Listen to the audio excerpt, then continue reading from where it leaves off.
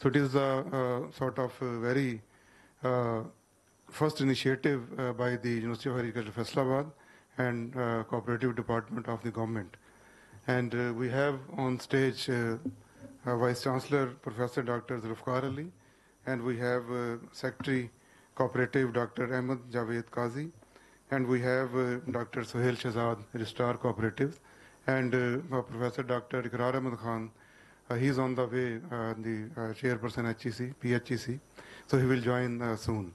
So meanwhile, we can start. So we will start in the name of Allah. So first of all, I would request Mr. Husnain to please come on the stage and recite few verses from the Holy Quran.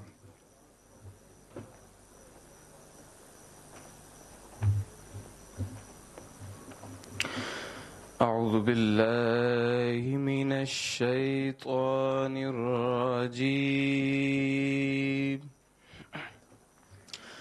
بسم الله الرحمن الرحيم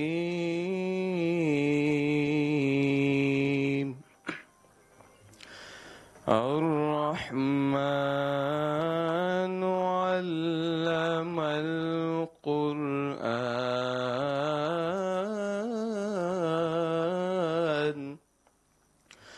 خلق الإنسان علمه البيان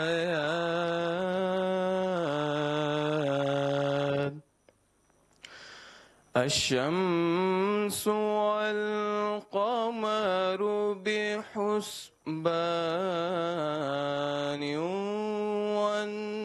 والنجم والشجر يسجدان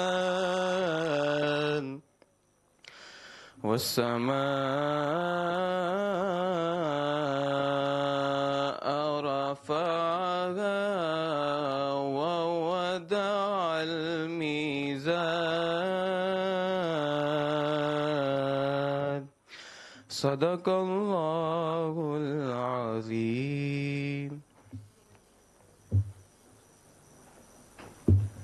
जज़ाकल्लाह जी।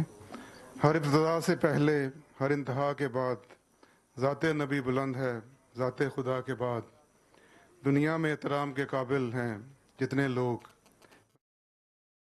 मगर मुस्तफ़ा के बाद क़ुव्वत इश्क से हर पस्त को बाला कर दे, दहर में इसमें मोहम्मद से उजाला कर दे. So first of all, I would like to invite our Vice Chancellor, Professor Dr. Zulfikar Ali, for his welcome address.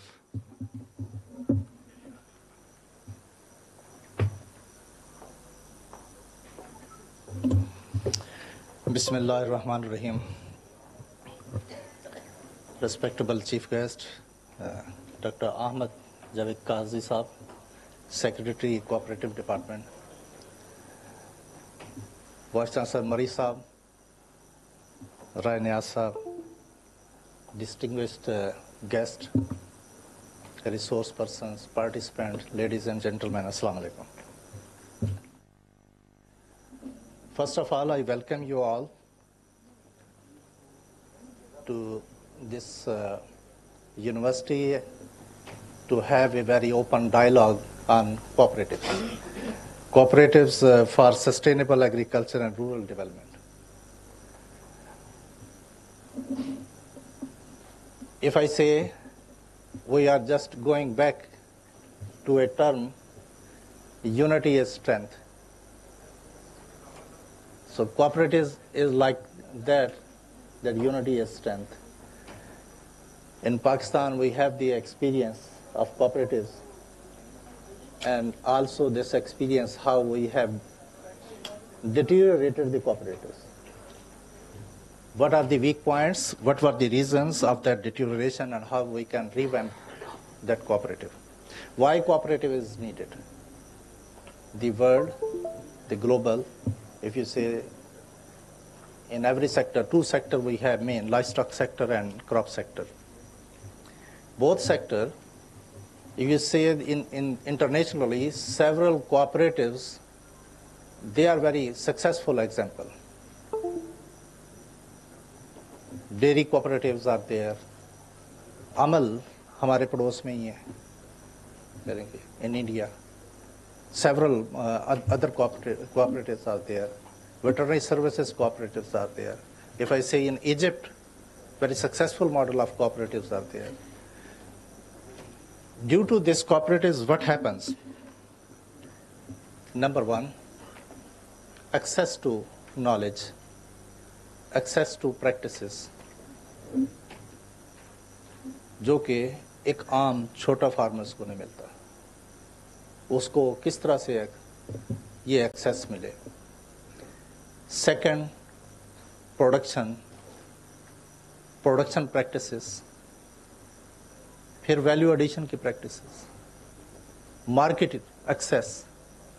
If we are in a phase of cooperatives, then the farmers, they are in better shape to have better productivity and profitability. So if we are looking for the sustainable agriculture or sustainability in the rural development, then first the rural community, they have to come in the form of the cooperatives. And due to lack of these cooperatives, we are losing several things. I'm just giving one example. In very near to us, Faisalabad, there is a Thal region. And in the Thal region, chickpea is grown, mostly in the winter season. There is no fertilizer, no pesticide use. You can say that is organic. But as the farmers, they are smallholders, they don't have the test which prove that this is organic.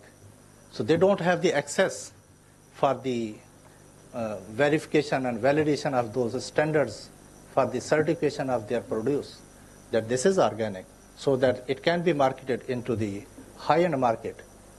So they are not getting any benefit for that organic chickpea. تو وہ بوریوں میں اسی طرح بیچ رہے ہیں. تو یہ ایک ایگزامپل میں نے اس لیے دی کہ کوآپریٹیوس جو ہے جس میں نے بات کی تھی کہ unity is strength. If something we want to be very strong and very effective, and if we want to scale up any best practice and technology, then the better way is the cooperatives. تو آج کا جو programme ہے we are expecting کہ یہاں پہ کافی گفتگو ہوگی, اوپن ڈائلاگ ہوگا, کرٹیسزم ہوگا جو پہلے ہم نے کوآپریٹیوس کا ایکسپیرینس کیا ہے, اور اب اگر ہم فیوچر میں کوآپریٹیوس جو سا اس کو پروموٹ کریں تو کیا چیلنجز ہیں اور کس طرح کام کر سکتے ہیں. پاکستان کی سوسائٹی کے سب سے بڑے چیلنجز ہیں in my opinion. Societal challenges, big challenge کہ آپ ایک گاؤں میں ایک جگہ پہ آپ ان کے کوآپریٹیو بنانا چاہتے ہیں, وہ اکٹھا نہیں رہنا چاہتے, وہ کہتے ہیں یہ اس کے اندر یہ ہے تو میں نے اس میں نہیں آنا. تو یہ سوسائٹل ایشوز جو سے ہیں, لیکن ایگزامپل موجود ہیں 90s کی اور اب بھی ایون کہ رورل سپورٹ پروگرام بھی آیا, اسمال سارٹ آف کہہ لیں کہ کوآپریشن تھا وہاں پہ. NRSP is there. Why not we bring some other models as well. One brand one village کا جو سا کنسیپٹ آ جائے. اسی طرح ہمارے پاس ڈفرینٹ تھیمیٹک اور ڈفرینٹ پروڈکٹ بیسڈ جو سے کوآپریٹیوز آ جائیں. تو میں زیادہ وقت اس میں نہیں لوں گا. تو اس میں یہ جو ڈائلاگ ہے جو آج اوپن ہو رہا ہے, 2 دن یہ جاری رہے گا. آئی ایکسپیکٹ کہ اس کے اندر بڑی اوپنلی کرٹیسزم آئے گا, بڑا اوپن ڈائلاگ ہوگا, اور یہاں سے جو ریکمنڈیشن ایسی آئیں جس کو ہم کسی پالیسی کی شکل میں اس کو پریزنٹ کر سکیں اور امپلیمنٹ کر سکیں. تو میں ونس اگین آپ سب کا شکر گزار ہوں کہ آپ تشریف لائے اپنے قیمتی وقت میں سے وقت نکال کر, اور I welcome you on. I hope کہ یہ 2 دن کا اسٹے آپ کا کمفرٹیبل ہوگا یہاں پہ. Thank you very much.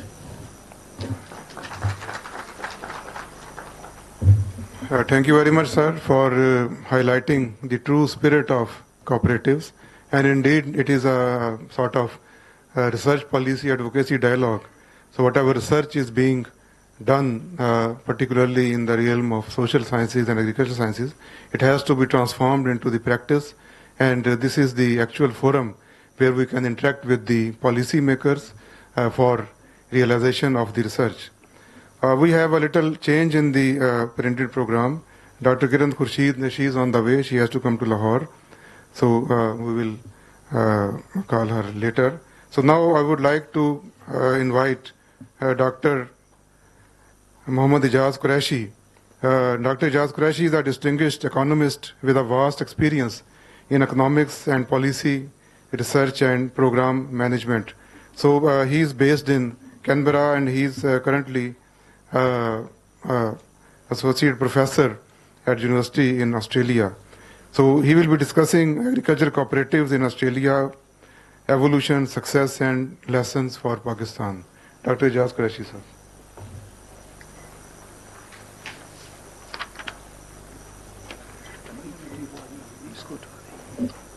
Thank you.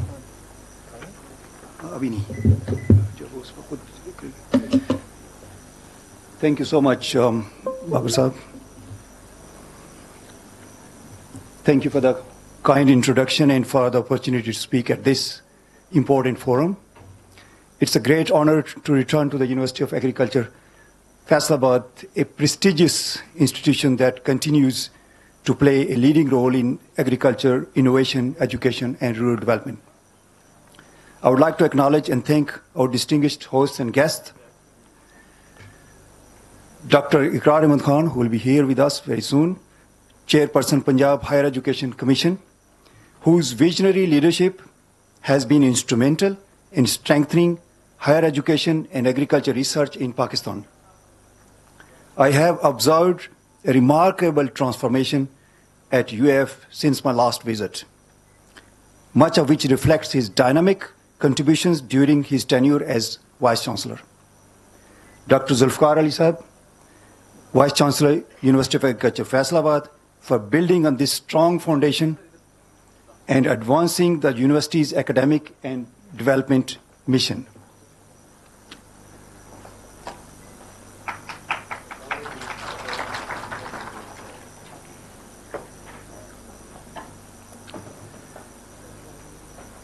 Dr. Ahmed Javed Qazi, Secretary, Cooperatives Department, Government of Punjab, for his active role in promoting cooperative models for rural prosperity.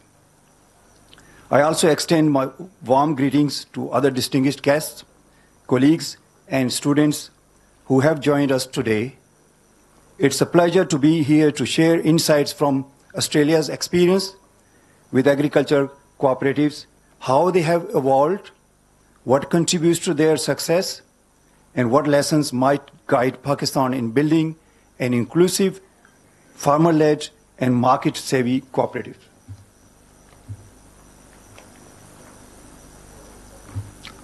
So I have a presentation, hopefully it will work, so yeah.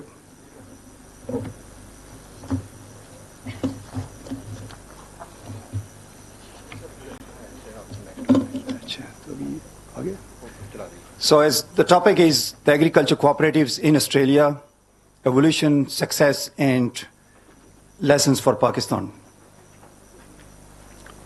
So again, I mean, it's great to be here.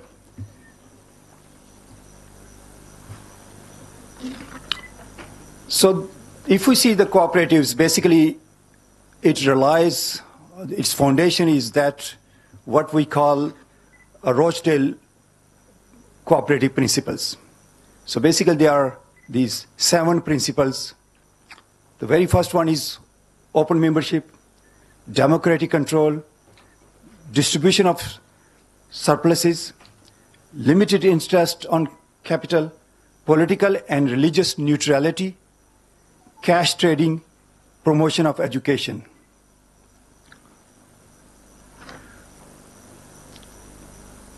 Why agriculture cooperatives still matter? The cooperatives played a major role in empowering smallholders, can play. Their economic and social functions like bargaining power, market access, reduced costs, these were the reasons basically when the farmers, they were facing the crunch at that time in Australia, and they did not have the bargaining power, especially when they wanted to buy some inputs. And the cost of production was increasing. So eventually that actually helped them. So cooperatives as business, not charity.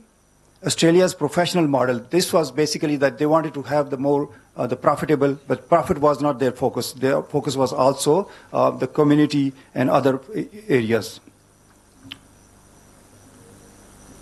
So evolution of agricultural cooperatives in Australia, its origin was in 19th century.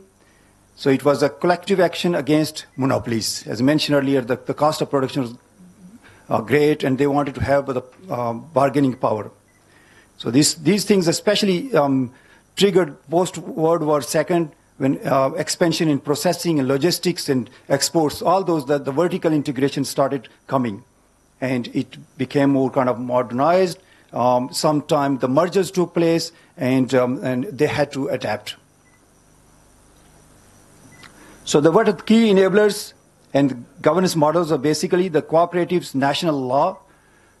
In Australia, there is like a federal system. We have the Commonwealth of Australia, the federal government, and then also the states and territories.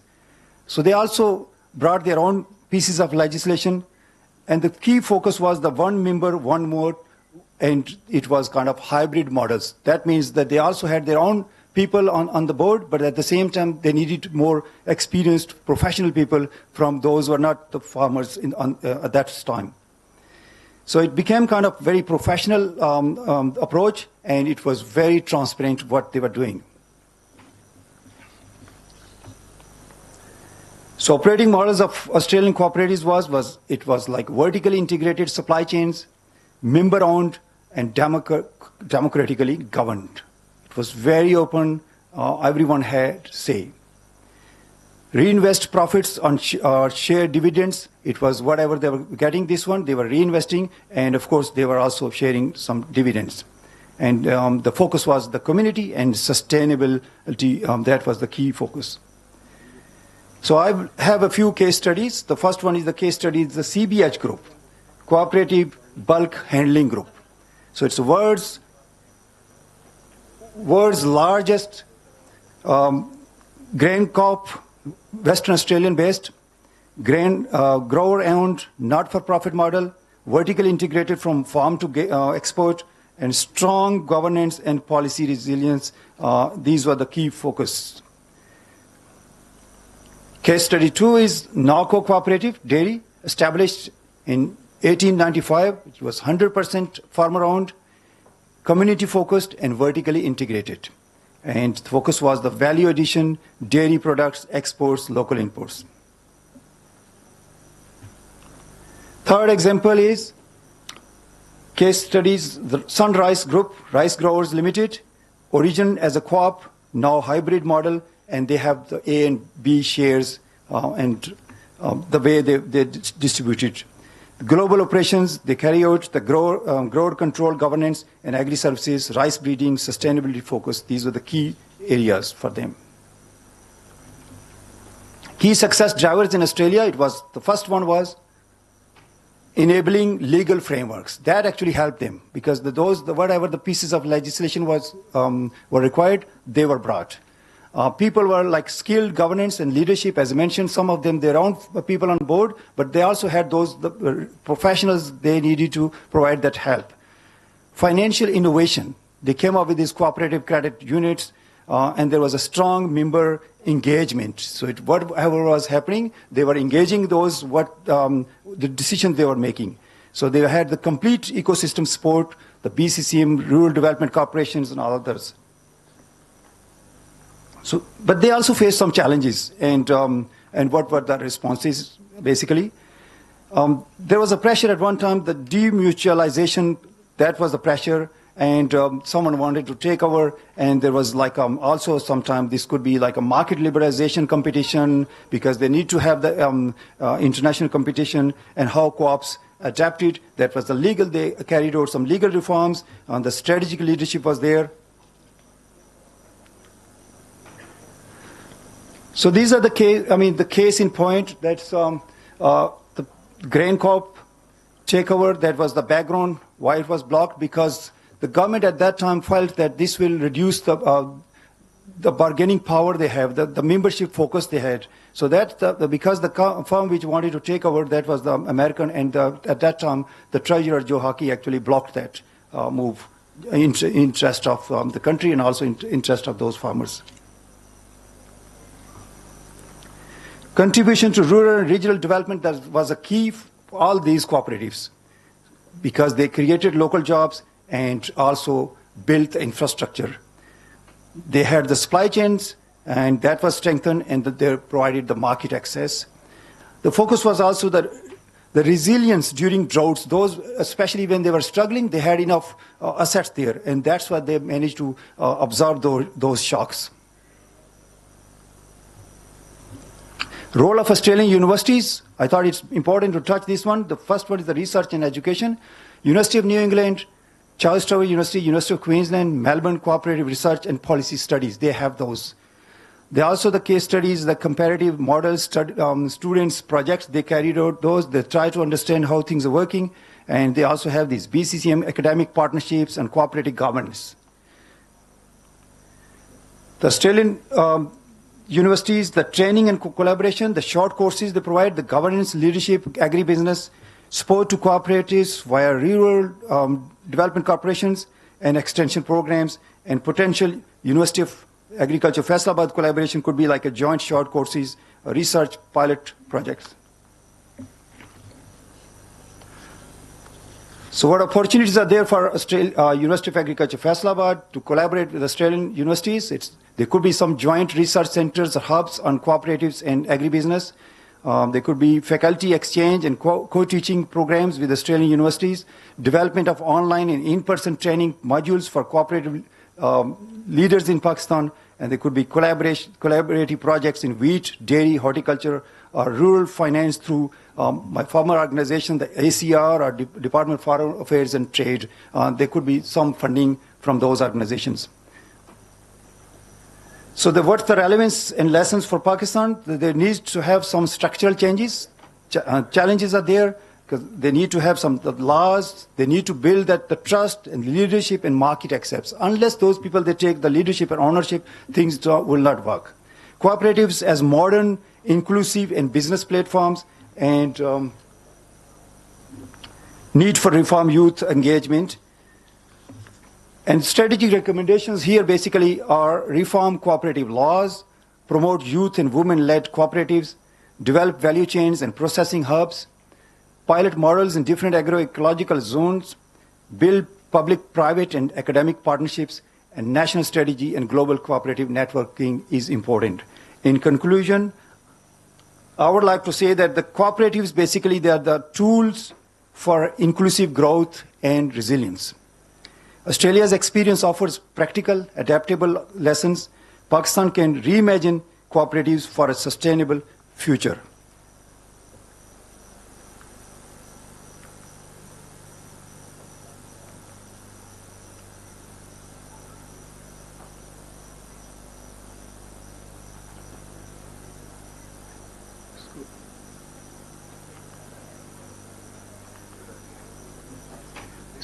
There's a small few minutes video. I thought it's important to just share how this works. Growing businesses, CBH provides a vital link from their farms to more than 200 customers in nearly 30 countries around the world.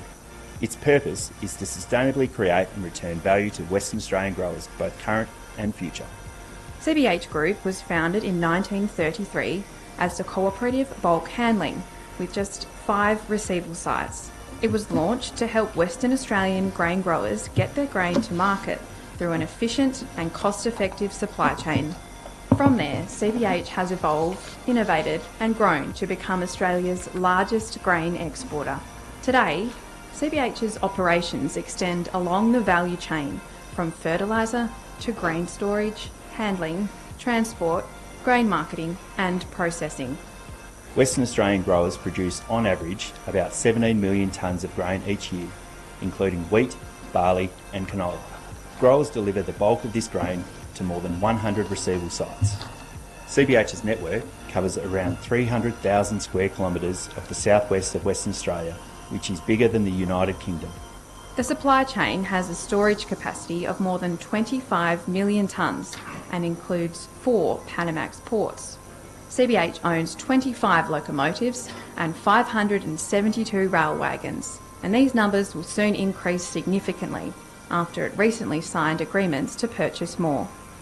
During the peak season, CBH can contract up to 400 trucks to help move grain through the supply chain. During the 6 to 8 week harvest period, CBH employs an additional 2,000 people to help safely receive grain deliveries. The grain is then quality tested, stored and transported through WA's extensive road and rail networks to our 4 port terminals in Geraldton, Kwinana, Albany and Esperance. Its network is capable of outturning more than 20 million tonnes each year into ships or containers, helping marketers to deliver to local and international customers. As a cooperative, CBH's Marketing and Trading Division aims to create a competitive market for Western Australian growers' grain. Its unrivalled knowledge and strong customer relationships means it is continually developing and strengthening market ties, which provides growers access to vital export markets and helps unlock maximum value for their grain. For customers, CBH's direct access to growers means a reliable supply of quality wheat, barley, canola and other grains. The co-op is also taking steps to respond to increasing customer demand for sustainably produced products. In 2015, CBH entered the WA fertiliser market with the aim of reducing prices through increased... It's only a couple of more minutes, so providing should be growers finishing access soon. to cost-effective fertiliser. CBH Fertiliser continues to grow, with depots in Geraldton and Esperance, and recently expanded the Kwinana fertiliser facility to offer liquid fertiliser to WA growers. Western Australia exports around 90% of the grain crop to customers around the world. The innovative farming practices of WA growers are increasing the amount of grain produced, with the size of the crop doubling in the past decade to a recent record crop of 26 million tonnes, enough to fill Perth Stadium more than 20 times. In the next 10 years, CBH expects this production to become the norm and is investing in the network to ensure the supply chain is prepared to handle the growing WA harvest. Driving our cooperative forward is our Path to 2033 strategy, which sets out long-term targets as we approach our centenary. The strategy ensures we can continue to meet customer demands and maximise value for WA growers now and in the future. Alongside this, the sustainability plan navigates how CBH will take care of its people, the environment and the community, as well as maintain and open new markets.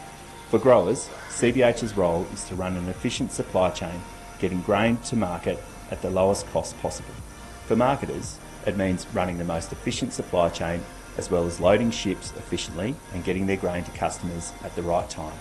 For customers, as a cooperative, CBH provides an opportunity to buy direct from the farm in a secure and sustainable supply chain. And for its employees, it offers a safe and engaged workplace, guided by the CBH values of respect, collaboration, reliable and sustainable. CBH Group, connecting Western Australian growers and customers around the world.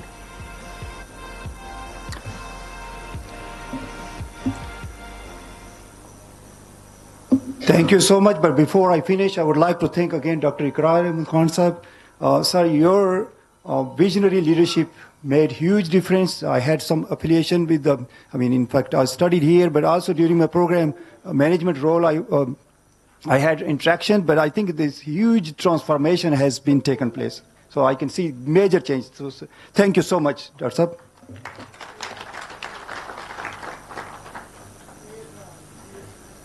Thank you very much, Dr. Ijaz Qureshi Sahib, for sharing the case study on Australian cooperative and how we can relate it within our context. And indeed, we would like to interact with Australian universities and ACIR through using you as a bridge, UF and Australia. Thank you, sir. Our next speaker is online, Dr. Rashid Bajwa. लेकिन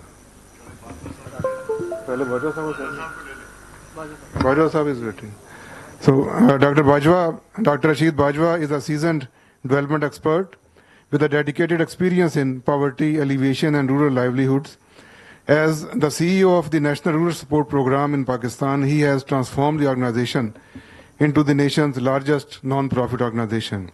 So Dr. Rashid Bajwa will be sharing his insights and experience of National Rural Support Program and linking it with the cooperatives. So Dr. Rashid Bajwa sir, please. Bismillahirrahmanirrahim. A very good morning. Assalamu alaikum, everyone. It's a singular honor for me to be here and discuss with you a subject which is very close to my heart.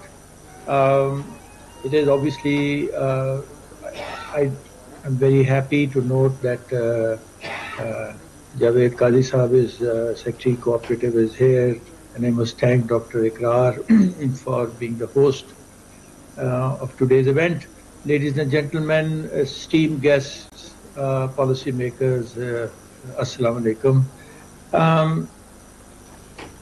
My discussion will be on, first of all, on some theoretical basis, where we are. We'll look into that, trace the whole cooperative ecosystem, and then finally I'll explain to you what can be done in Pakistan. I think that's very important. It's good to know about models and everything else, but we need some homegrown solutions, and we will try to look into that. I have myself spent, this is my 35th year in rural development and rural support. So, as you know, sorry, can you hear me, everybody? Yes, we can hear you. Okay, I'm sorry.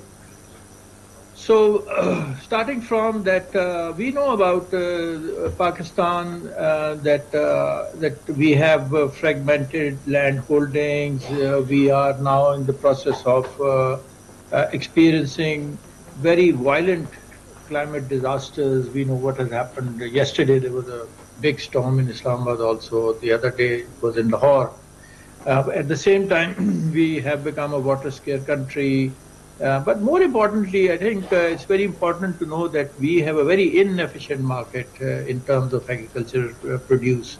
And the result is that since 60% or more of the population is living in rural areas, so we see huge rural poverty, more than urban poverty.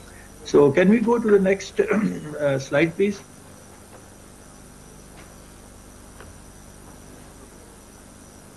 अगली slide चला देंगे sir.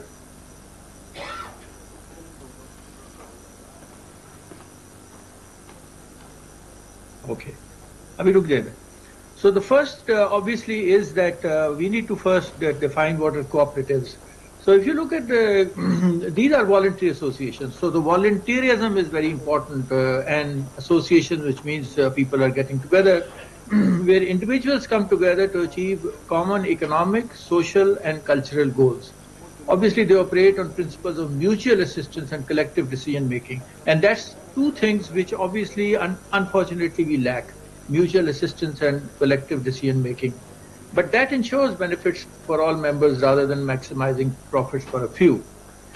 So if you look at the salient features of any cooperative, apart from voluntary membership, which means that anyone can join or leave freely, there has to be a democratic control, which means that decisions are made collectively through some kind of an elected management committee. There has to be a limited liability. So the liability is to be for the amount which they invest, the members invest. Then there has to be a social welfare focus. So it has to have a double bottom line, which means that there is a profitable side of it, but also a social aspect to it. ये अभी रुक जाएं जरा वापस, अभी first पे रहने दें please. Then there has to be absence of exploitation, separate legal entity, and support from financial institutions. The last thing is very important. There has to be a link with financial institution. So if you look at the structure of a cooperative has a primary cooperative, which means that there is a base membership, and then there is an association of cooperatives, which is called a secondary cooperative, and it has to be backed by a financial institution, generally a bank. So this is what cooperatives are. So let me now go to the next. Next चला देंगे जी? Yes, इधर रुक जाए. So now let's classify cooperatives. As I explained to you, there are cooperative, primary cooperatives. These are the basic units of cooperative system. They consist of individual members. Examples are credit cooperatives, agriculture cooperatives, consumer cooperatives, and they operate at the local level. Beyond that is a secondary cooperative, which are federations or unions of multiple cooperatives. And their role is to support, coordinate, and provide services to primary cooperatives. And they help the bulk purchasing, marketing, training, financial institutions, etc. So in Pakistan, the secondary cooperatives have historically played a role in agriculture financing and marketing. In these settings, cooperatives are not just relevant, they are necessary. Cooperatives are recognized as symbols of social, cultural, and economic development in all developing and developed countries, because they provide a platform for smallholder farmers, for women, for youth, for marginalized groups. And so we have to now dwell on it, that how, based on the past, how can we forge a resilient future? So let's look into that further. And let me go now to the historical overview of cooperatives. Next, Leanji. Okay. So most of us know that it was in Scotland in 1761 that these cooperatives were formed. Then there is the Rochdale Pioneers in 1844, where they talked about voluntary and open membership, democratic control, all the kind of add-ons which I just explained. There are two more important things. One is this Frederick Raiffeisen model in Germany. Raiffeisen was a mayor of a small municipality, and he collected all the farmers, the peasants, and said, look, you guys are being killed by three giants. And what the giants were: the moneylender, the shopkeeper, and the landlord. And if you imagine these three things, the landlord, shopkeeper, and the moneylender, you see this to be prevalent even today in Pakistan. So this is how he started off by talking about that we need to get together. Another very important example is that of Samuel Undong movement in South Korea, where post Second World War, they had a president called President Park, and he started this movement. And what he said was that anybody from the village, they can come and cement as a grant. And he would come and he would meet every month, he would meet thousands of such cooperatives. And there was an incentive that this cement people will take back home and build whatever they want to do in terms of public goods, like farm to market roads, pulley, whatever they want. And if they did it better, and there were some inspectors who would come and look into that, they would get more of that. So actually, what Korea's miracle of development is this Samuel Undong movement which started. Today, Samuel Undong movement has a cooperative base of about 70%. They own 68% of all agriculture value chain businesses in South Korea. They have federated themselves into what they call the National Agriculture Cooperative Federation. And so they even own supermarkets there. So this NACF is a model which we are seeing in living history that has actually catapulted South Korea into what they are today.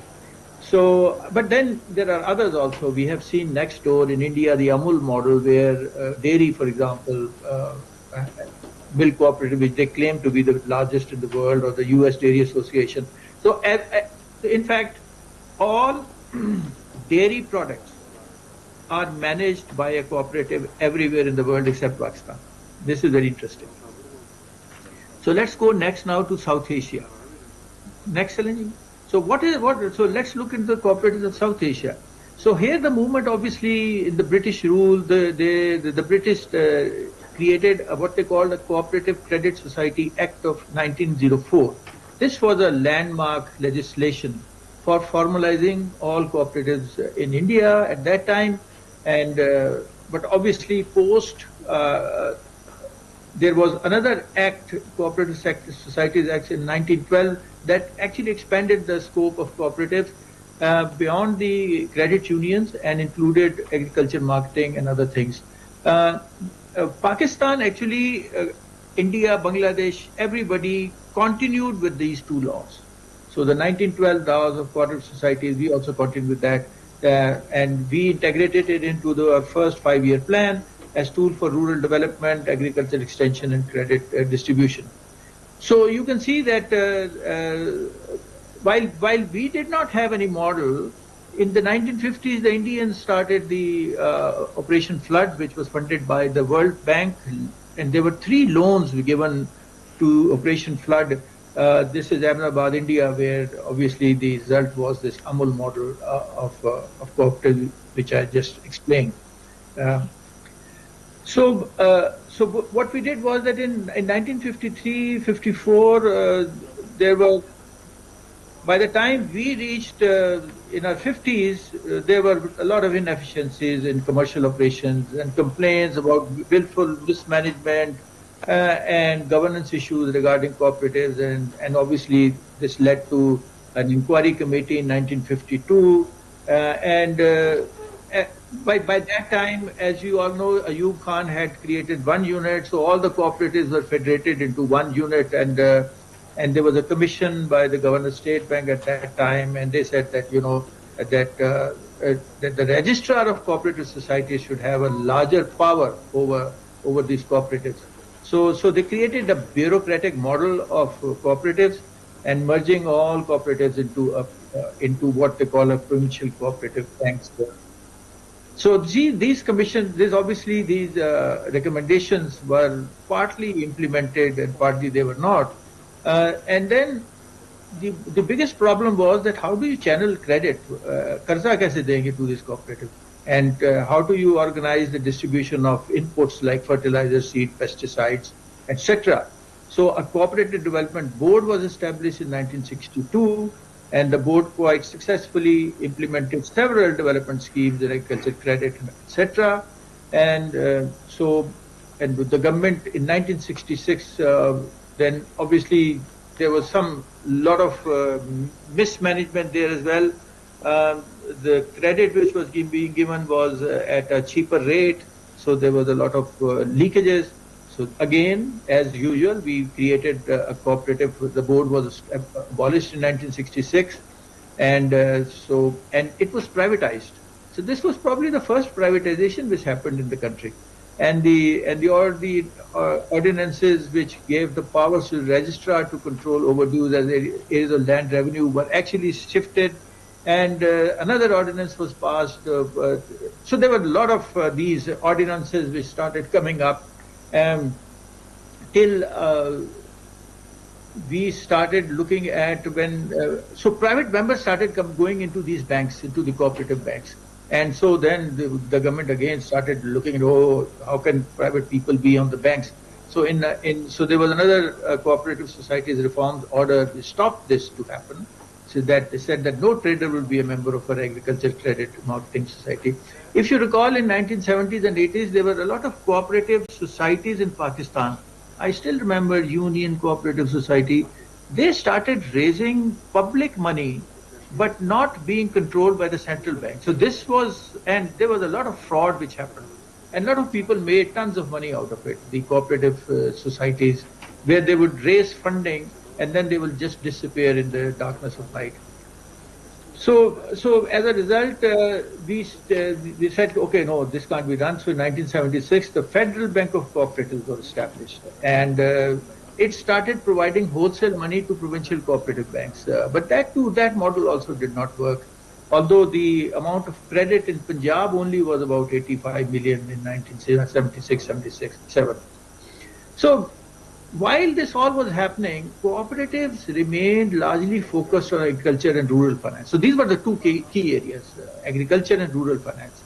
And we started continuing with that. And we then somehow, because of this mismanagement, the entire focus stopped. The cooperative banks were actually, we still have I think they were privatized in Sindh and Balochistan. We still have a northern areas cooperative bank. I don't know about Punjab. They wanted to become a microfinance bank. I don't know where they are at the moment, but this is where we are. So while these cooperative banks were there, they were parallel to the central bank, the State Bank of Pakistan, because the cooperative banks were under the provincial bank. So now let's look at that. Then why did we failed in Pakistan with all this history which I explained? So next slide. I've already talked about the movement, and next is in Pakistan. Next, Anji. So why did cooperatives fail? So there were simple, typical reasons: poor governance, mismanagement, elite capture. We know about these things. So there was lack of transparency, no audits, poorly managed management record, because they were all on their own. Private log the, nobody cared. They were not answerable to anyone. Then the other important was public had very little awareness and education. Even the members of the cooperative didn't know that. So there was elite capture, which means a few people who were smart enough, they would actually manage. और बाकी वो कागजों में लिख देते थे कि जी numbers हैं, members हैं. Obviously, since there was a lot of money which started flowing in because of this deposits things, so political interference started coming in, favoritism, corruption, as we all know. And so obviously the decision did not benefit the broader membership. And then, of course, the laws, there were very outdated laws, as I explained to the Cooperative Societies Act 1925 and others. If you have money, if there is no control, then obviously you end up into corruption and mismanagement, misappropriation of funds, and then obviously the public perception became negative, there was a trust deficit. And then recently, I think about 15 years, there is now this whole competition coming from the microfinance institutions, because they claim that they are also providing funding to the small farmers. Whether they do it or not, we can look into that. But in recent decades, these financial institutions, which are, by the way, regulated by the central bank and not by the provincial government, they have started coming. There are now 11 microfinance banks in the country which are there. So now the next is that let's look at the new norm now. What is the new norm? The new norm is the community-based participatory model, and I'll tell you the role of NISP and how we are looking at reviving the cooperative model. As I explained earlier on when I started, that there is a primary cooperative, then there's a secondary cooperative, and then there's a bank. So when I start looking at it now, you will see the primary cooperative was already there, the secondary cooperative is there, and then the bank, obviously the microfinance bank is there. So can we go next? So I'll explain the model of cooperative. एक एक करके click करते जाएं. So if you look at first that these are the primary cooperatives. रुक जाना इधर. So you have we call it the community organization. इधर रुक जाएं. So there would be within one village there would be many community organizations, 15 to 20 households coming as members, and then these green guys are the president and managers of these community organizations. At the moment, in the last 35 years, we have been able to make more than 250,000 such community organizations. They are living. As I speak, this is not theory, this is what is happening. Next year.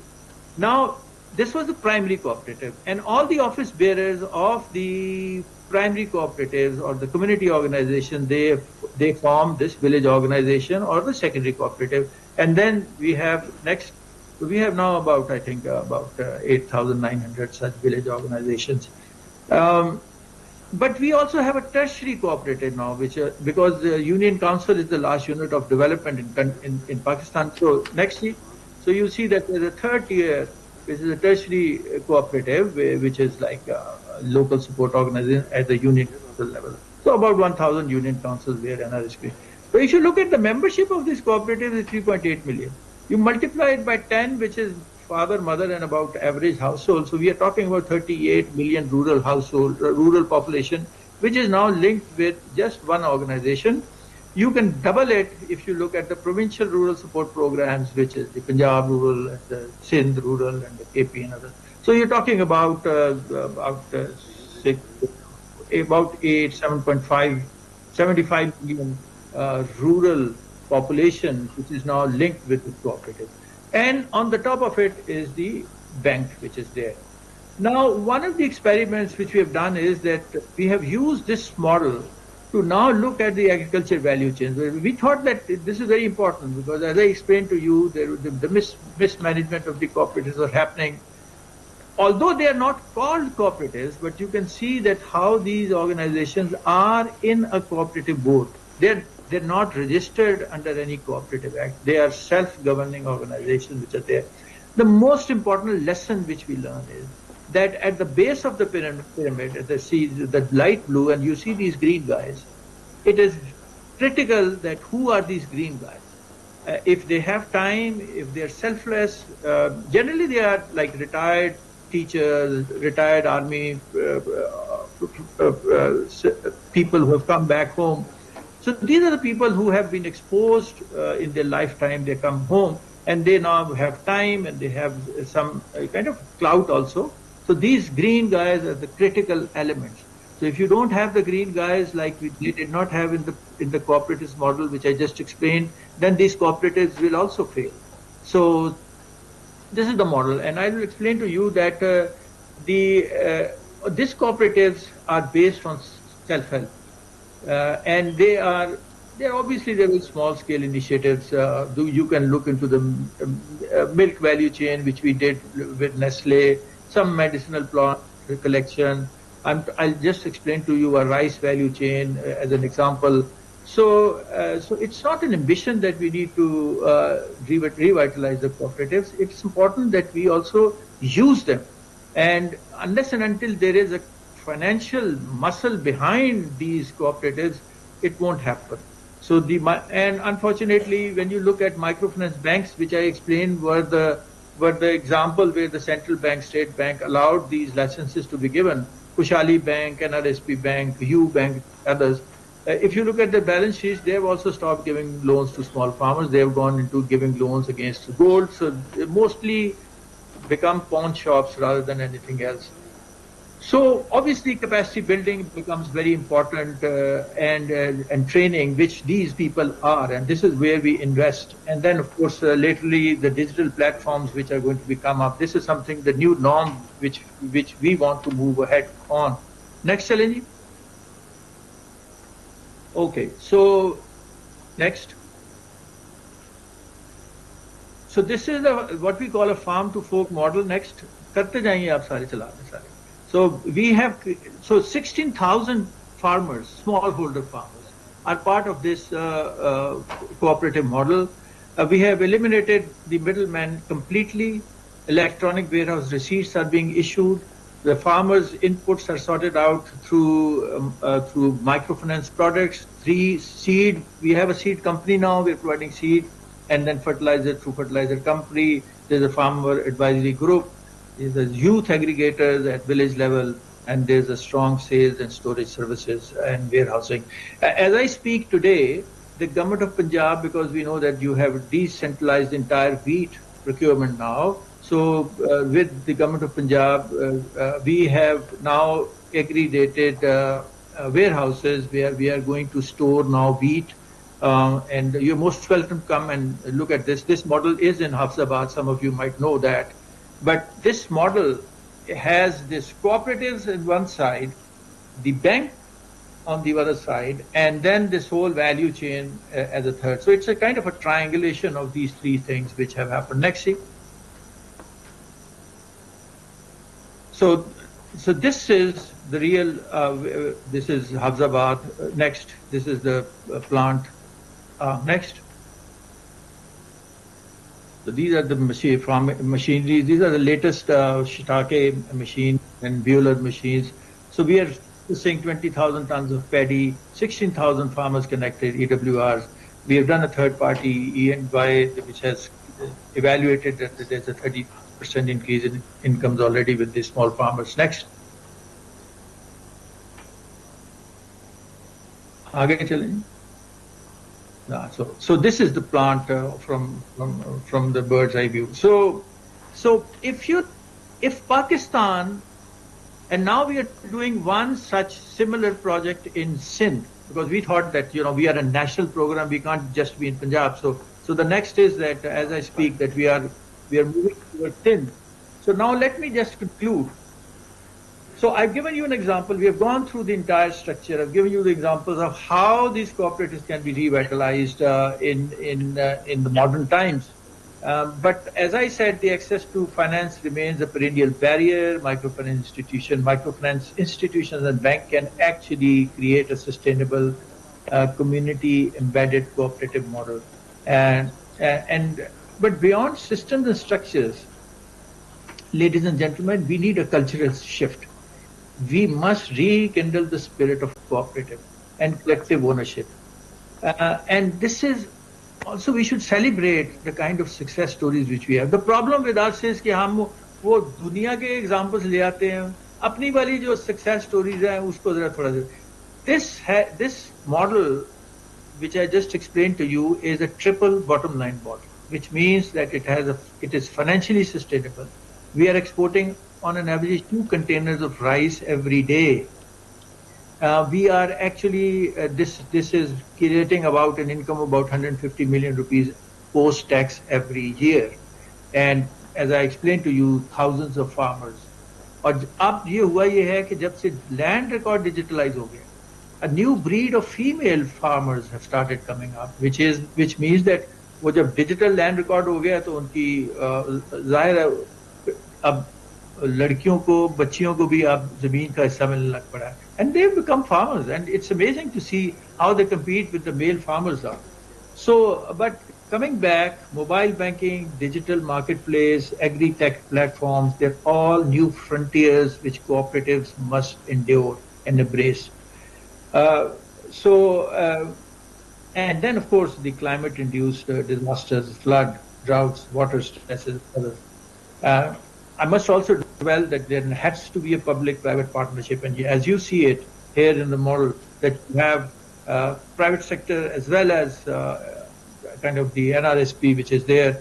By the way, this whole structure which we have created, we have set up a separate company under it, so we are not actually directly controlling it. But the model was that let them stand on their 2 feet, which alhamdulillah they are doing. So, but more importantly, lastly, I think Ahmed Saab is here, sir. The government policy must prioritize the cooperatives in national and provincial government plans. There should be tax incentives, startup grants, and inclusion in public procurement policies as tools which should be at the disposal of these cooperatives. And your ministries and local governments must work with Cooperative Federation to set benchmarks and monitor sport. So I urge you all, ladies and gentlemen, policymakers, practitioners, academics, and citizens to join hands in breathing new life into our cooperative movement. Let this year be the turning point.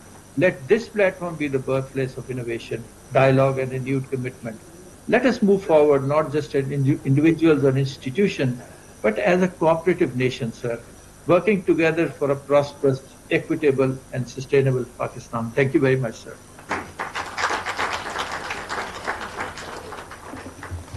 Thank you very much, Dr. Rashid Bajwa Saab, for a very comprehensive talk on the history of cooperatives and factors of some success and failures in Pakistan, and providing a very detailed framework for the revitalization of cooperatives. So our next speaker is Mr. Babar Hayat Tarar. He is a former Secretary, Cooperative Department, Punjab, and he is a senior public service servant in the Pakistan Administrative Service. And he has spearheaded transformative reforms as Chief Secretary in Gilgit-Baltistan and as senior member of the Board of Revenue for Punjab. So he will be joining online from United States. We are really thankful to him because there is a time difference, and in the United States it is almost 3 in the morning, 3 a.m. So we are really grateful to him for joining online from USA. So Mr. Babar Hayat Tarar, please. जी अस्सलाम वालेकुम जी, thank you very much. Am I audible जी? पहले ये बता दें. Yes sir, you are audible. चलो, thank you जी. Thank you जी doctor साहब, डॉक्टर इकरार साहब, वाइस चांसलर, उसके बाद जी अहमद जावेद काजी साहब, रजिस्ट्रार साहब, the department for allowing me to participate in this conference. Very, I think, important it is to revive the cooperative system in Pakistan. Bajwa Saab has made a very good presentation on what NRSP has been doing in Pakistan, but I think the main reason for the success of NRSP is that it controls all the organizations very well, very properly. There is no legal framework for those organizations, but they do not allow the organizations to be monopolized by an individual or a group of individuals, and that's how they function. In the cooperative spirit, obviously, it is essentially the pooling of resources and then everybody coming together to assist in each other in mainly, obviously, it's profit making, which is the spirit of behind the cooperative movement, and to allow those who do not have resources enough to make sufficient profit to come together and then pool the resources and make their income substantially more than going alone for a particular thing, or making more profit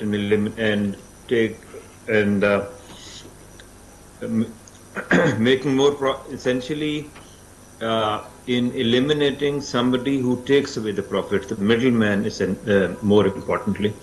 So my presentation, I don't have slides. I did not make the slides deliberately, but I have the points over here, and I'll essentially examine why Punjab has failed, Punjab of the Pakistan side. It has failed in the cooperative movement, and why other regions in Pakistan like GB has been fairly successful.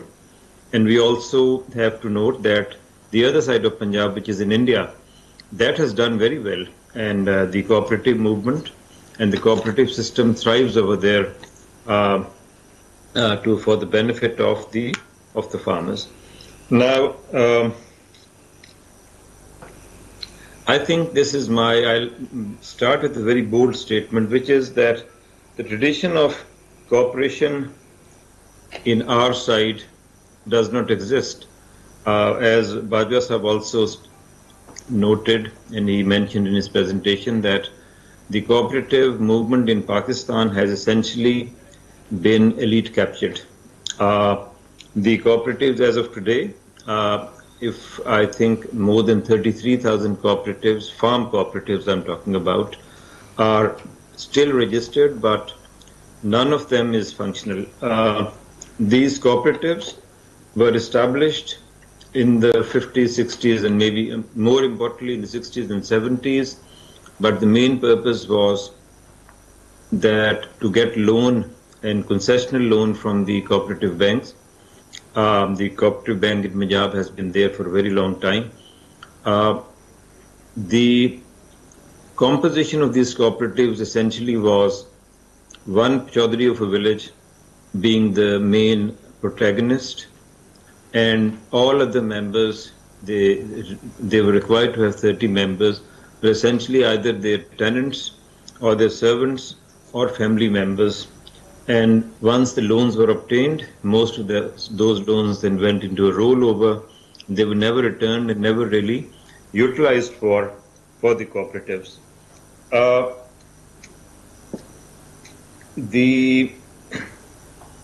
I'll quote another example.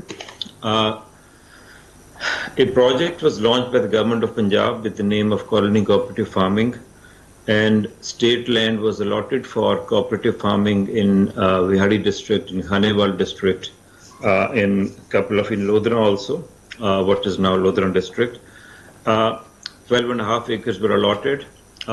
Every allotment or every allottee had to be member of the cooperative society of that particular village, and the purpose obviously was to produce more grains and more for the national food security, but besides that, also to empower the members to become financially sustainable. They had the link with the cooperative bank, but unfortunately what happened was, instead of going and working together in the cooperative spirit, the focus was on getting proprietary rights, and once proprietary rights were given, unfortunately, if I was heading the Board of Revenue at that time, I would not have allowed cooperative rights to be given to anyone. But unfortunately, as soon as the cooperative rights were given, many of them just sold the land and went away, or the land became further fragmented by distribution amongst the heirs of the original allottee, and at the end of the day, the cooperatives just went away. Much later, when I headed the cooperative department for about 2 years, we learned about a milk cooperative project in Vihadi, which was executed by the Plan International, or the Plan Pakistan as the branch in Pakistan is known. That international NGO gave a chiller and then milk testing kit, and also a generator, because a lot of load shedding was going on at that time. The purpose was that the members of the cooperative, they formed some sort of cooperatives which are not really in the framework of the cooperative department, but they made those some people about 30, 40, from each village, they became members of that particular organization. The milk from their 1 or 2 animals, it was collected, and like every other milk cooperative, that milk was to be collected, and then they developed a linkage with 1 or 2 large milk companies in the country, like Nestle and like, for example, Adams and others. And a small farmer who could only contribute about 5, 6, 10 liters of milk was able to pool the resource and then sell it to these large companies collectively in larger volumes and get better returns. But once again, what happened was that the place where the chiller was kept, or the place where the generator was kept, it was actually taken over by the more influential people in the village, and the milk collection just dried up. So that when we talked to the Plan Pakistan, and then we took over those milk cooperatives, registered them under the cooperative laws, formed a secondary society, which was the Vihadi Milk Cooperative Federation, established milk shops. Instead of selling to the large companies, we established 2 milk shops. Third one was established after I, towards the end of my tenure.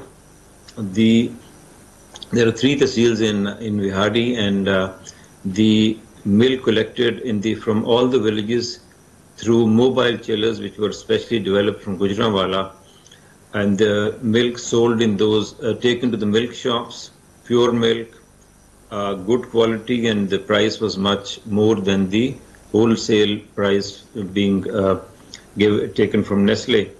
But what happened was that soon after my transfer, the cooperatives were functioning very well.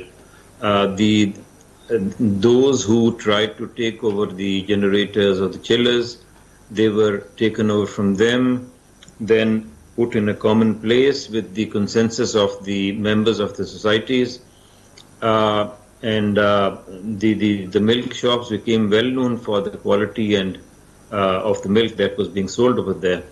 But soon after my transfer, people from within those cooperatives, with the connivance of some members of the department, took the shops on essentially lease basis, and then the entire project went to ruins. And unfortunately, because there is not much documentation in the department, or the documentation whichever exists was not, I'm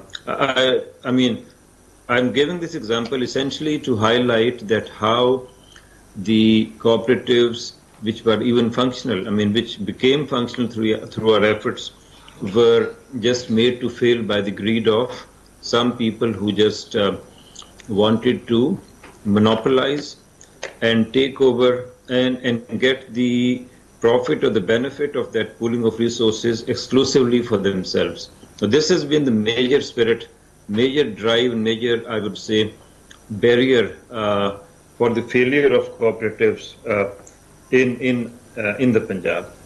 So CCFU collapsed because of because people did not really want to go for cooperative farming. They were more interested in getting proprietary rights. And I was again very shocked. I went to Hanewal as secretary, and I found that the office of the Colony Cooperative Farming Union, which was essentially a tertiary sort of society, it was given on rent to some school, and only 2 rooms were being used for the management, and the management did not know how the CCFU was working. So that much for the very large and important project of the government to give state land for cooperatives. The finance cooperatives, Bajwa Sahab talked at length, and everybody knows about it. We have the PCBL, but PCBL has not been able to finish its work so far due to multiple reasons, but we all know that the finance cooperatives, it was a wrong model, and it collapsed because of, again, greed of a few and elite capture. I'll talk of another example, which is the Gangapur Cooperative Society, a primary society in district Faisalabad, land donated by Sir Gangaram in the village Gangapur, named after him. Now today, the society does not function. The main purpose of the management, whichever is elected, is to give that 50 acres of land on lease and get the rent for that, and then I don't know how do they utilize it, because it has never been able to help to be utilized for benefit of the members of the society. I think the ideal would be, and I will encourage and I will request the Secretary Cooperatives and the Registrar Sahab, and of course the Vice Chancellor Sahab, wo bhi assist kare isme, that at least those 50 acres of the cooperative society should be divided amongst different farmers, say 25 members or 30 members, and they should be funded, and some sort of greenhouse can be established on those 50 acres, or if not a greenhouse, then some cash crop which can benefit the individual farmers. They can also get good rewards, good dividends for their effort. Besides, making better use of that land instead of just leasing it out for 2 years, 3 years. I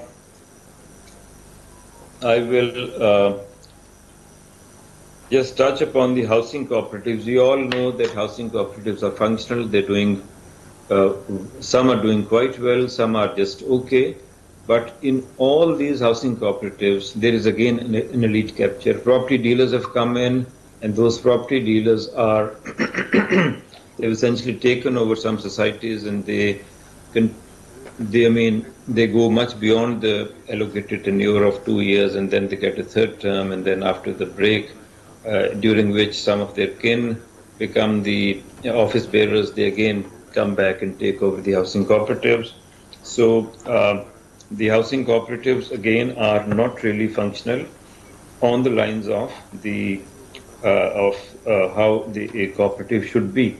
If you compare them with some cooperatives in Karachi, the housing cooperatives, the ones in Karachi are doing better because at least they're working for the welfare of the members. I mean, in Karachi you will see cooperatives functional in 2 or 3 clusters of buildings where every owner of the apartment is a member, and then they work together for betterment of the premises and for welfare of the members.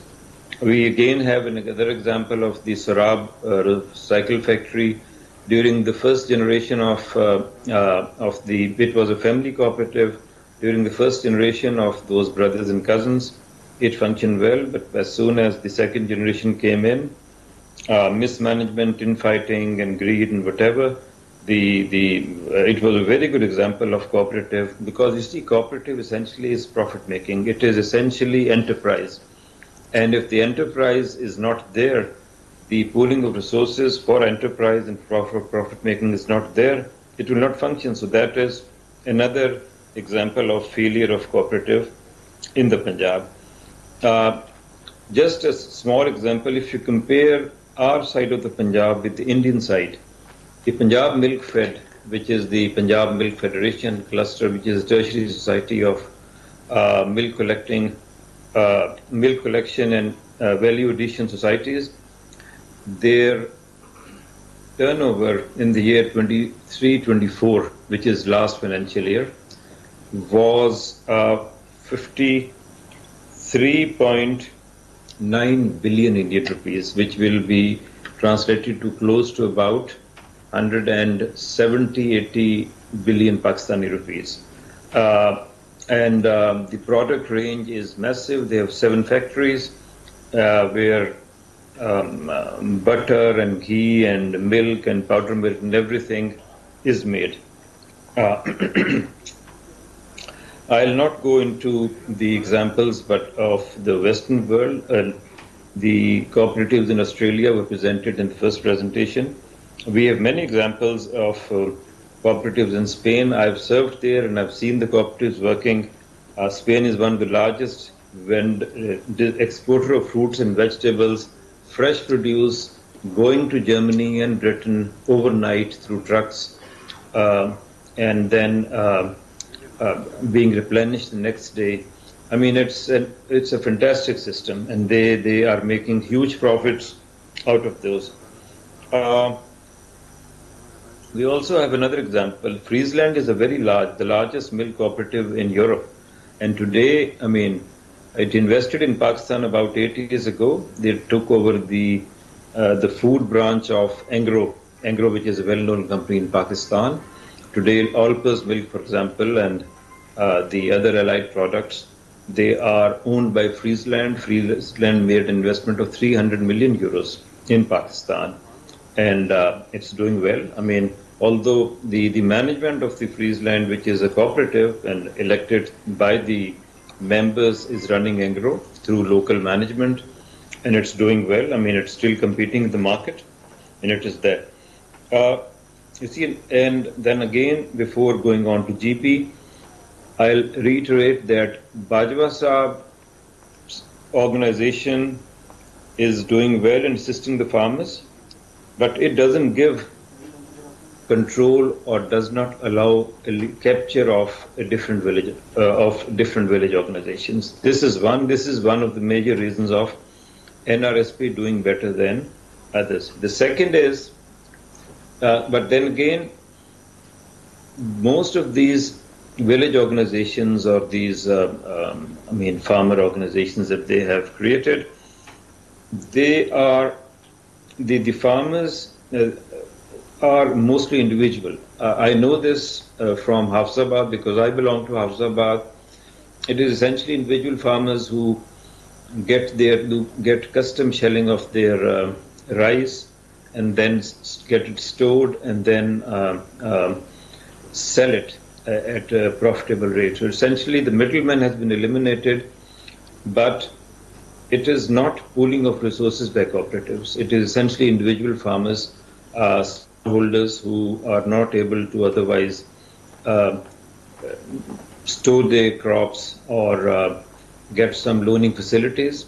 So the EWR receipt system, which is now coming in, and I'm very happy that the Punjab government has finally exited the wheat market.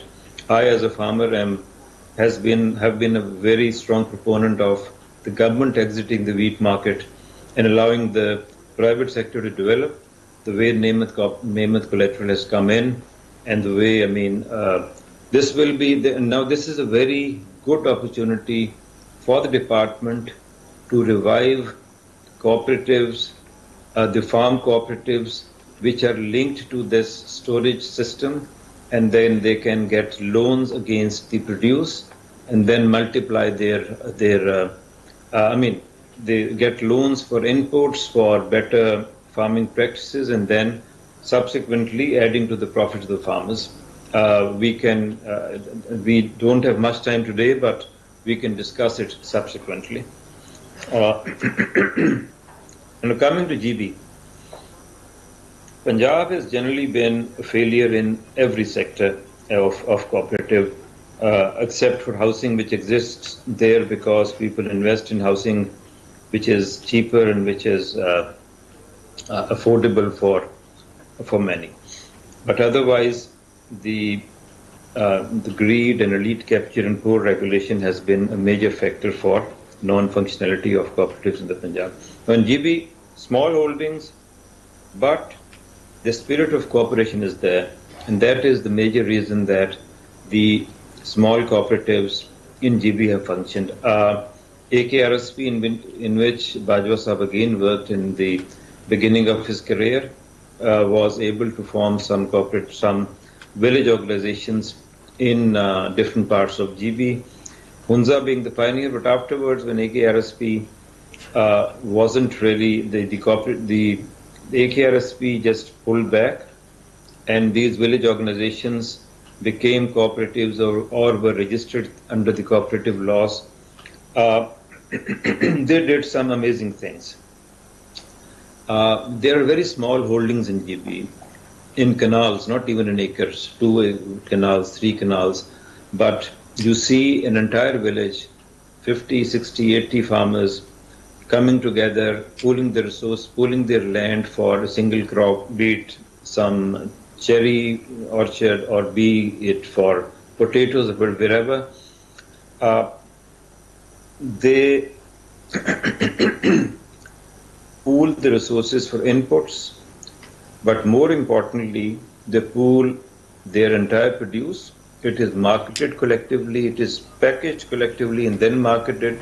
Sometimes fresh produce is marketed locally, sometimes it is packaged, like for example the fruits, cherry or walnuts or almonds, for example, and then it is obviously much more profitable when that particular produce is marketed in Islamabad or Lahore or Karachi. The Karakoram Bank, which exists and which is functional, which is much smaller than the Punjab Cooperative Bank, but it gives them small loans, and then over the years, these small cooperatives also have their own pool, some money that they keep for future operations, and they're doing fairly well. Hunza is, of course, the pioneer. And I'll tell you one more thing. The spirit of cooperation is there because even social forestry is done on a cooperative level. Trees are planted in common land by the people for essentially subsequent use as timber or for any other purpose. But in Punjab, for example, the common land, which is the Shamlat, it is not really utilized for common purposes, but the focus is to get it divided and take over one's share or take over others' shares also. So this is the main difference between, in the spirit of cooperation between GB, for example, a much more homogeneous society, in our Punjab. Some of you may have heard the name of the Kharmang apple, but many people may not have. Kharmang is the district which is adjacent to Kargil in India. The apple is very tasty, it has a very good fragrance, and it is well known only because the local organizations, they grow the apple and then they package it and market it under the name of Kharmang apple, and the cooperation or the cooperative spirit or the cooperative system has made it has not just sustained it, but also has been able to keep the name of the apple as Kharmang apple as opposed to, for example, any other variety. In Hunza, the women farmers, they hold a weekly market of fresh produce bought by tourists as well as locals alike. Since there is no middleman, the produce is sold directly, and they ultimately earn a very good profit on a weekly basis, again in the cooperative spirit. The common lands in GB, which is the pasture land, it has been, there is a project under the International Fund for Agricultural Development. The project is known as ETI, the Economic Transformation Initiative. They develop the common land, may divide it into plots, provide water to it through water channels, and then give it to the locals on,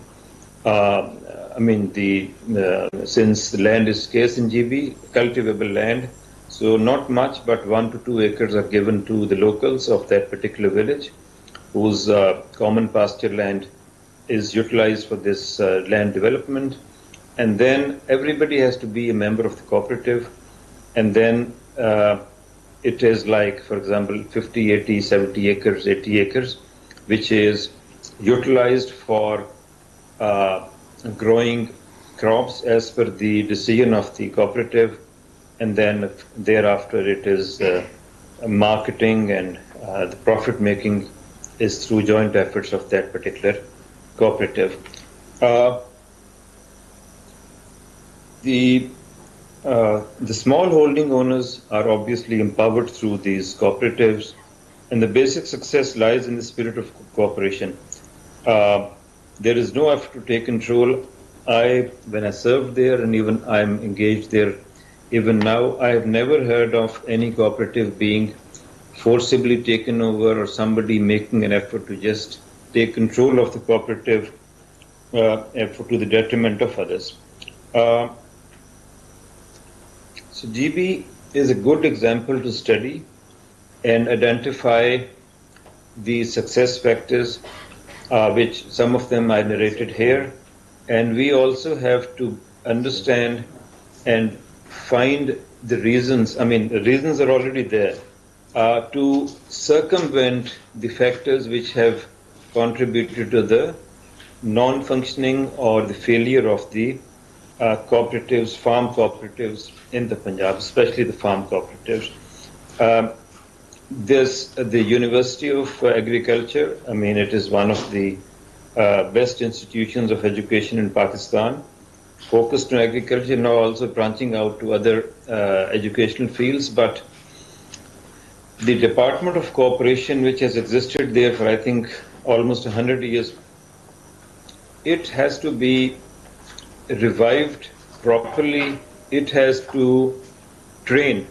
When I was there, we linked the department with the Cooperative Training Institute, so that the officers of the cooperative department can get better training, and also which can lead to a diploma.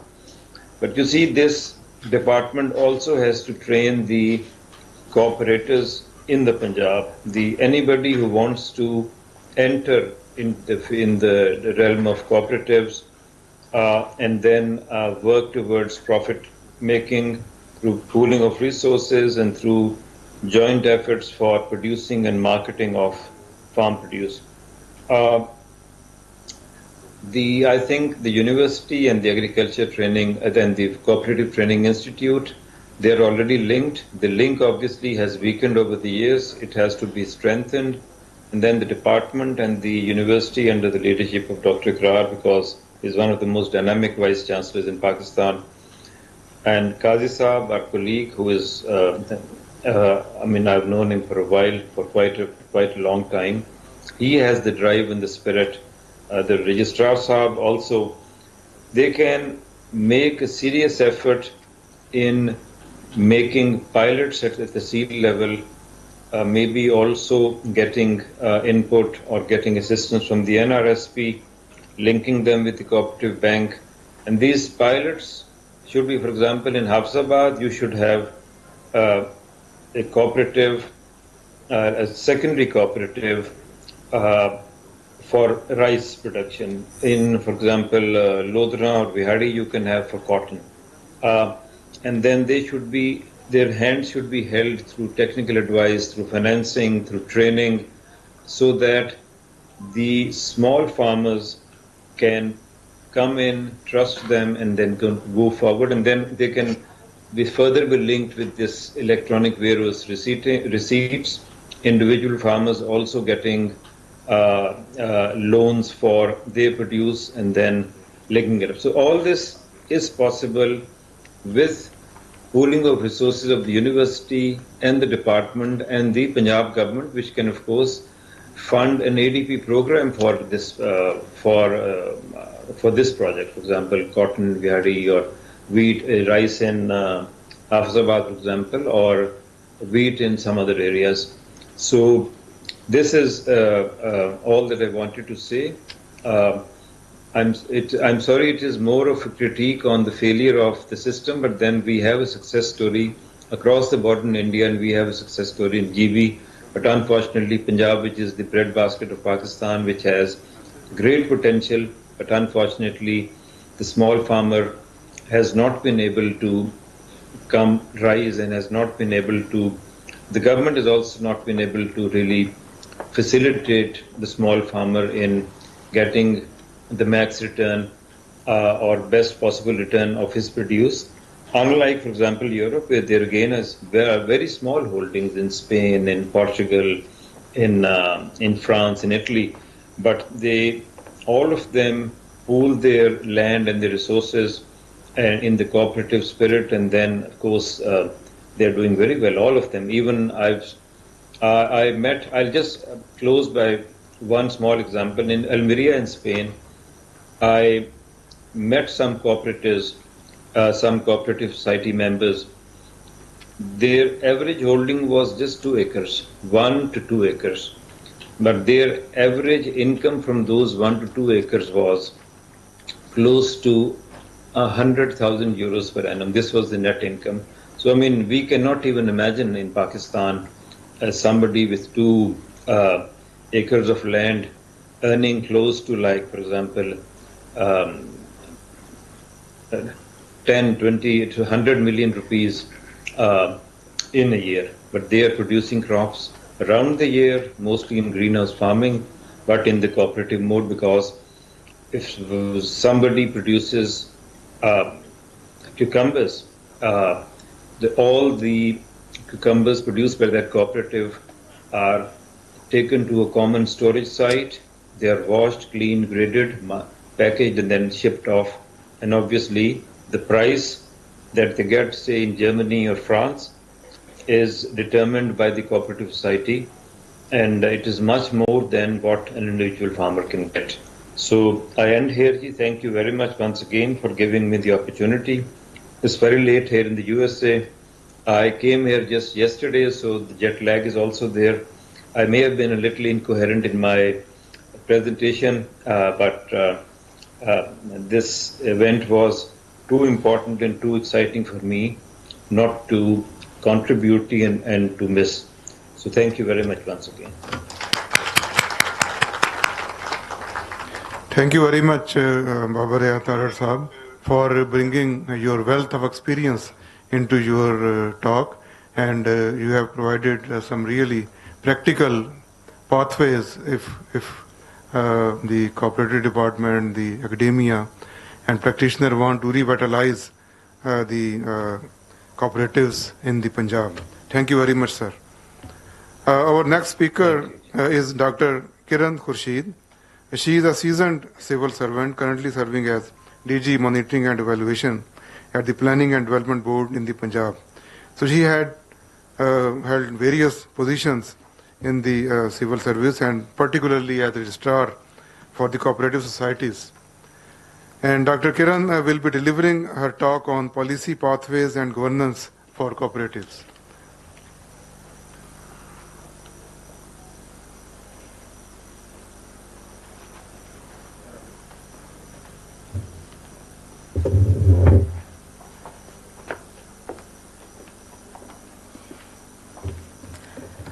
Thank you, Dr.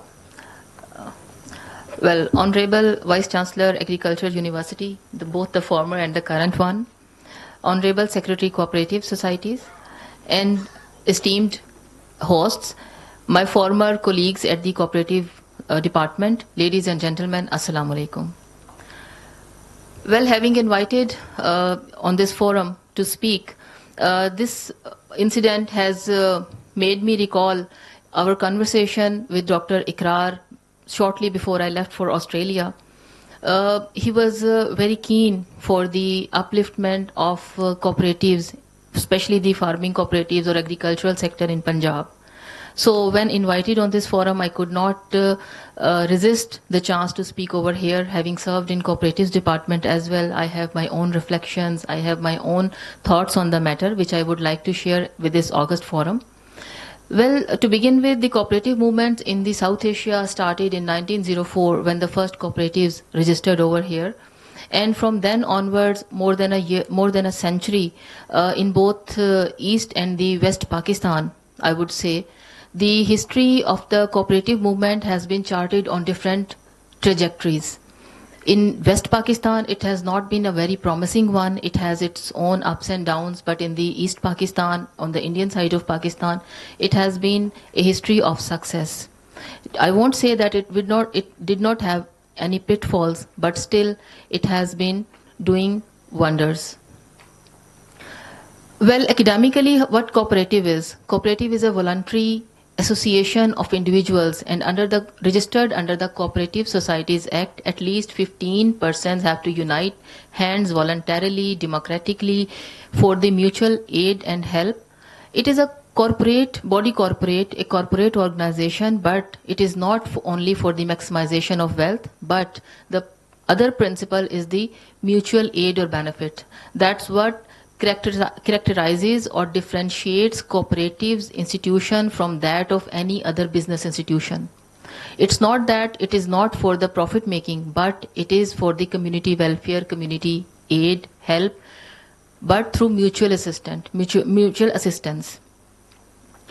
There are different types of cooperative societies. Academically, people have been talking about it before, so I would not delve in detail on that. The credit societies, housing societies, consumer societies, producer societies, industrial societies, and most important of these on which we are talking today are the farming societies. I would not discuss about the housing societies or its failure, but I would juxtapose the case of the housing sector or housing cooperative societies as compared to the farming societies, because around approximately 200 housing societies have overtaken all the farming sector. The failure in the corporate financial institutions or the banking sector scandal that erupted in the early 90s, or the later on the housing societies, even though they have fared well for the beneficiaries, but still these two scandalous things have not augured well for the farming sector. There are no such scandals in the farming sector or farming cooperative societies, but still these have been focus of our neglect. One of the reasons may be that the farming societies, the farmers don't have much incentive. In Lahore and in the areas where the tendency for the housing societies is more, the concept of joint khatas has worked against the farming societies. The joint holdings or the joint khata, where the individual can sell up to 1 or 2 or 5 marlas lands, the smallest piece of land, and it is converted into a housing area, ultimately leads to the eroding of the breadbasket of the Punjab and disincentivizes the farmer into thinking innovatively to develop its own farming network, or you may say that the cooperative farming societies. Sleeping income is more easier to earn. Master planning has not been done. Reason is that our breadbasket is being eroded in all major areas or adjacent areas of the Punjab. So policy pathways I would recommend, or there is already a very sincere thinking in the government that the master planning or the zoning has to be done so that not all the feeding areas of the Punjab are eroded and turned into the housing societies. Strong legal or legislation is required in that regards. But how the farming societies or farming unions can contribute or can be uplifted? Well, I must say that the agriculture sector, though we proudly claim that Pakistan is an agrarian economy, predominantly an agrarian economy, but unfortunately the indicators are not that promising anymore. From previous years to this year, the growth of the GDP growth or the growth in the agriculture sector in these 3 quarters is not very promising. It is down. There is a downward trend already being witnessed. How the cooperative societies can contribute to that?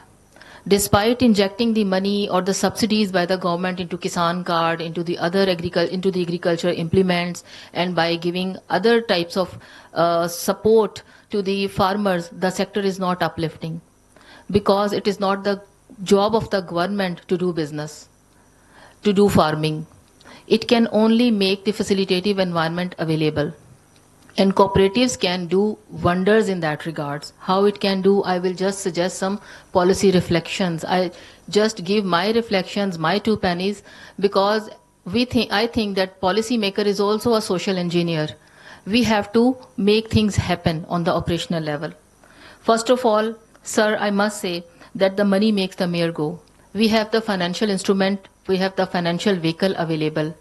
Only lip service, sweet talk, motivating the farmers will do nothing.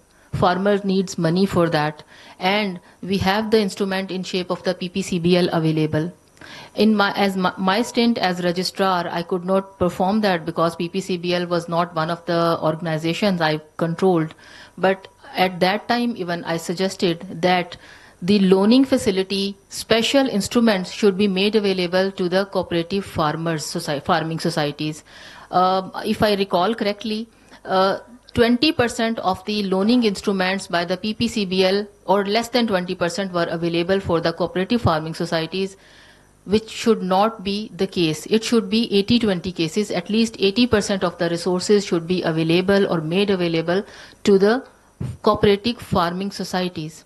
Well, I would interject here. I would submit here for this August forum that microcredit facilities for the financial inclusions, whatever these are, should not be doled out just for the sake of it.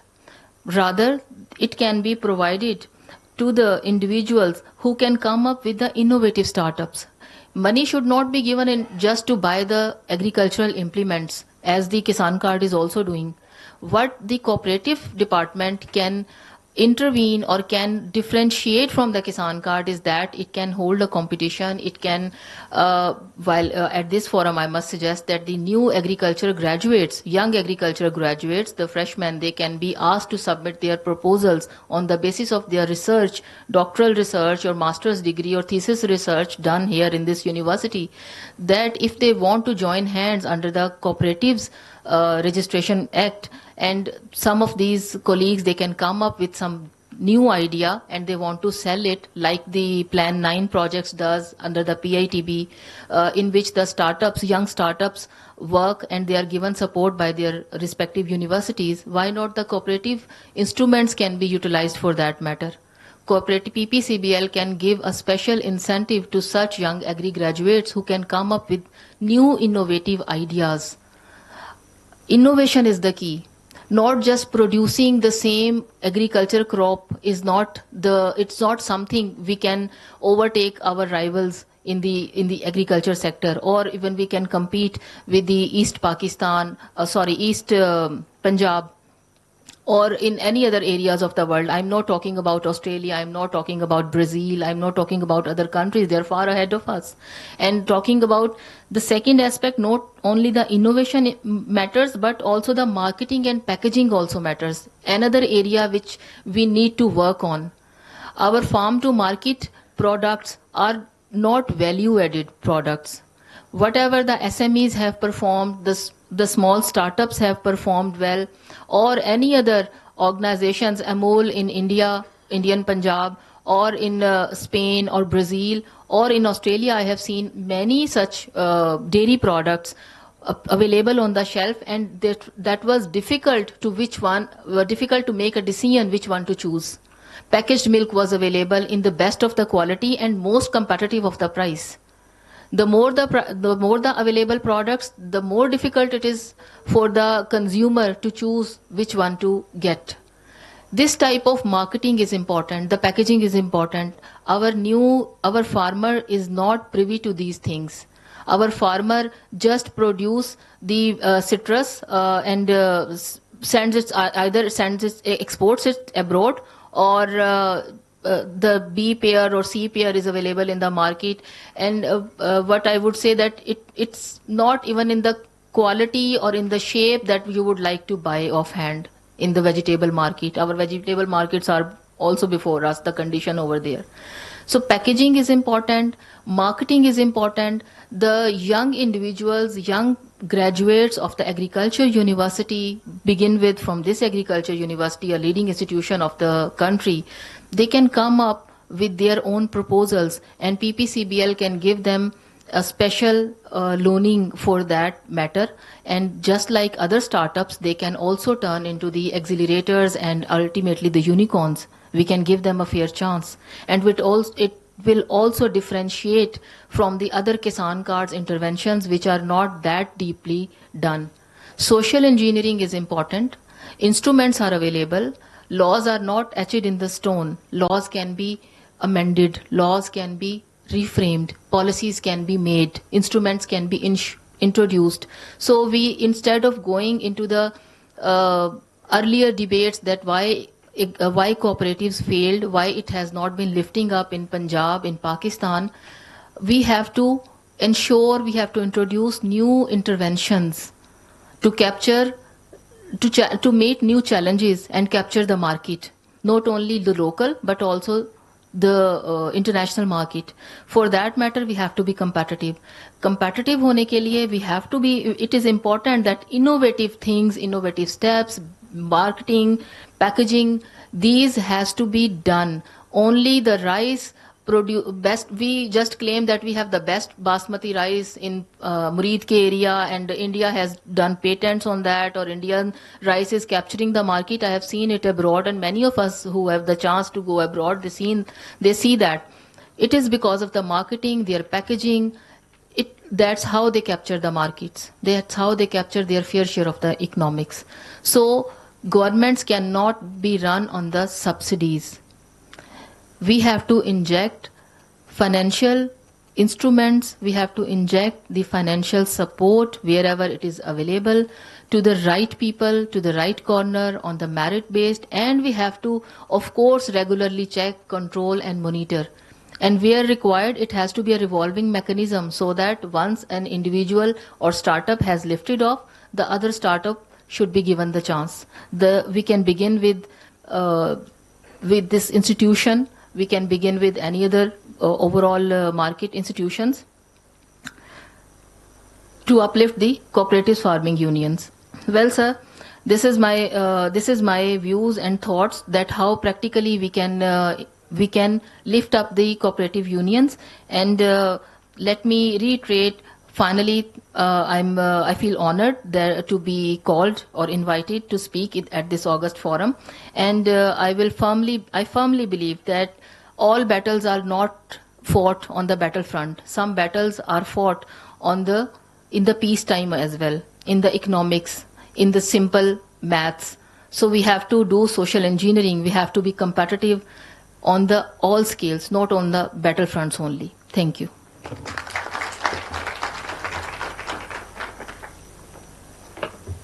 Thank you very much, Dr. Kiran Khurshid Saiba, for giving really useful tips, particularly engaging the agriculture graduates in the cooperative system through some viable financing model. So in fact, we have a dedicated panel on the financing model for cooperatives in the afternoon, and hopefully some of these aspects would be discussed in that panel. So now I would like to invite Dr. Ahmed Javed Qazi. So he is Secretary, Cooperative Department, Government of the Punjab, and through his visionary guidance and dedicated leadership, he is transforming the Cooperative Department into a dynamic entity. So Dr. Ahmed Javed Qazi, sir, please.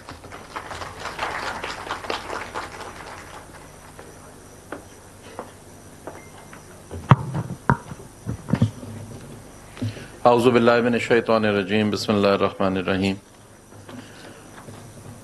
Honorable Professor Ikrar Sahab, Chairman of Punjab Higher Education Commission, Dr. Zulfikar Sahab, Vice Chancellor, University of Agriculture, Faisalabad, Dr. Suhail Sahab, Registrar Cooperative Societies Punjab, distinguished ladies and gentlemen, and very honorable guests who are with us online, and the speakers, distinguished speakers who had the opportunity to speak today and who would speak later and enlighten us with their vision of how the cooperatives may work.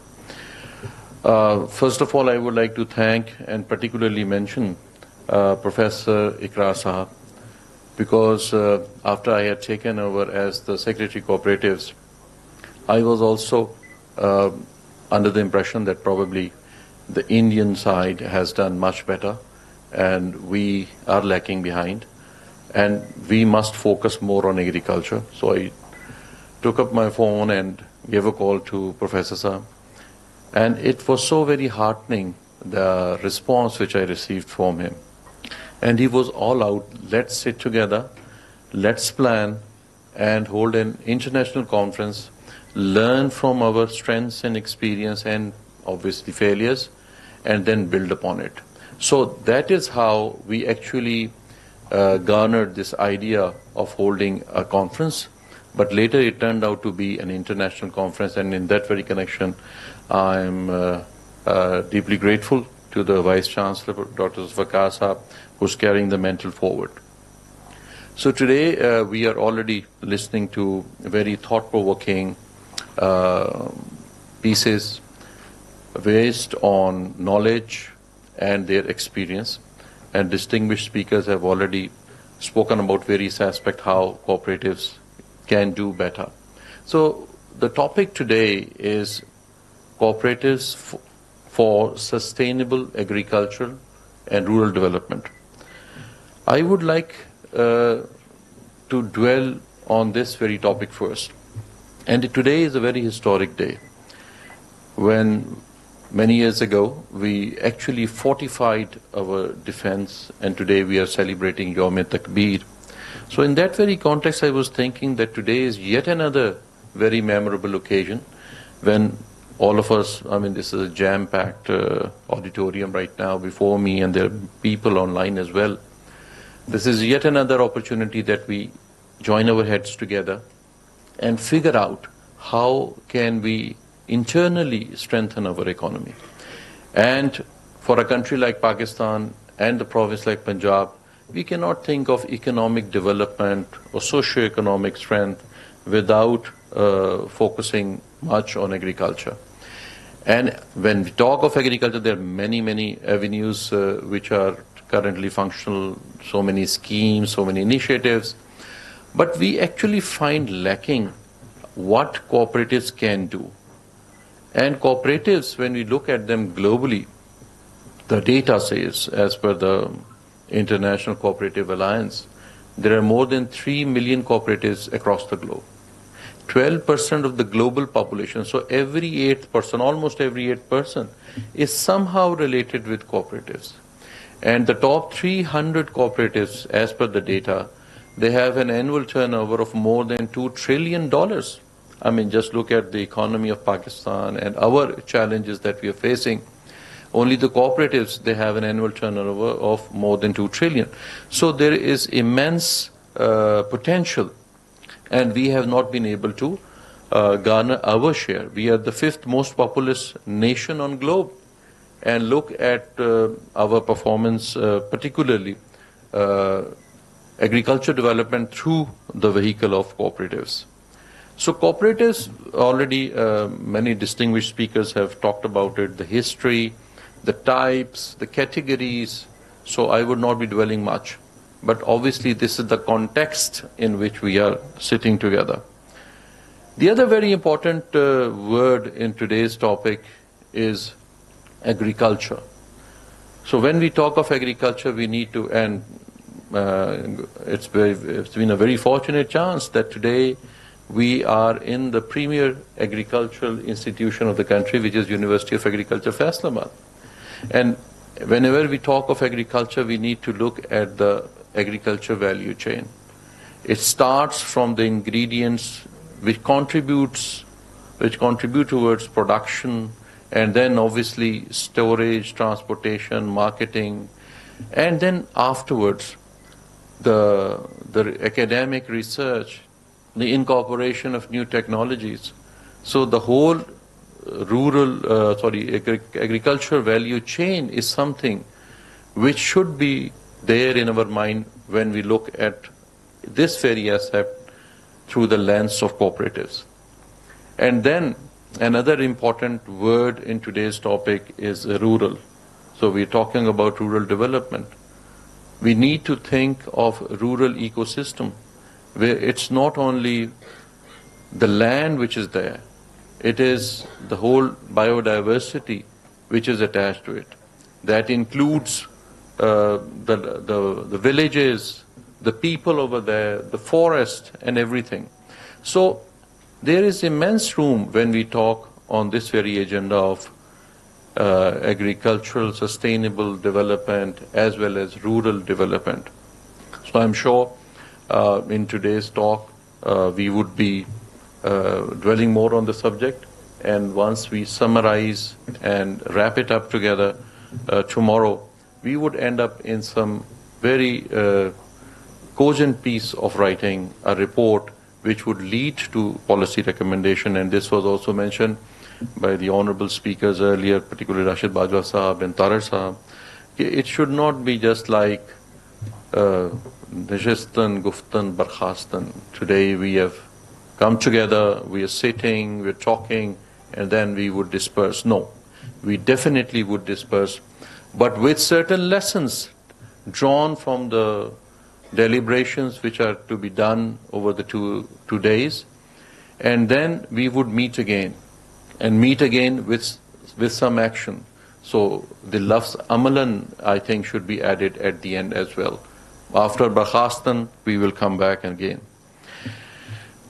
Regional and international best practices, there has been a lot of mention. I would not be talking about it, but we need to draw lessons.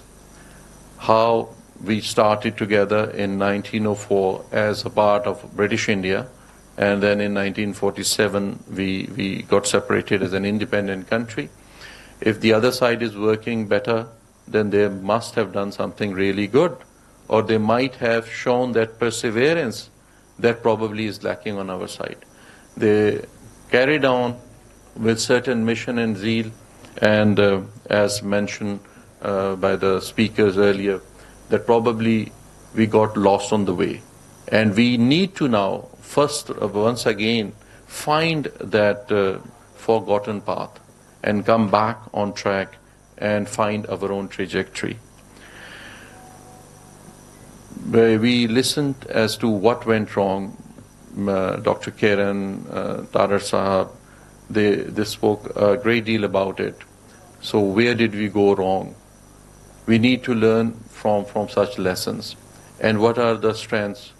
Where our success stories lie? We need to actually find them.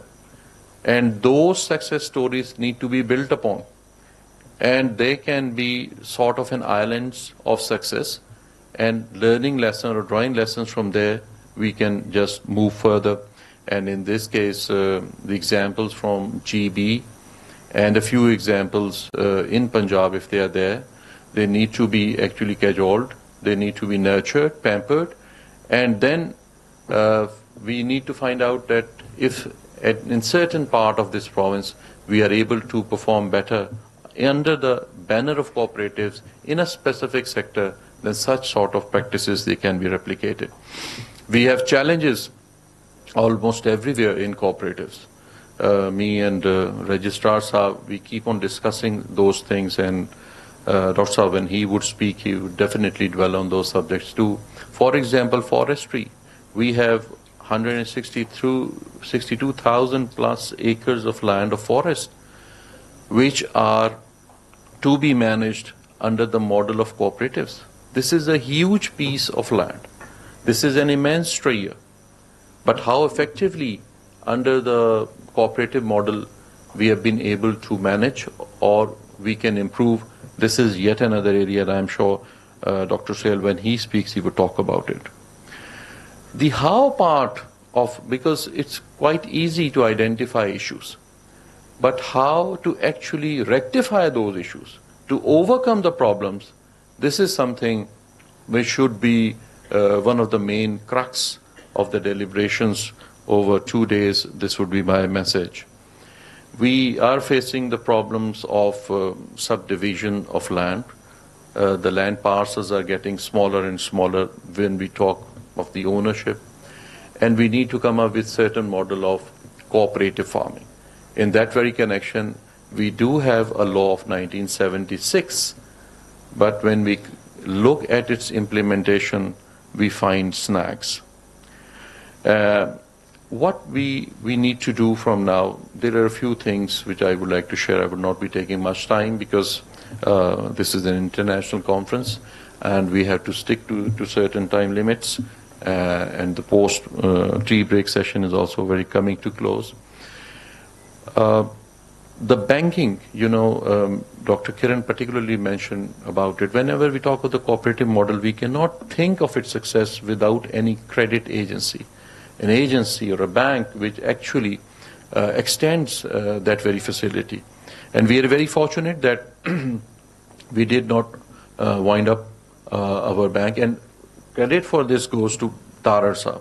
It was in the year 2016 probably when he particularly advocated the case that we need this bank, because once there was a thinking going on in the Punjab government that probably it may be merged with another bank of the Punjab government, but he actually was the prime soul and the force who actually helped us in carrying it on. And today, when I speak, it gives me a little bit of satisfaction to share that the bank is touching its highest ever grades, with the loan advances crossing 14.6 billion and the deposits more than 8.5 billion and more. When the president of the bank, Mr. Salim Tahir, would come in the later session, he would talk.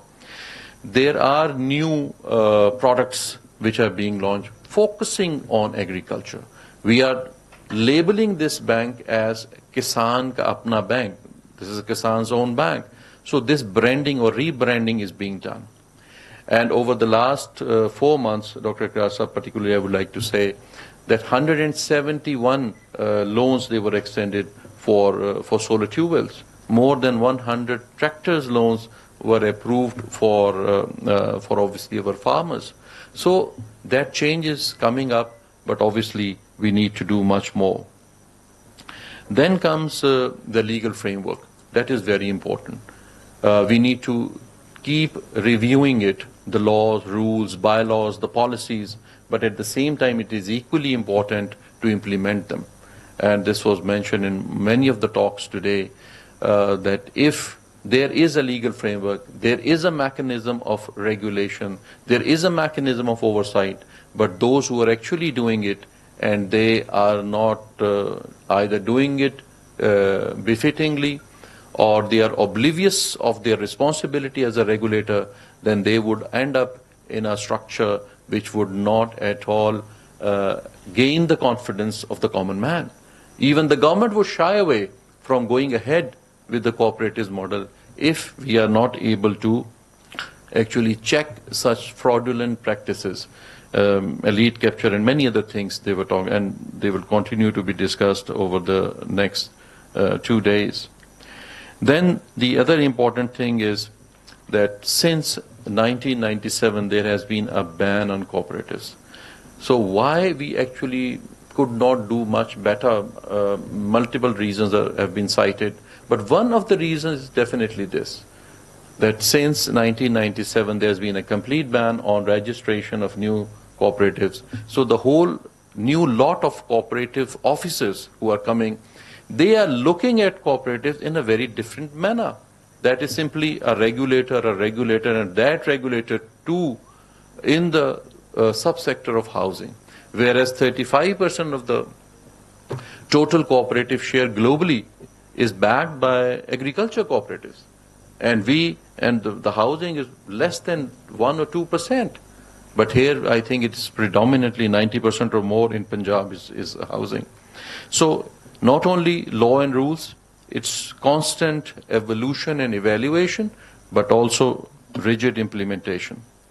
Then important thing is, once that ban is lifted, we will definitely review the maximum credit limit for the cooperative societies, because in the year 1997, when that freeze was applied on cooperatives maximum credit limit, it was hovering around 2 lakhs to 4 lakhs. But this is a very meager sum when we talk of 2025. We also need to strengthen our deep coordination with academic institutions and with other departments. And today's international conference is a reflection of that very resolve of the Cooperatives Department Punjab, that we need to deepen this partnership not only with the University of Agriculture Faisalabad, but with other agriculture universities, not only in Pakistan, but across the globe. And also with international organizations. And in that very connection, our Government Cooperatives Training College, we have already renamed it, rebranded it. It's now our Punjab Institute of Cooperative Studies. So it should fall in that committee where they may interact with the global institutions in a much better way. Research is indeed very important, because today is again a sort of a research platform. We are finding out the problems. We are trying to find out the solutions. So research in various dimensions of cooperatives movement, the way cooperatives can change. It's not only agriculture, not only housing. Cooperatives can do in a much better way. I mean, we can look at the women cooperatives, industrial cooperatives, pharmaceutical cooperatives. I mean, cooperatives is a concept, and it can be implemented and reflected in many ways. So this research, and then obviously very rigorous planning, is the need of the hour, and inshallah ta'ala we would do it. This is the firm resolve on our side. Then comes, as I've already talked about, that the final results of this two days conference, deliberations, it must be in the shape of a report. This is my request to Honorable Vice Chancellor Sahab and Madam Atiya Sahiba, the principal of Punjab Institute of Cooperative Studies, that जिसको मैंने पहले भी जिक्र किया है, it must not be बर्खास्तन. It must be many words after the word बर्खास्तन. Last thing I would like to say is that, I mean, when I study cooperatives, when I was just listening to the very incisive talk by very distinguished speakers, and they would develop many more today and tomorrow. The cooperatives concept is very close to what our Qaid said. Unity, faith, and discipline. If you just, I mean, try to imbibe yourself into the spirit of these three words. Unity, it is unity. It is a reflection of unity. The people get together, and they get together under a certain framework, whereby they get together democratically. They elect their own representatives, and they have an agenda, and the agenda is the objective of that very cooperative society. So unity, which was, espoused by our great Qaid, this concept is very much there in the concept of cooperatives. Faith. We must have faith in the destiny not only of our nation, but also in our system. Faith in our objectives, faith in our actions, and obviously faith in the leadership whom we elect under the cooperatives model. And last thing is definitely discipline. Nothing goes beyond it. If we are not disciplined, either as a nation, as a body, as a cooperatives, as a department, as a government, then all is gone.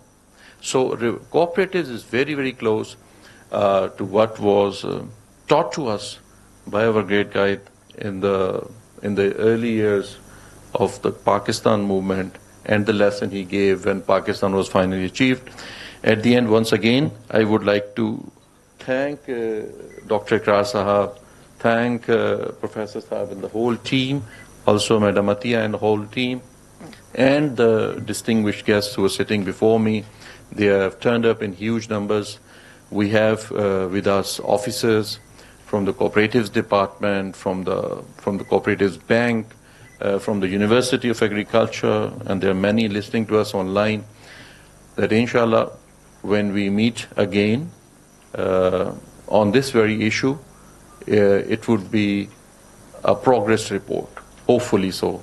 And for this, we will have to act jointly. Thank you very much.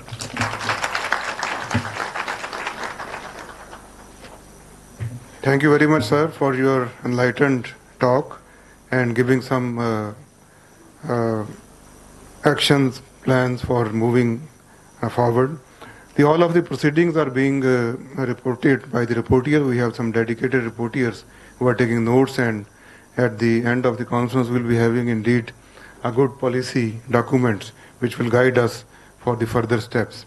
So now we will go for a short tea break. We'll be having a 20-minute tea break. The participant can go outside. Tea is arranged outside of the CAS. And for the speakers and panelists, please join at the conference room upstairs. So we'll come back at 15 past 12.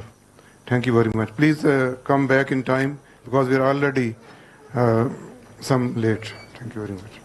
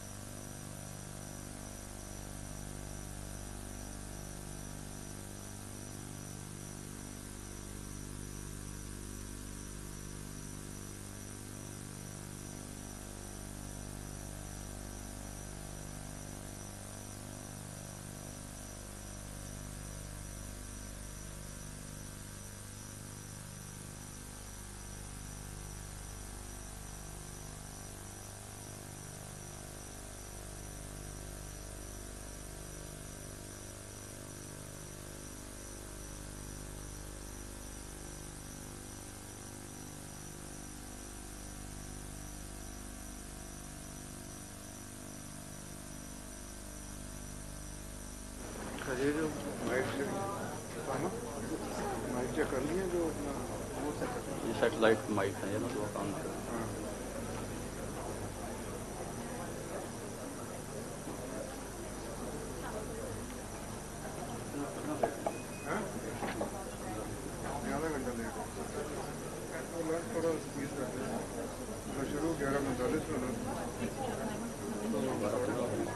Hello.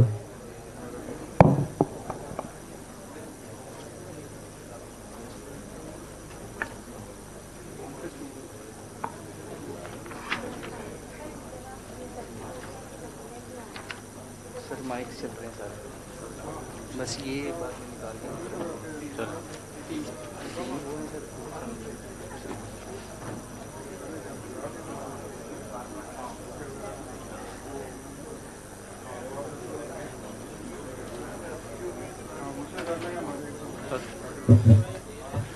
Good afternoon and welcome to the second session. In this session, we have two presentations and a panel discussion. Our first presenter for this session is Engineer Javed Qureshi. Engineer Javed Qureshi is a seasoned entrepreneur and is Chief Executive Officer of 4B. He will be discussing Pakistan economic growth through modern cooperative agriculture. I invite Engineer Javed Qureshi to please deliver his talk.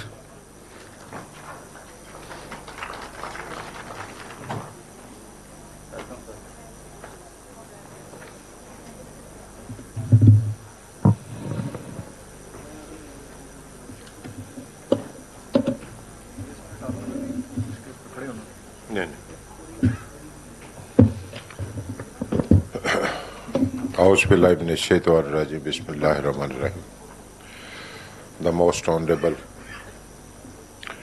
Dr. Iqrar Ahmed Khan, Dr. Ahmed Javed Qureshi, Kai Sahab, and Dr. Zulfikar Ali, and the most honorable audience.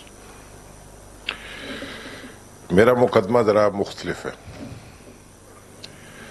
کیونکہ میں اتنا پڑھا لکھا تو ہوں نہیں, لیکن field کا میرے پاس ایکسپیرینس موجود ہے آف 35 ایئر کہ زراعت کیسے نکلتی ہے اور کیسے اس منجدار سے کیسے نکل سکتی ہے.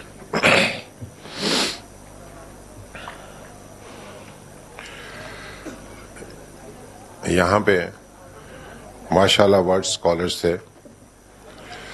آسٹریلین کوآپریٹو ماڈل کو ڈسکس کیا گیا, انڈین ماڈل بھی سامنے آیا,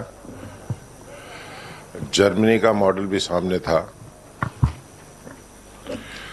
اور کورین ماڈل بھی آیا. لیکن یہ سارے ماڈل جو ہیں یہ 19 کی دہائی کے ہیں, 19 سینچریز کی باتیں ہو رہی ہیں. ہم 21ویں سینچری میں ہم نے کیا کیا؟ پاکستان آج کہاں پہ ہے؟ سوچنا یہ ہے کہ کیا وے فارورڈ جو ہے زراعت کا, جس کو ہم ایگریکلچر کہہ رہے ہیں, وہ کہاں سے نکلتا ہے. میں 19ویں کو دہائی کو چھوڑ دیتا ہوں, میں 20ویں دہائی میں آ جاتا ہوں کہ 20th سینچری کے اندر جو ماڈل سامنے آئے وہ ایک چائنا کا ماڈل تھا اور ایک انڈیا کا ماڈل تھا. اب انہوں نے, اگر میں ان دونوں ماڈل کو کمپیئر کروں تو چائنا کا ماڈل جو تھا اس وقت, میں نے first time I visited China 1989 کے اندر, ہماری ایگریکلچر پاکستان کی اس وقت زیادہ ماڈرن تھی ایز کمپیئر ٹو چائنا. میں نے چائنا کے گاؤں کے اندر لوگوں کو ہل چلاتے دیکھا بیلوں کے ساتھ, موسٹلی. چائنا کا ہمارا ایکڑ ہے, کینال ہے, ان کا منہ ہے بیسک یونٹ. آپ منہ کیا کہتا ہے؟ وہ کہتا ہے 6.5 کینال از اکول ٹو 1 ایکڑ. اب وہاں پہ جو ہولڈنگ تھی وہ 2 منہ کی تھی, 3 منہ, مطلب جب میں خود ان ولیجز میں گیا ہوں. اب مجھے یہ بتائیں کہ جہاں پہ 2 کنال 2.5 کنال کا رقبہ ہو تو وہاں میکنائزیشن کیسے ہوگی؟ آج وہاں پہ उस वक्त मिल्लत ट्रैक्टर भी नहीं था. जब मिल्लत ट्रैक्टर की बात कर रहा हूं मैं, छोटा ट्रैक्टर जो आजकल पाकिस्तान की ज़राअत में भी कोई रोल अदा नहीं कर सकता. आज वहां हर गांव के अंदर जॉन डीयर चल रहा है. How this revolution came? By cooperative. अब जो हमारा टॉपिक है वो है कोऑपरेटिव फॉर सस्टेनेबल एग्रीकल्चर. मैं इसको थोड़ा चेंज करना चाहता हूं. Cooperatives, the only way for the agriculture, for the growth of agriculture. Sustainable का लफ्ज नहीं है. कोऑपरेटिव के बगैर कोई ज़राअत दुनिया की आगे नहीं गई. हमारी कैसे जाएगी? हमने यहाँ मुख्तलिफ मॉडल्स पेश किए, मुख्तलिफ स्कीमें चला रहे हैं, मुख्तलिफ सब्सिडीज दे रहे हैं, फिर फाउंडेशन स्टोन ही ले नहीं कर रहे. बुनियाद तो रखें. बुनियाद कोऑपरेटिव मॉडल है. आप कोऑपरेटिव जो हमने कहा कि एलीट ने खराब कर दी, यस, उस एलीट का नाम तो प्राडो कल्चर पड़ गया था उस वक्त, लेकिन उस एलीट को एलीट किसने बनाया? वो भी इस दायरे के अंदर आने चाहिए. कोऑपरेटिव मॉडल फॉल्टी नहीं है. हमने किया क्या? हमने किया ये कि चौधरियों के हाथ में इख्तियार दे दिया, जिनका ज़राअत से तल्लुक नहीं था, जिनके पास जमीनें जरूर थीं, 50 मुरब्बे 30 मुरब्बे, और उधर से उनको कहा जी कोऑपरेटिव का पैसा गड्डियां लाओ तो मौजा करो. उन्होंने मौजें की. अब मैं इससे हट के छोटी सी बात करता हूं. आप माशाल्लाह एकेडमिया से आपका तल्लुक है. आपकी जिस फील्ड में स्पेशलिटी है आप उसमें डिलीवर कर सकते हैं. मैं आपको कहूं ना कि इंजीनियरिंग में आए और इलेक्ट्रिकल इंजीनियरिंग में आकर डिलीवर करें, या मुझे आप कहें कि मैं एग्रीकल्चर में आपके फील्ड में डिलीवर करूं, मैं नहीं कर सकता. किसान से बड़ा साइंटिस्ट कोई नहीं.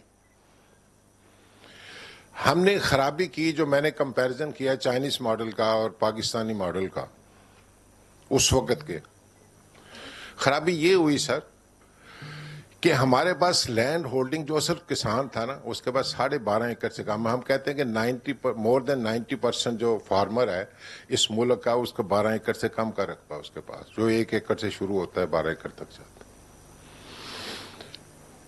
हमने किया क्या कि 10 मुरब्बे का 5 मुरब्बे का जो चौधरी था वो उसके ऊपर बैठा दिया, वो सारा कुछ खा के बोलने नहीं देता था उसको.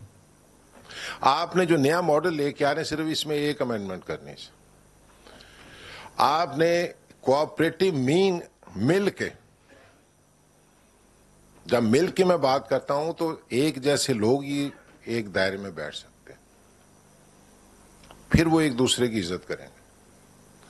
आपने 12.5 या 25 एकड़ मैक्सिमम हद रख ले, उससे ज्यादा का मॉडल नहीं डेवलप होना चाहिए कोऑपरेटिव का. अगर उससे बड़ा करना है 1 मुरब्बे से ऊपर, तो उसको कॉर्पोरेट फार्मिंग का लफ्ज दे दें, उधर ले जाए. चौधरियों को एक तरफ कर दें और जो असल किसान है उसको एक तरफ कर दें, फिर ये मॉडल सक्सेस लेगा. अब हम कहते हैं जी कि गवर्नमेंट ऑफ पंजाब ने इतना लोन दे दिया, माशाल्लाह. आप कहते हैं हमने भी इतना दिया, और भी बड़े लोग कहते हैं. आप सारे मिल के, फेडरल और प्रोविंशियल गवर्नमेंट मिल के जो किसान को लोन दे रहे हैं, वो 20% से ऊपर नहीं है. 80% आरती इस मुल्क का लोन दे रहा है उसको. वो आपकी पूरी ज़राअत पे छाया हुआ है. अच्छा, जो आरती लोन दे रहा है वो कर क्या रहा है? जिसको कोऑपरेटिव ने बचाना आगे, वो कर ये रहा है, सबसे पहले सस्ता तरीन बीज खरीदता है, सस्ती तरीन फर्टिलाइजर लेता है, सस्ती तरीन पेस्टिसाइड लेता है, और सबसे महंगे दामों उस किसान को फरोख्त करता है, क्योंकि उसने उधार पे देना. 2% पर मंथ उससे इंटरेस्ट ले रहा है. ये ऑन ग्राउंड रियलिटीज हैं. 2% आज भी 2% पर मंथ ले रहा. अब जिस प्राइस पे वो सीड और उसको पेस्टिसाइड ट्रांसफर कर रहा है सर, जिस प्राइस पे वो लेता 50% का डिफरेंस होता है वहां। अगर आप वहां कोऑपरेटिव यूनिट बना देंगे और उसका हेड जो है वो वहीं का कोई जिम्मेदार होगा उस गांव का, और आप एज ए कोऑपरेटिव उसके मैनेजर बन के एज ए सेक्रेटरी का रोल वहां बैठ के अदा करें, होना चाहिए गवर्नमेंट का, मैं गवर्नमेंट को बाहर नहीं निकाल रहा। तो वो जो वहां पे बैठ के सौदा करेगा ना 2000 एकड़ का पूरे गांव के बीच का और पूरे गांव के पेस्टिसाइड का, उसको वहां आदि की बेस्ट सीड मिलेगा और बेस्ट उसको ये चीजें मिलेंगी, सस्ता भी मिलेगा, पैसा आप देंगे उसको, लेकिन वो भी परमानेंट नहीं। No, I am not in favour of subsidies. Subsidy solution नहीं है। लोन, चाइना ने लोन दिया, उस लोन से, उस कोऑपरेटिव से road to city and village to mandi, village to city सड़कें बनी उसके प्रॉफिट से। हमें ये स्ट्रक्चर इस तरह का स्ट्रक्चर बनाना है। मैं नहीं कह रहा कि पूरे पाकिस्तान में, पूरे पंजाब के हर गांव, no, let's have a pilot project, even one. इस पायलट प्रोजेक्ट, इसमें प्रॉब्लम्स क्या है, हमें पहले डायग्नोज करना है। पेशेंट का दवाई दे दें, उसको पता ना हो उसको बीमारी क्या है, तो फायदा तो कोई नहीं। मैं सिर्फ, मेरी स्पीच जो है वो डायग्नोस्टिक सिस्टम है और उसकी दवाई क्या है, ये दो हिस्सों पे मुश्तमिल होगी। नेक्स्ट, अब जो कोऑपरेटिव सिस्टम है इसकी बड़ी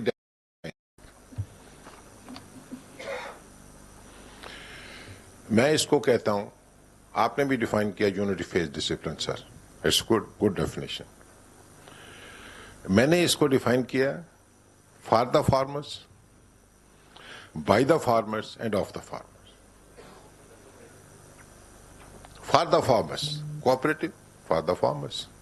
जब मैं बाय द फार्मर कहता हूं तो उसमें वो जो मैं कह रहा हूं कि एक ही कैटेगरी के फार्मर बैठाएं वहां, ताकि वो एक दूसरे की रिस्पेक्ट भी करें, एक दूसरे को सुने भी और एक दूसरे का एहतसाब भी करें। जब आप इसको बाय द उन फार्मर्स को कोऑपरेटिव एंड कारपोरेट जरूर बनाएं, इसलिए कि वरना कहेंगे असी इधर चौधरी बनना आ गया, ताकि उनकी चौधराहट दूसरी तरफ रहे और हमारी असल ज़राअत ठीक हो जाए। और असल ज़राअत सर ये कोऑपरेटिव के ये फाउंडेशन स्टोन है, जितनी मर्जी बिल्डिंग ऊपर कर ले, ये नहीं करेंगे, दुनिया की कोई ज़राअत आगे नहीं बढ़ी जिसने कोऑपरेटिव सिस्टम को अडॉप्ट नहीं किया। कोई दुनिया की कोई एक मिसाल हो किसी मुल्क की तो दिखा दे। अब जब हम ये सारा कुछ कह रहे हैं, इश्यूज क्या हैं उसके, नेक्स्ट पे, नेक्स्ट स्लाइड। अब हम चाहते ये हैं, किसान क्या चाहता है, farm mechanisation from sowing to harvesting, ये उसका ख्वाब है, इसके बगैर आगे नहीं बढ़ सकते, किसान भी चाहता है। लेकिन because cooperative farming is not there, हर बंदा ना जॉन डियर खरीद सकता है, ना वो प्लांटेशन के लिए मशीनें ला सकता, ना हार्वेस्टिंग के लिए। Quality agri inputs, seed, fertiliser and crop management, कोई चीज नहीं उसको मिलती। वो सदियों से चला आ रहा है, पहले गंदम और कॉटन लगाता था, गंदम भी उड़ गई है, कॉटन भी उड़ गई है। हम अभी भी समझते हैं कि पाकिस्तान की ज़राअत बची हुई। ऑनेस्टली मैं चारों सूबों के, पूरे पाकिस्तान के 35 साल की जो मैं बात कर रहा हूं, मैं हर महीने किसी न किसी गांव के अंदर होता हूं। और मेरी success of industry chairman four brothers company, जो पहली स्लाइड थी हमारी, innovation and research and innovation, this the base of my company. और जब मैं कमर्शलाइजेशन की बात करता हूं तो आज आप डॉक्टर्स यहाँ तशरीफ फरमा हैं, नॉर्मली हमारे लफ्ज़ चलता R&D, तो मेरी कंपनी के अंदर R&D नहीं है, रिसर्च एंड डेवलपमेंट अकेली नहीं है, मैंने एक लफ्ज़ P ऐड किया हुआ, R&PD, research and product development. जिस रिसर्च से प्रोडक्ट नहीं निकलना, उस रिसर्च ने यूनिवर्सिटी की लाइब्रेरी में जाना, उसका कोई फायदा नहीं। ना इंडिविजुअल को फायदा है जिसने रिसर्च की है, ना मुल्क और ना कौम को। तो हमें R&PD का कल्चर डेवलप करना चाहिए यूनिवर्सिटीज के अंदर भी। तो ये इसलिए मैंने कहा कि quality agri inputs, seed, fertiliser and crop management, ये सारी उसकी ट्रेनिंग उसको जरूरत है। अब स्टोरेज फैसिलिटीज की कर ले, है ही नहीं। जब फसल हार्वेस्ट होती है उस वक्त कीमत क्या होती है, और एक महीने के बाद मंडी की क्या कीमत होती है? कम से कम 20 से 25% का डिफरेंस होता है हर फसल का, क्योंकि आड़ती उठाता है वहां से, औने पौने वो बेच रहा होता है बेचारा। और अगर वहां पे हम लोकल स्टोरेज, ये कोऑपरेटिव मॉडल में हैं, जो मैं मॉडल पेश करने लगा हूं उसमें थोड़ी बहुत आखिर में करूंगा, एडिशन सब्ट्रैक्शन है उसके अंदर। लेकिन ये जहां अगर आपने कोऑपरेटिव सही मानों में नाफिज करना है तो ये क्वालिटी एग्री इनपुट्स इंश्योर करनी है, क्वालिटी सीड इंश्योर करना है, फर्टिलाइजर एंड मैनेजमेंट। फिर स्टोरेज फैसिलिटीज की बात हो रही है, कोल्ड स्टोरेज भी लगे हुए। इंडिया ने क्या किया और उसके ओवरऑल इकॉनमी उसकी सही हो गई। मैं एक छोटी सी मिसाल देता हूं, टमाटो। अब जून चल रहा है, आपकी खड़ी फसल की चुनाई की कीमत नहीं मिलनी किसान को। वो हार्वेस्ट जमीन के अंदर ही उसकी हार्वेस्ट नहीं करता, बल्कि जमीन के अंदर ही मिला देता, बिकॉज कॉस्ट मंडी की और उसकी खेत की जो उतारने की वो नहीं मिलती उसको। उसने छोटे छोटे से पल्पिंग प्लांट लगा दिए, 2 लाख 2.5 लाख। किसान आता है वहां पल्प बना के साथ कोल्ड स्टोरेज भी लगा दिया उसी कोऑपरेटिव के अंदर, उठा के वहां रख देता। जैसे ही नवंबर दिसंबर आता है वो पल्प मार्केट में हाईएस्ट प्राइस पे बिक रहा होता है। So these are the innovations, small value additions, which can increase his profitability and उसका ट्रस्ट किसान का जो वापस आ सकता है। आज किसान के साथ क्या हो रहा है, 1900-2000 में गंदम बिक रही है, उसकी कॉस्ट कम से कम 300 रुपए ज्यादा, उसकी 23 से 24 रुपए उसकी बेसिक कॉस्ट। मुझे बताएं, एक गरीब किसान अपनी जेब से कैसे खाएगा, कैसे खिलाएगा किसी और को? आप कॉटन है उसका भी आगे, हमें सारी पॉलिसीज को इकट्ठे लेके चलना है। जो मेरा फार्मर किसान कॉटन उगा, शायद आपके लिए ये खबर हो, उस पे हमारा 18% जीएसटी लगाया हुआ। जो मैं बाहर के किसान का, मैं नाम नहीं लेता मुल्क का, उसकी उस पे जीएसटी नहीं, 18% जीएसटी उसकी जेब से निकाल के रख लेते हैं। 100 रुपया उसका, तेरे 100 नहीं है, 18 रुपए तो रखना है तेरे पास। बाहर का फार्म, इसका मतलब हम उनको प्रमोट कर रहे हैं, अपने फार्मर को नहीं कर रहे। इन पॉलिसीज को भी हमने सही करना। ये एक कोऑपरेटिव फार्मिंग जो है ना जी, ये एक पूरी चीजों को इकट्ठे करके एक डॉक्यूमेंट तैयार होना चाहिए। और वो डॉक्यूमेंट जो है, आई एम श्योर जिस वक्त आप सीएम के पास, पंजाब के पास लेके जाएंगे, एक्सेप्टेबिलिटी भी आएगी और उनका इसमें ओनरशिप लेना जरूरी। Crop selection and value addition, यहां भी बात हुई थी कि फ्रांस का जो है वो फार्मर 2 एकड़ में $1 मिलियन कमा रहा। हम भी कमा सकते हैं, कोई दूर की बात नहीं। लेकिन जो ऊपर मैंने कहा क्रॉप मैनेजमेंट, हमें उसको बताना पड़ेगा, और ये कोऑपरेटिव सिस्टम ही बता सकता, कोई और सिस्टम नहीं बता सकता उसको कि उसका 1 एकड़ भी वर्थ है। जब आप कोई एकड़ के वर्थ कर देंगे ना, वो शहर में नहीं आएगा, वहीं कोठियां बनाएगा, वहीं बंगले बनाएगा। हॉलैंड के आज आपके हम कितने ज़रूरी मुल्क कह रहे हैं ना अपने आप को, भी जाएं और लाहौर की फ्लावर शॉप पे जाएं, कितने अच्छे लोग हैं। हम फ्लावर इंपोर्ट कर रहे हैं, और फ्लावर इंपोर्ट करने के अंदर एक सूरजमुखी फूल भी बिक रहा है जो हमारी फसल है। सोचें तो सही सर, ये क्यों बिक रहा है? Because we are not organised. अगर ये ऑर्गेनाइज सेगमेंट हो तो लाहौर के दाएं बाएं के जितने गांव है ना सर, सारे फ्लावर्स उगाएंगे, और ना सिर्फ पूरे पाकिस्तान की डिमांड को पूरा करेंगे, बल्कि ये भी हॉलैंड की तरह एक्सपोर्ट करनी शुरू करें। लेकिन ये निकलेगा कहां से? कोऑपरेटिव से। کوئی فائدہ نہیں ہے آپ اس میں جتنی مرضی ایک اور اپنا ڈپارٹمنٹ بنا دیں, اس کے اوپر ایک اور ڈپارٹمنٹ بنا دیں, بیس لائن یہاں سے آئے, سارے ڈپارٹمنٹ اس کوآپریٹو کو سپورٹ کریں, پھر چیزوں نے آگے نکلنا ہے. مارکیٹنگ بہت بڑا ایشو, جس طرح میں نے کہا ابھی رائس کی پرائس ہے, کوئی ایشو نہیں ہے. اگر آپ نے سٹوریج فیسلٹی دی ہوتی ہے نا فارمر کوآپریٹو نے, فارمر نے گندم اٹھا کے وہاں رکھ لینی, مارکیٹ آٹومیٹیکلی اپ لفٹ ہو جانی تھی. سستی روٹی دینا کسان کا کام نہیں ہے, پبلک کو, یہ گورنمنٹ آف پاکستان کا کام ہے. گورنمنٹ دینا چاہتی ہے دے, فیسیلیٹیشن دینا چاہ رہی ہے نا پبلک کو, دے, ضرور دینی چاہیے, لیکن وہ سبسیڈائز پیسہ government, not the farmer of Pakistan. اور جب آپ کوآپریٹو میں سٹوریج کر دیں گے نا جی, انشاءاللہ وہ وہیں رکھے گا, انتظار کرے گا کہ منڈی جب اس کو پروفٹ دے اس کی کاسٹ کے اوپر, وہ بیچ دے گا اس کو.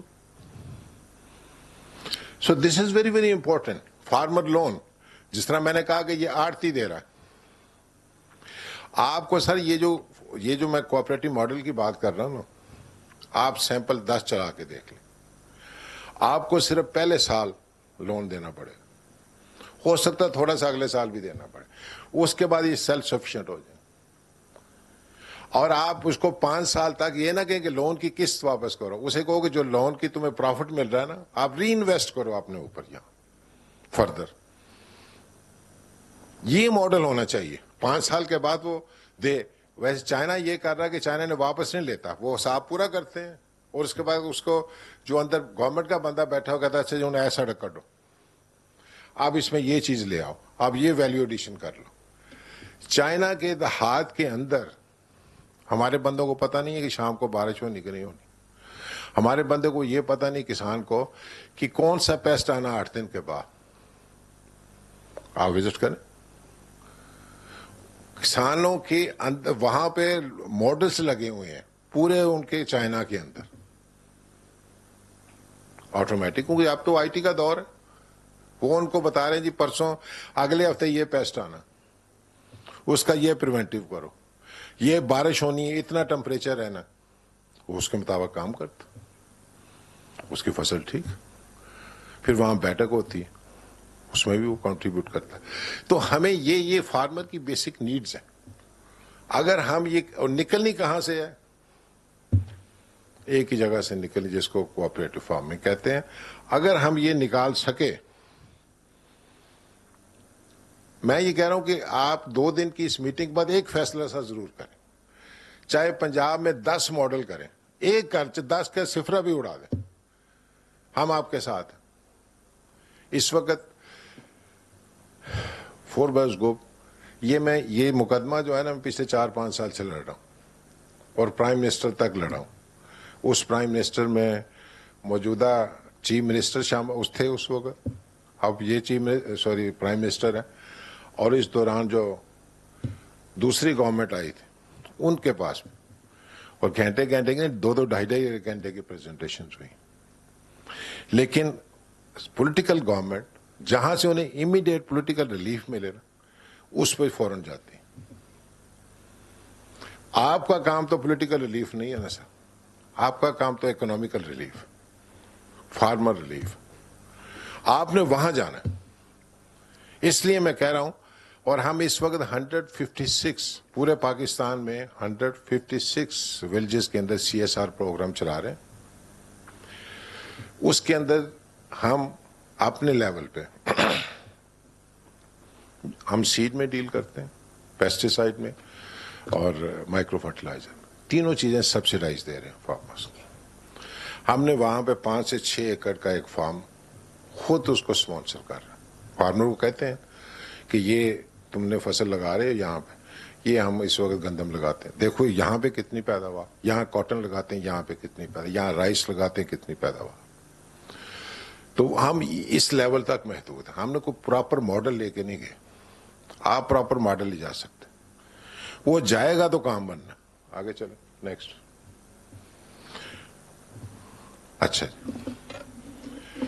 اس میں سر یہ جو میں نے ٹمیک کا لفظ یوز کیا, ٹیکنالوجیکلی ایڈوانس سینٹر بنائے ہیں ہم نے, تو یہ اس کا ہے کہ کس طریقے سے آپ اس کو جا سکتے ہیں. کہ village cooperative units controlled by the farmers, جو میں نے پہلے بات کر دی, 5 ایکڑ کا ایک یونٹ ہو وہاں پہ جو اس کوآپریٹو کے اندر ہوگا. 1 ایکڑ میں وہ سینٹر, ابھی پکچر اس کے آگے آئے گی. 4 ایکڑ میں وہ اس گاؤں کی جتنی سیزنل کراپس ہیں جو اس سیزن میں لگ رہی وہ وہاں پہ لگے. اور جتنی سیڈ کمپنیاں چودھری بڑی ہوئی ہیں نا جی کہ ساڈا سیڈ سب تو اچھا ہے گا, ان کو آؤ بھی لاؤ, ٹرائل لاؤ. جس کا سب سے اچھا ٹرائل ہو وہ فارمر جو کوآپریٹو کے ہوں گے اگلے سال اسی سے خریدیں گے. اوور آل پروڈکشن ٹھیک ہو جائے گی. 1 سال کا سائیکل ہے صرف کراپس کے اندر. اور وہ سین از بلیونگ, فارمر خود وہ بائی کرے گا. پھر وہاں پہ کیونکہ انہوں نے پورے گاؤں کو سپلائی کرنا ہوگا, سبسیڈائز کریں گے, اور کم از کم 50% سبسیڈائز جس قیمت پہ بازار سے خرید کے لے کے آ رہا. Rental machinery for paid services to farmer from sowing to harvesting. پورے گاؤں کا نظام یا 2 گاؤں کے مشتمل کر کے 3 گاؤں کو اکٹھا کر کے, ایک گاؤں 15 سے 2000 ایکڑ, آپ 6000 ایکڑ کو اکٹھا کر لیں, 4000 ایکڑ کو اکٹھا کر لیں, وہاں جان ڈیئر کھڑا ہو سکتا ہے. سر اب ملت ٹریکٹر کی جرت نہیں ہے کہ وہ زمین کو الٹا دے, اسے آگے نہیں جاتا. جان ڈیئر جاتا 1 فٹ 1.5 فٹ. وہ ضروری ہے اب اس زمین کو ہلایا جائے, الٹایا جائے فار دا بیسٹ پروڈکشن. میں جان ڈیئر کا لفظ لے رہا ہوں, مطلب اس لیول کے جو بڑے ٹریکٹرز ہیں اور وہ امپلیمنٹس وہاں پہ لائے جائیں اور رینٹل دیے جائیں. اچھا میں یہ بتاؤں کہ ملت کا خرچہ زیادہ, میں یہ کیلکولیشن کی بنیاد پہ بات کر رہا ہوں. جان ڈیئر کا خرچہ کم ہے. ہم یہ کہہ رہے ہیں اس کی پرچیزنگ پرائس زیادہ ہے, لیکن جو اس کا فیلڈ کا خرچہ وہ کم ہے, اس کم از کم 30 to 35% کم, اور اس سے پیسے وصول کریں. اور وہ جب رینٹل جائے گی تو یہ جو ہم نے اس میں حساب لگایا 2 سال کے رینٹل کے اندر اس کی پرائس باہر نکلتی. اگر آپ کہیں گے تو اس کا ہم آپ کو ڈیٹیل فائنانشیل امپیکٹ بنا کے دے دیں گے. کوالٹی ایگری انپٹس, وہ میں نے پہلے بات کر دی, اس کو ملے گی. اب نارمل سی ایس اسٹوریج, اس میں ان کی بھی اسپیشلٹی ایگری یونیورسٹی کی بھی, ہمارے ڈین صاحب پیچھے بیٹھے ہوئے ہیں. اب ہے کیا, کولڈ اسٹوریج کے اندر آپ اپنا کرنٹ فروٹ چاہ کے رکھنا ہے آپ نے. مینگو کی بات کرتا ہوں, ہفتے کے بعد وہ ٹیسٹ نہیں رہے گا. اس میں آپ منتھس ٹوگیدر ان سٹورز کے اندر مطلب سارے فروٹ اور ویجیٹیبل سیو کر سکتے ہیں. جس دن نکالیں گے اس دن وہی ٹیسٹ ہوگا جو فریش کا ہوتا. یہ سٹور چاہیے وہاں پہ اس کو, تاکہ اس کو ویلیو ایڈڈ ملتی رہے. کولڈ سٹوریج نہیں چاہیے, وہ وقت گزر گیا. یہ میں نے آئل ایکسٹریکشن پلانٹ کی انڈیا کی مثال دے دی, پرپنگ کی بھی دے دی.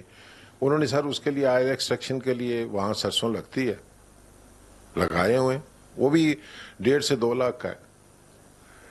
وہ وہیں سے تیل نکال کے رکھ لیتے ہیں. Best canola oil is the best in the world, known as desi ghee سے بھی اچھا ہے, جو نئی ریسرچ آ رہی ہے اس کے اوپر. تو ہمیں اس کو لے کے آگے چلنا چاہیے. اور یہ چھوٹے چھوٹے جو آپ کے سٹیپس ہوں گے وہ اوور آل جو ہے سسٹم کو آپ لفٹ کریں گے. آگے ہے mobile bank for seasonal crop loans. تو موبائل بینکنگ وہاں پہ جا سکتی ہے. اس کے بعد ہے اپنی منڈی, یہ جو میں بات کر رہا ہوں, جو اگلا ماڈل میں ابھی نکلے گا اس میں یہ اپنی منڈی ہے, to give a real trend to the farmer. World advanced agriculture awareness بھی ملے گی through movies and trainings. Next پہ آئیں گے. یہ ماڈل ہے جی ٹیمیک, جو میں ابھی پریزنٹ کرنے لگا ہوں, technologically advance modern agri centres. Next پہ آ جائیں.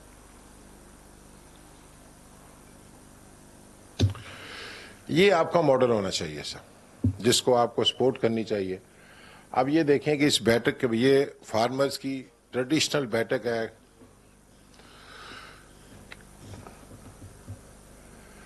اس میں اپنی منڈی ہے, اس میں سٹوریج ہے, اس میں کانفرنس ہال ہے, اس میں موبائل بینکنگ ہے, اس کے اندر ان پٹ سٹورز ہے, اور یہاں رینٹل مشینری کا سٹور ہے, اور پھر پلے گراؤنڈ ہے.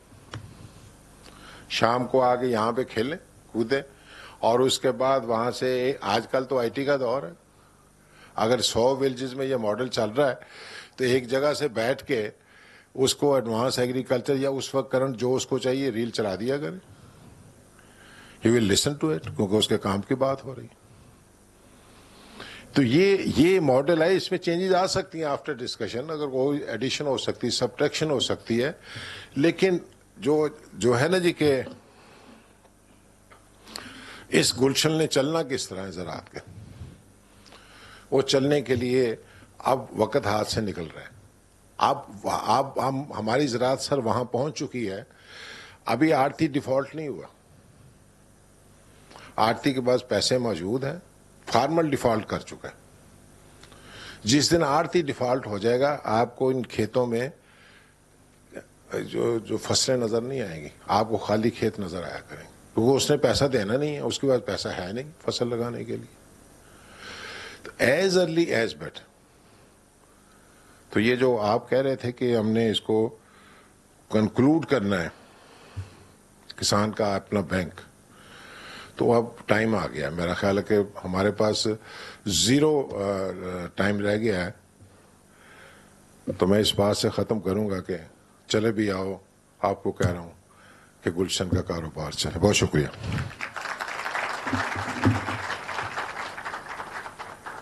Thank you very much, Krishna, for proposing a practical model for smallholder cooperatives. You are always very innovative in your solutions. Our next speaker is Dr. Suhail Shahzad. Dr. Suhail Shahzad is serving as Registrar Cooperative Punjab Lahore. With extensive experience in governance, development policy and management, he has served in key leadership positions within the government of Punjab. His expertise spans public policy, social protection, project management, and human resource development, and making significant contribution to institutional reforms and policy innovations. Dr. Suhail will be discussing empowering cooperatives through digital transformation and capacity building. I invite Dr. Suhail Shahzad to please share his presentation.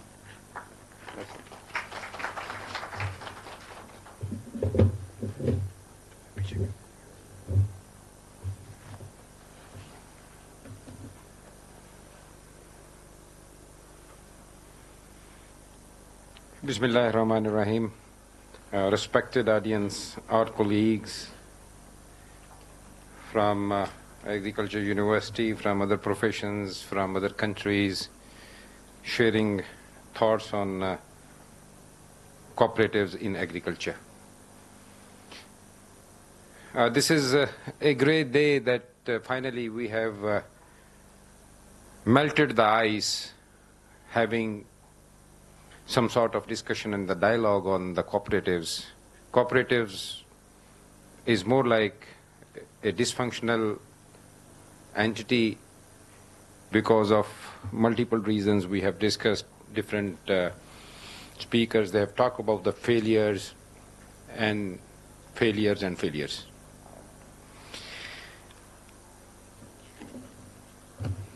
I would like to have a discussion. If there is a failure, how we can make it a success.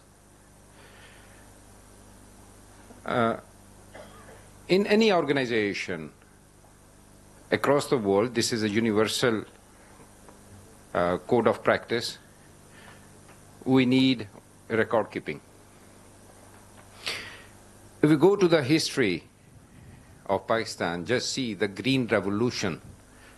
You had abundance of grains, food, everything, and you had a good name in the world.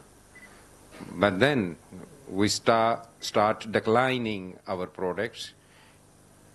This university has played a wonderful role in agriculture, production improvement, value addition, and the efficient agriculture management.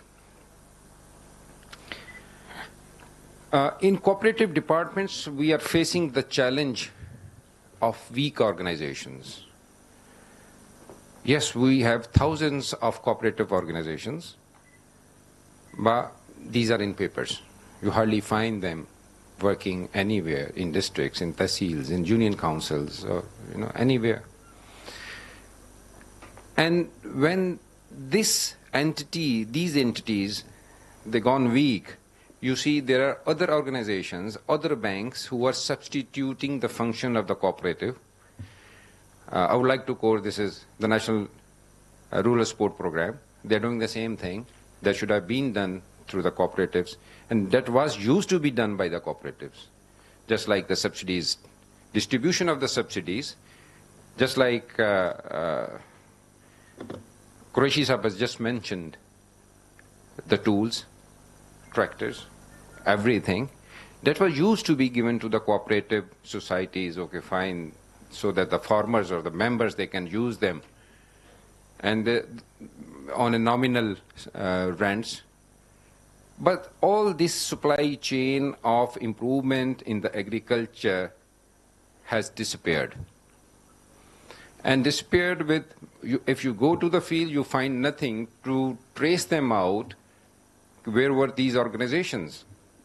And finally, in absence of their legal documents, these organizations have been captured by the elite. You will find no document to contest your case in courts and get back your assets, get back your cooperative societies, and you are just sitting and watching, just like we have talked about the Gangapur as well. Most of the societies who have the assets, they turned out to be the rental organizations now. They just collect rent, and that's it, and the rent is going to the people who are holding all affairs of the societies. Either these are the primary societies or the secondary societies, but they are capturing these resources, tapping the resources, and only the rent.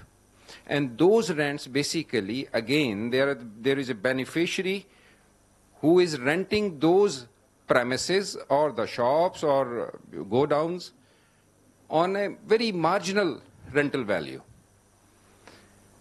And the society and the tenants, basically, they are hand in gloves to get benefit.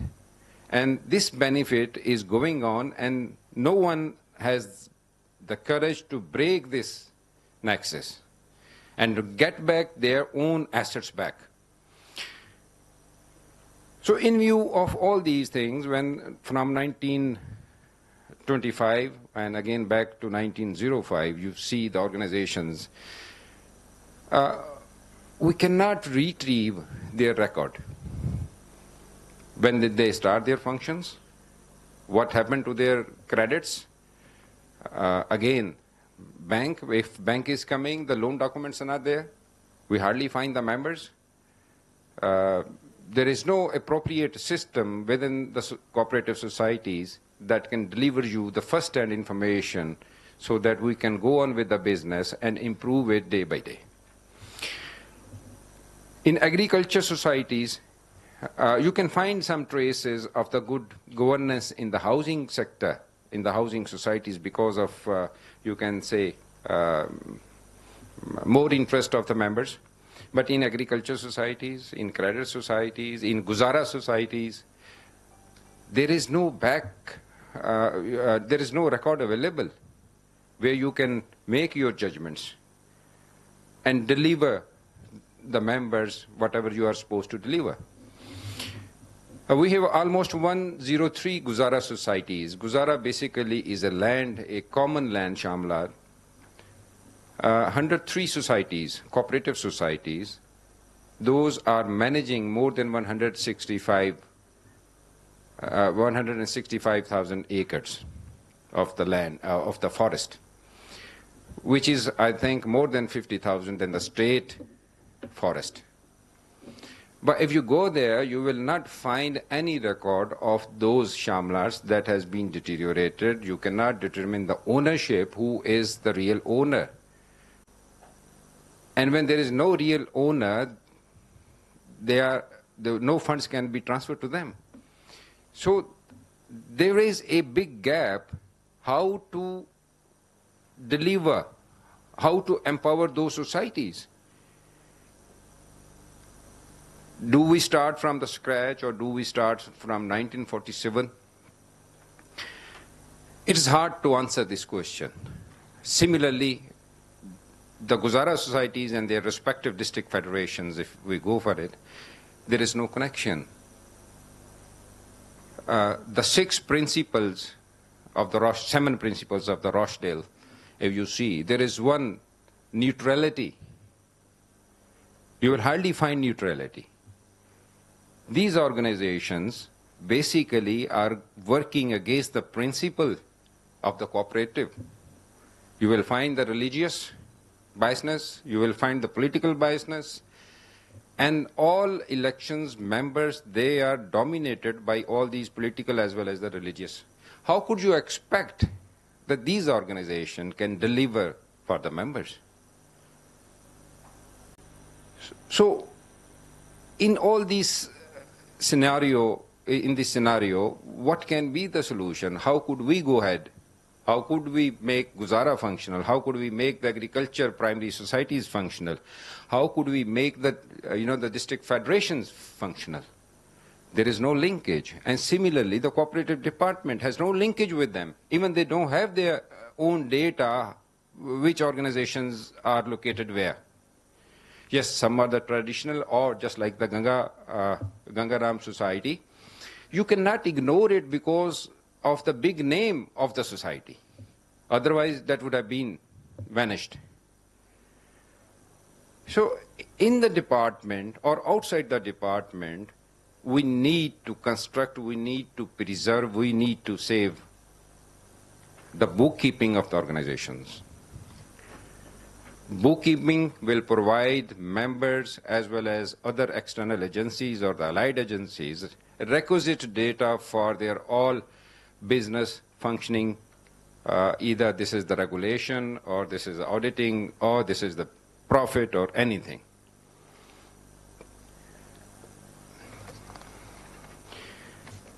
So, the faith, commitment, dedication, or cooperation, or democracy, do we have all these ingredients in these organizations or within the cooperative department or within the other institutions?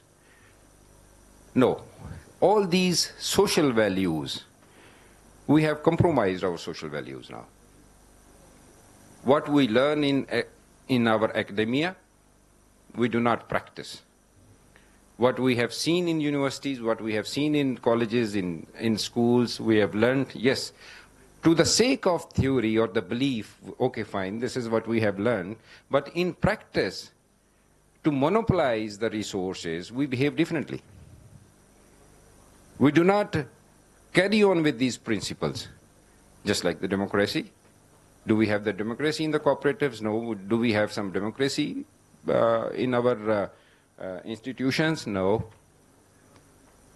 Do we have the community participation? No. We cannot promote the community participation because we fear our legitimacy of ruling the members will be compromised. So social values are differently being created in our belief system.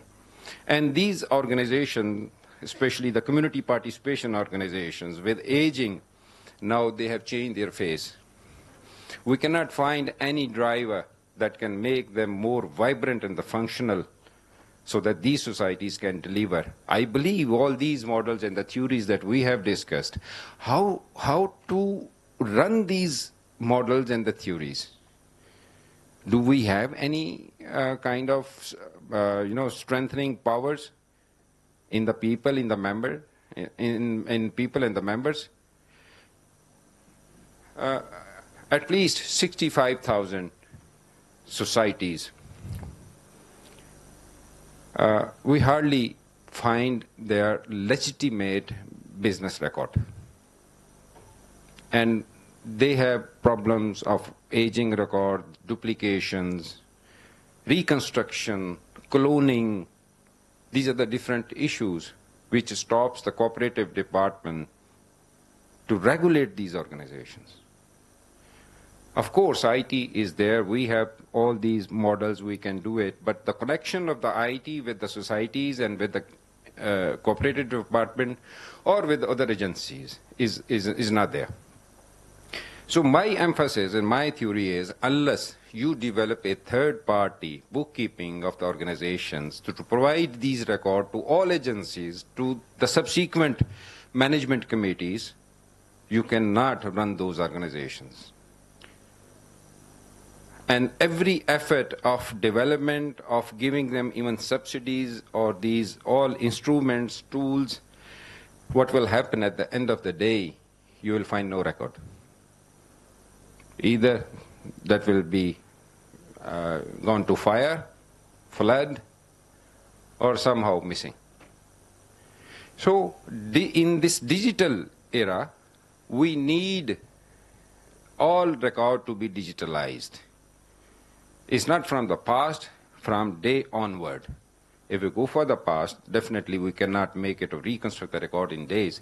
But yes, we can make a commitment. Any organization who wants to do this business, they should have a digitalized system hosted with a third party as well, to maintain the neutrality, to maintain to accessible and make organization work, their business, their transactions, their profit, everything should be open and accessible to the members and to the auditors.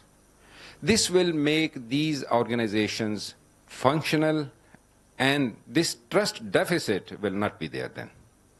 When a member has the access to the books, he can open, he can see what the organizations have earned, what their profits are. They can definitely be encouraged, and they will put more support in the functioning of the organizations. So digitalization of the cooperative whole framework, all organizations from primary society, the secondary society, and then even we have the provincial societies, we need to introduce the digitalization and the cooperative department as well. All these organizations, again, this agriculture university, I think we have a good opportunity to be here for the capacity building of human resource of all these organizations. Yes, it can be a pivotal, a central place where we can coordinate, just like our training center, training college, institute here. We can develop frameworks to develop capacity of the human resources with the digitalization and the decision making, with some improved qualities of the leadership. They can make good decisions, good judgments, and those societies should be empowered, facilitated, because everything should be transparent if you got this digitalization and the neutrality of the accounts, of the bookkeeping. So I would suggest at the end of the conference, we should more focus, yes, these are the broad-based failures, but what can make it success? The theoretical models can make it a success, or what these organizations need to work for future. We need to support as a cooperative department. Yes, we need to support. We can support them in the infrastructure. Now we are working on the digitalization. We have, you can say, digitalized many records, but still, if you go for more than 65,000 these societies, we need to do more than what we can expect. And we can provide them the infrastructure, neutrality, third-party support, everything, and within the department, all efforts to get trained, to develop capacity, and deliver for the community.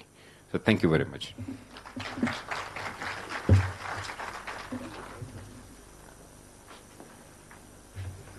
Thank you very much, Dr. Sahab, for very inspiring discussion and talk.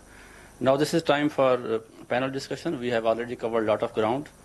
We are very lucky that we have esteemed panelists with us today. And now I invite our first panelist, Professor Dr. Iqrar Ahmed Khan, Hilali Imtiaz, Tara Imtiaz. Dr. Khan is chairman of Punjab Higher Education Commission. He is former vice chancellor of University of Agriculture, Faisalabad, and he brings vast experience of working with diverse organizations in policy and practice. It's my honor to invite you, sir, to kindly come up to stage and take the seat of honor at the center.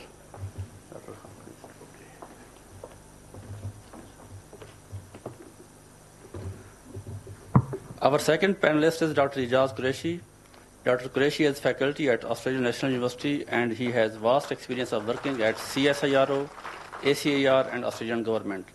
I request Dr. Ijaz Qureshi to kindly take the seat to the right of the central chair. Your presence, sir, add to the value of the panel. Thank you very much.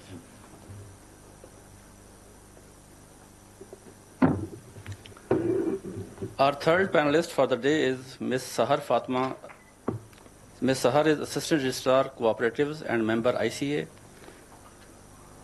I request Ms. Sahar Fatma to kindly take the seat to the right of the central chair. Ms. Sahar, your presence will add great value to this gathering as well. Please. Our fourth panelist for the day is Dr. Muhammad Irfan, Dr. Registrar Cooperative Societies, Faisalabad. I request Dr.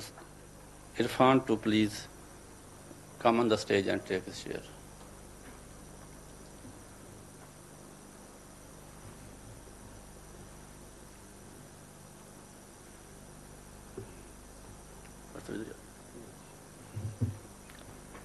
Our final panelist for the day is Professor Dr. Asghar Ali. Professor Asghar is Director, Institute of Agricultural and Resource Economics.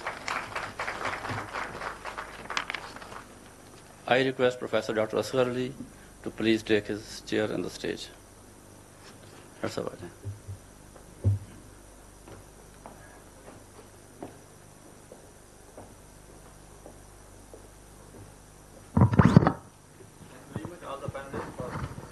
Being part of the panel, I will be moderating the session. We will keep it a bit, not really formal, a bit informal.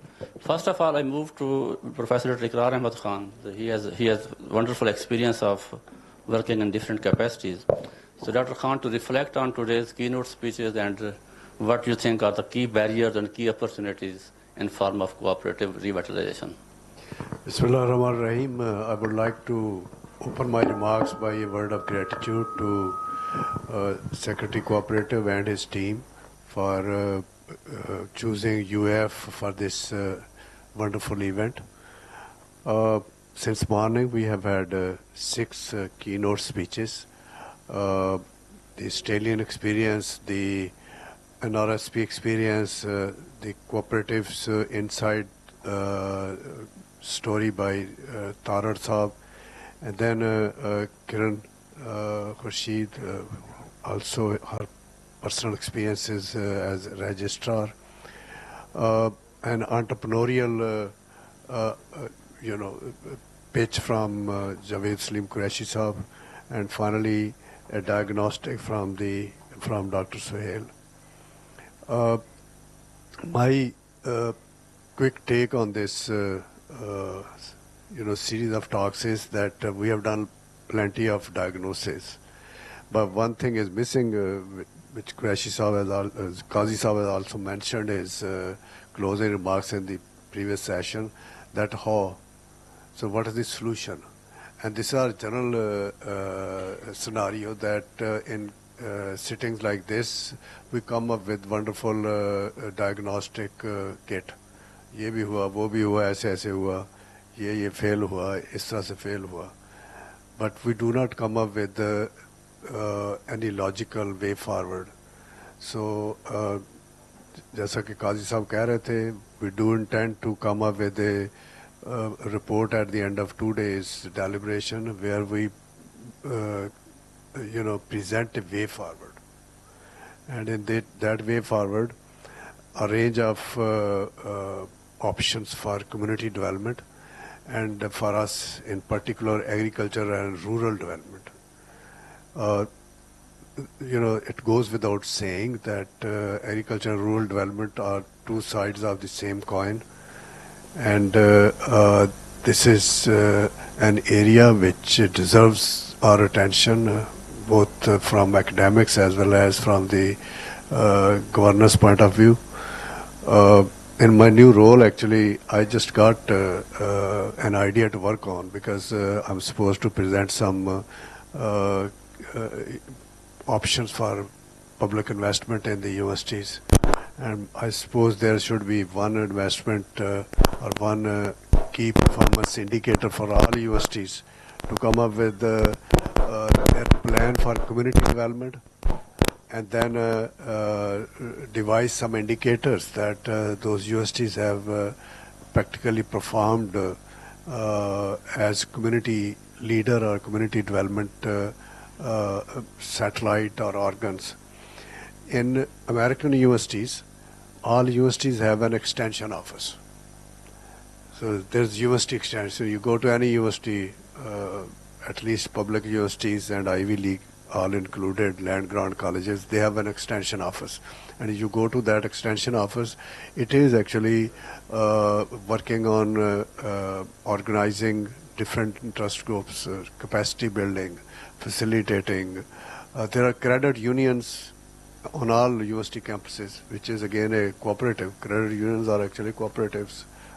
They do the banking services, but they are not commercial banks.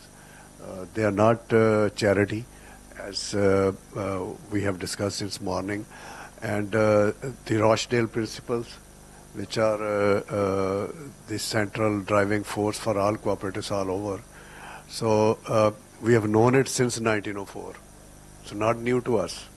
And since 1904, some success stories, some and a lot of failures.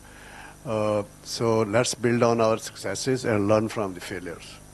So with these few words, I would like to ask my co-panelists to maybe use 2-3 minutes of their time, and then we expect some question answers from the audience. And I would like to also mention that a very impressive audience this morning. ये चाय पीने के बाद खास तौर in general और lunch के बाद अक्सर जो audience गायब हो जाती है. तो I hope कि आज ये जिस तरह से बैठे हुए हैं ये शाम तक बैठेंगे. And by the way, we have some very interesting talks in the pipeline. जैसे आपने सुबह Australian case study सुनी, we also have US case study coming up later in the day. Thank you. Thank you very much, sir. Now I request Dr. Qureshi. Dr. Qureshi साहब, आपने यहाँ cooperative और corporate की बात सुनी, और यहाँ पे एक issue है small farmer का. 90% farmers are small. They have 60% farm area. So how do you look at this proposition that there can be cooperatives for same power, same to run it democratically. Other when you mix it with large farmers, then it gets elite capture. And what is your take on this, or if you want to reflect on any other point, please. Thank you. I mean, the scale I was talking about in Australia definitely is quite very different what we're talking here.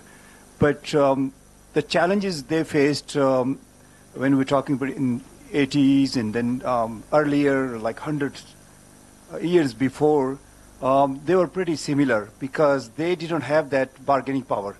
When they were struggling to get those inputs and the cost of production was going up, they thought that somehow we need to get together and come up, unite or whatever the resources we have, and then we have the increased purchasing power. So that's one thing was very critical, and that's what would be applicable here, despite the fact that the scale is very different, but again, that will eventually help. Second thing is that those, as Honorable Dr. Ikrar Sahab said, that those Rochdale principles, if you look at, like, it was also based on, the trust and ownership. So that's what was critical, like when we get together these resources, then people need to be trusting, and there has to be, system has to be accountable and transparent. Unless we do this, it's not going to work. Other thing is that is learning from, by doing and from those mistakes and improving. That's critical in different organizations working there, in the research organizations, the universities, and the governments, the bureaucracy. The key thing I learned actually is that whenever we are organizing something, they would have a debrief session. So let's learn and improve. So I think these are the core things, like we doing something and then we're trying to learn. And I remember as a part of a team when we were doing this indigenous strategic policy for Australian, government wanted to come up because some of you might be familiar with about 57% land and water resources belong to indigenous people. And the government's mission was actually somehow we need to come up with the strategic policy. It was quite challenging, but working with up hierarchy with all the departments, we started having these kind of workshops and sessions things, but every day in the evening when people are gone, we were sitting there and trying to understand where things went wrong, how we could improve. So I think there's some lessons could be used here as well. Thank you. Thank you very much, Dr. Sahab. We have been discussing institutional failure and how cooperative could not work in Punjab and other parts of Pakistan. I would like to know more about, from the people who are assistant registrar or from the institution, what are their capacity or their difficulties, what are the issues they would like to highlight. If we want to revitalize cooperatives, so what should be the steps at the institutional level that should be taken? So we have Ms. Sahar Fatma and Mr. Muhammad Irfan to reflect on it. Thank you. Thank you so much for having me here, and I'm very honored that I'm representing my department as well as an international organization, that is International Cooperative Alliance. First of all, I would like to compare the policies of different developing countries, not USA or Brazil or the other Australia, but the developing countries like we have in Asia Pacific region, that is Nepal, that is Bangladesh. I'm not talking about China. China has a well organized structure right now. Its economy is booming. Everybody knows about China. But I would like to tell you about Nepal, that Nepal has Agriculture Cooperative Central Federation that has received recently a FAO Partnership Award, that is a very prestigious award that is given from Food and Agriculture Organization in Rome. Recently I visited there, and it was based on good governance, capacity building of the small farmers. They have given this award and the award money to this cooperative society on the basis, just on the basis of capacity building. They have communicated the complex issues that the small farmers were facing to their governments, to the international community, because the small farmer cannot talk to the international community or even to the government personals. So the organization, it has built the capacity of the farmers, and they communicated their issues to the government and solved these issues. So they received the most prestigious award, that is in Nepal, recently in 2023. Moreover, I will talk about the collaborations that have been done between FAO and ICA, that is in Latin America and in Caribbean area. So they have signed the MOUs to promote regional cooperation through cooperative societies. In Asia Pacific region, we can also build many connections with other regions like Nepal, Bangladesh, and we are just talking about India. India has a good economy. We cannot compare Pakistan with India in current scenarios because Indian economy is booming right now. So we can compare Pakistan with other South Asian countries, and we can implement those models in Pakistan, I guess, in Punjab. In this context, I think that the major stumbling block is we cannot register new societies, as we cannot give new innovation or new things to our farmers, to the upcoming new generation, the persons who are graduating from agricultural universities or other universities, whoever is going to do any kind of startup. We cannot give them any kind of incentive or any kind of lucrative thing that people can come together and have their own say in policy development and can do anything. So first thing I think we should do when we go from here is to raise voice, that we should lift the ban from the new cooperative societies. Or if we talk about our dormant societies or these kind of societies, I know to resume all these work, all these societies on a very ideal level, it is very difficult for us right now. But what we can do pilot projects, like Sir has already said, that we can do pilot projects, and we can give them updated bylaws, new bylaws that the world is working on. They have very upgraded bylaws. They have very good say of every member. It's not like the managing committee is having the ultimate power to decide. Right now, we have lack of that power in the members. So we can give them equivalent power, we can give them equivalent share in their benefits as well as in their loss. Because if the people know that they have some kind of loss in there, they will put their own efforts just not to get the loss. And they will put their efforts just to get the benefit as well. So we can project some kind of new societies and make them the part of ICA as a model project, and then we can just say that we can attract other people to be part of the cooperatives. Right now we don't have any kind of attractive thing to ask others that be part of this cooperative department, because we have too many issues, as everybody has discussed it. So I have many examples. There are many seniors who have given many examples, very, very wonderful examples, that how the world is booming their economy just through the cooperatives. Because cooperative is working in medical, cooperative is working in construction, cooperative is working in housing, cooperative is working in education. You name whatever thing, cooperatives are working in those things. So like if we talk about India, everybody knows about Amul, but I would like to tell you about India has the world's largest fertilizer center, world's largest. So they provide fertilization, they provide different kind of fertilizers to their members, and almost 35,000 societies are the member of that fertilizer federation. So they are working on nano fertilizers, that kind of new technology. They are working on new technologies, and they are just having much benefit from cooperatives than other companies and other corporate sector.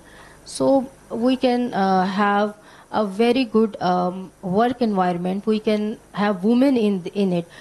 In the world, wherever I have represented this, I have represented my department in Rome, in FAO conference, in United Nations, in European Parliament, in Institute of Strategic Alliance. Everywhere, what I have seen that women inclusivity is very much effective there. Right now, I am seeing women less than the men here.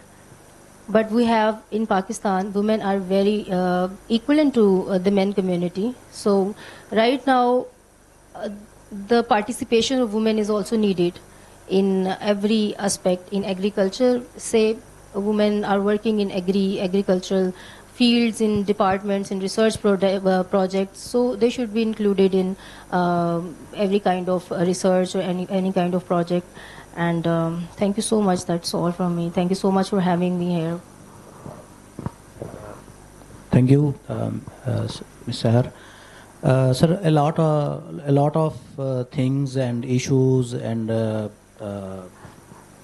prospects and challenges and have been discussed, but I, taking the advantage today, would like to draw the attention of this August House to three main aspects. I have studied, sir, 5 countries who have better performed in agriculture cooperative particularly, and all of them were having more membership and less number of societies. But in Pakistan, we have, contrary to this fact, we have more number of societies and less number of memberships.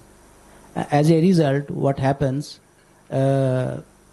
we have one family society, or like it has already been discussed that the Chaudhary is holding the whole control of the society.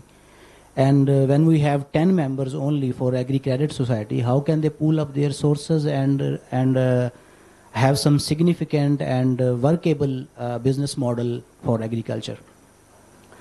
I was studying somewhere in, and these are very much similar but opposite in nature models. In Egypt, sir, in 1950s, a land reforms was introduced, and only 1,700 cooperative agriculture cooperative societies were registered with 42,000 memberships, sir. But in Pakistan, when we talk about, we have 32,000 number of societies, and genuinely not more than 3,000 membership would be we can quote and cite. So this is the reason, as a policy matter, it is the high time that we should incorporate the better model of Egypt. We should go for more number of memberships so that more resources could be pulled up and more democratic matter could be incorporated. And secondly, our societies are technically, if we talk about, they are primary societies when we talk about credit societies, and they are, as discussed earlier, controlled by a single man show. If we allows them to be the secondary societies, to become secondary societies, that more different nature of people and different backgrounds, when they merge into the system of a credit society, there will be more democracy, which is the basic principle of cooperative. So it can do wonders. Secondly, sir, we are extended up to the whole Punjab. We have 1,042 sub-inspectors at union level. We have 333 inspectors, and we have 136 assistant registrars at tehsil levels. And they are all directly recruited through the Public Service Commissions. And the eligibility criteria requires that a candidate must have at least BSc agriculture degree in it. And sadly, sir, when I am quoting this, it is very hard to believe that none of the degree awarding institution in the country is offering a minor or major undergraduate or postgraduate course on agri-cooperatives, sir.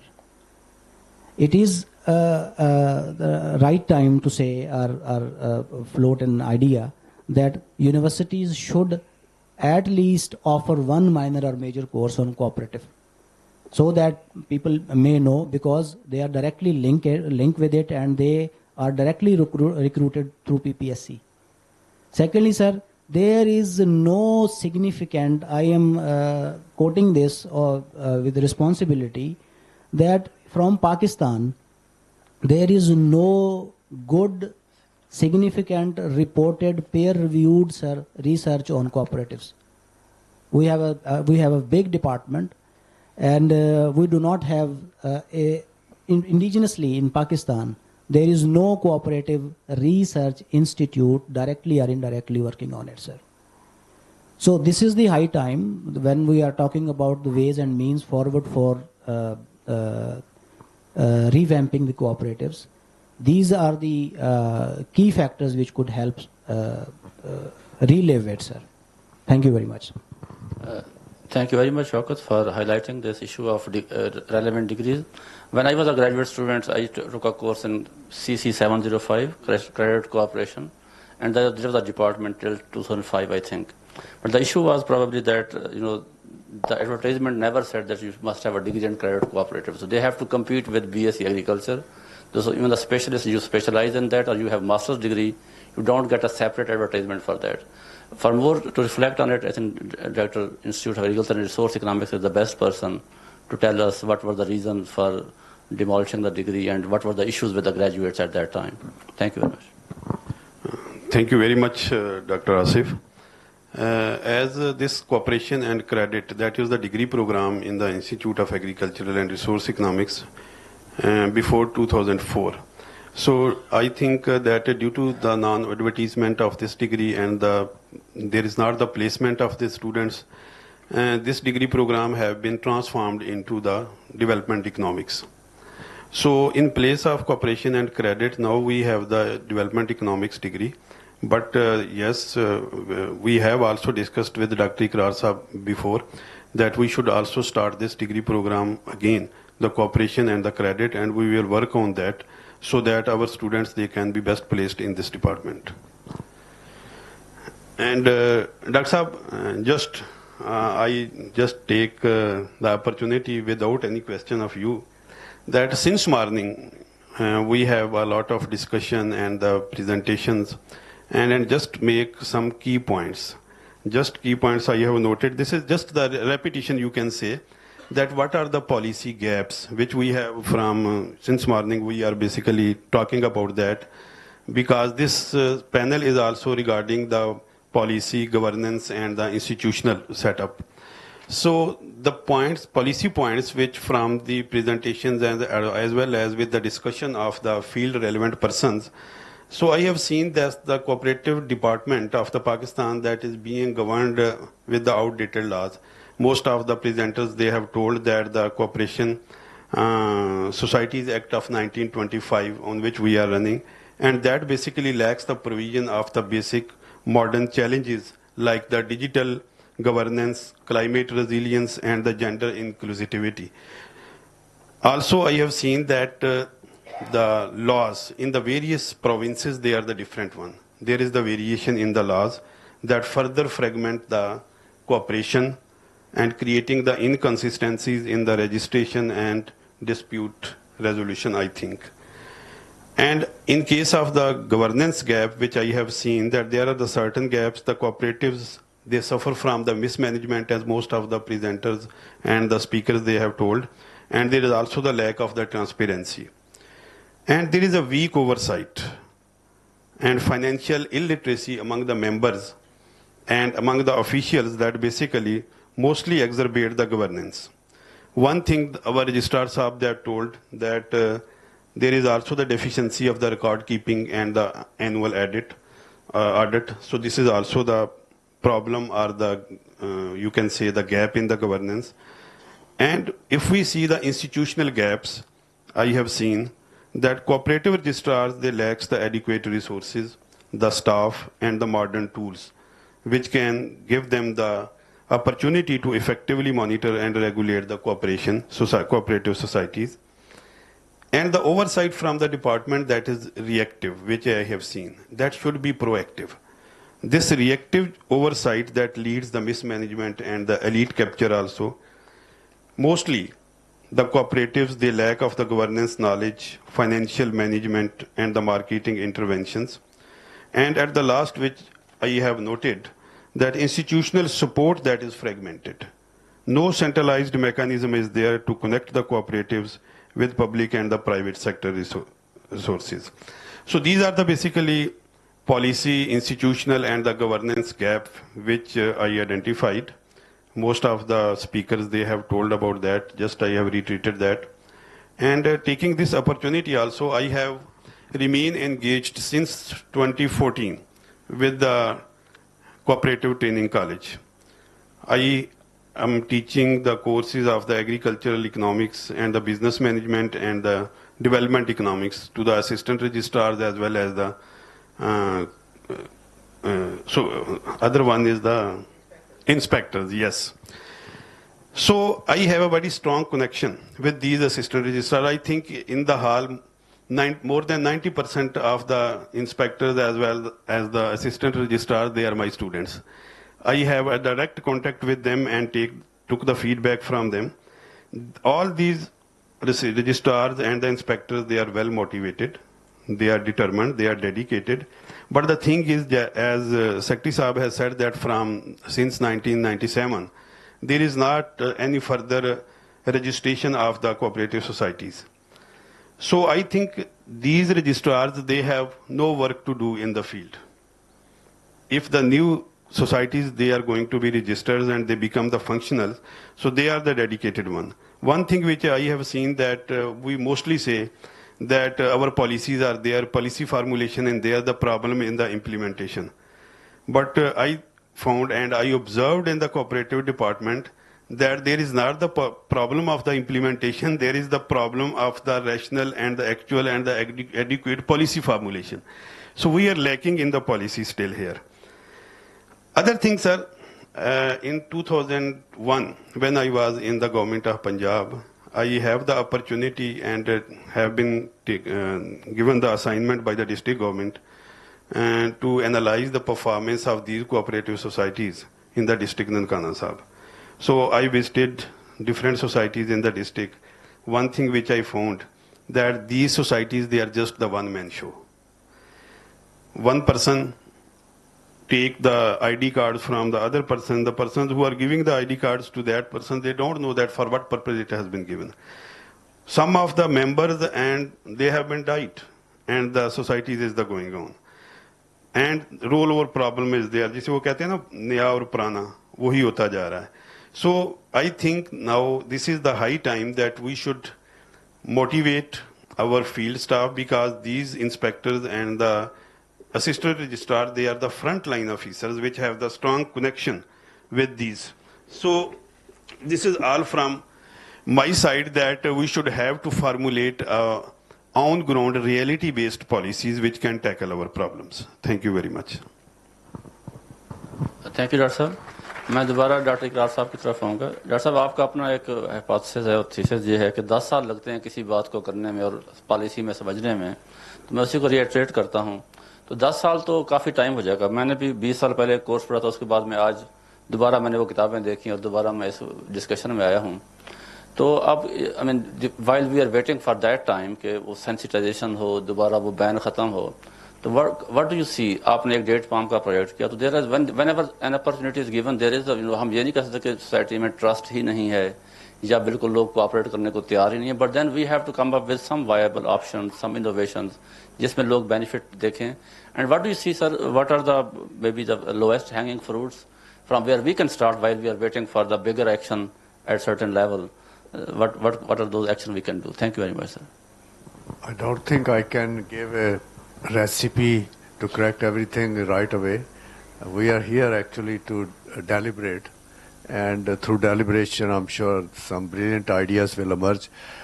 For example, our colleague here has mentioned about research papers on cooperatives. And Qazi Saab has already indicated to us that this college has been renamed as an institute. So, Cooperative Research Institute. So now there is a foundation that we start doing some peer-reviewed work, some hypothesis testing, and then generate new knowledge as well as try to cover the gaps in knowledge. The 10-year principle still holds, क्योंकि मेरी पहली जो इसके ऊपर direct intervention हुई वो तारड़ साहब के वक्त हुई थी, तो 10 साल हो गए. तो वहाँ से तारड़ साहब से इस कॉन्फ्रेंस तक आने में 10 साल लगे हैं. In between, you have mentioned this dates project. Actually, Shahryar साहब एग्रीकल्चर से गए थे कोऑपरेटिव में, तो हमारी एक डिस्कशन चल रही थी रूरल डेवलपमेंट की और कैसे कैस्केड की जाए इनिशिएटिव्स.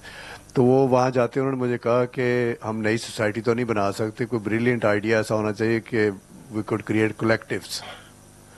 सो तो वो कलेक्टिव हमने फिर to cut the long story short, हमने 10,000 टिश्यू कल्चर सैपलिंग्स दुबई से इम्पोर्ट की, जो कॉर्पोरेट डिपार्टमेंट ने एक्चुअली उसकी फंडिंग की.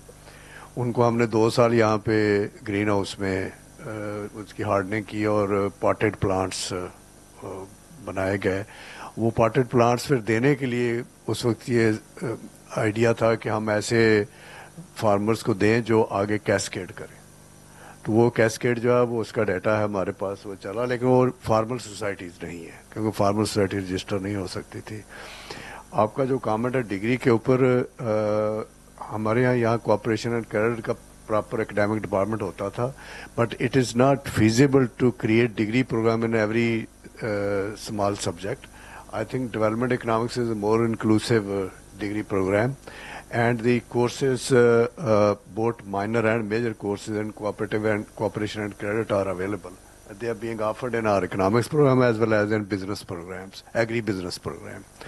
And the demand drives also the offering of courses. It's a continuous evolution. We keep getting better. And we also learn in our academics market की demand क्या है. आज का जो अभी तक सेशन हुआ है, मेरे ख्याल में हम सब ने बहुत कुछ लर्न किया है. और before we conclude this panel discussion, if there are any quick questions, we can take those questions. Any comments or questions? Ji. Ji? And then I feel this is the coffin of farming. ठीक है. But I have not seen any farmer. And देखें जब हमारी let me give another point. Kal, I was with Copia. I stayed there for 3 days. कल मैं कोपिया वालों के साथ था और उनको इस बात का नहीं पता था कि यहाँ पे ये कोऑपरेटिव के लिए फंक्शन हो रहा है. इवन वहाँ पे कोरियंस भी थे, तो सीड बना रहे हैं और हमें वो सीड अच्छा लग रहा है. हमें कोई जरूरत नहीं थी कल्चर के यहाँ पे लाने की, हमारे पास अपना है. मैं तो ये बातें बचपन से देखता आ रहा हूँ. And I am very impressed with mister Qureshi. खैर बीच में मैं अंग्रेजी बोलना शुरू हो गया हूँ कि उन्होंने वो बात की है जो उनको समझ आ रही है फार्मर को, बाकी किसी को समझ नहीं आ रही फार्मर को. मैंने कहा मेरे जैसे को आ जाएगी. पहले तो अव्वल फार्मर है ही नहीं यहाँ पे. 1 2 3 4. लेकिन इन फार्मर्स को इंग्लिश नहीं आती, इन वालों को आती है. तो हम उस बच्चे के साथ हम ये देख रहे हैं कि एक ऑर्फन है और उसके लिए क्या करें. आप लोगों को फार्मर के पेन एंड प्लेयर्स का नहीं पता. आप में से कोई भी बंदा वाटर कोर्स पे नहीं चला और हम बैठ के पॉलिसी बना रहे. कितने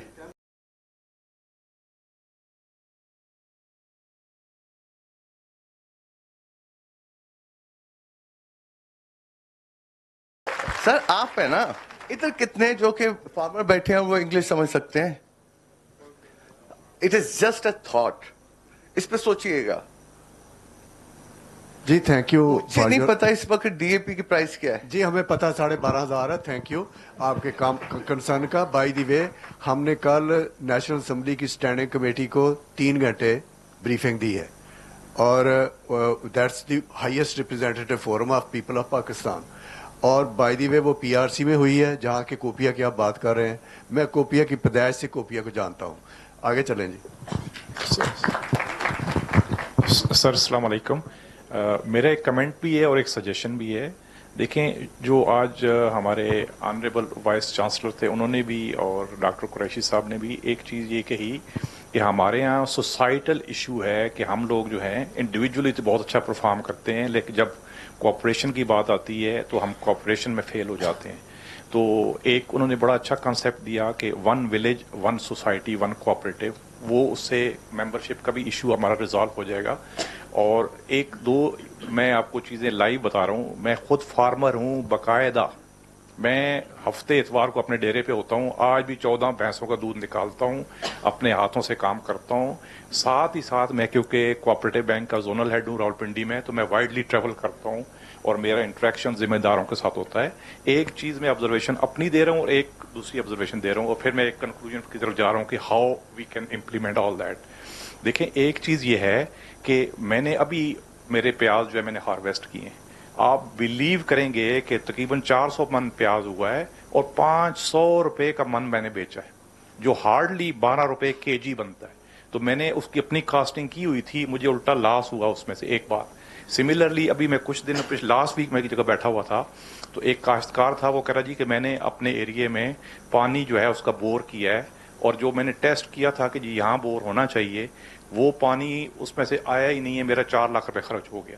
जो छोटा काश्तकार है जब 4 लाख अपनी जेब से एक दफा खर्च कर लेता है तो कभी जिंदगी भर वो इस चीज को दोबारा इनिशिएटिव नहीं ले सकता, क्योंकि उसके लिए 4 लाख जो है वो एक लाइफ टाइम की एक सेविंग होती है.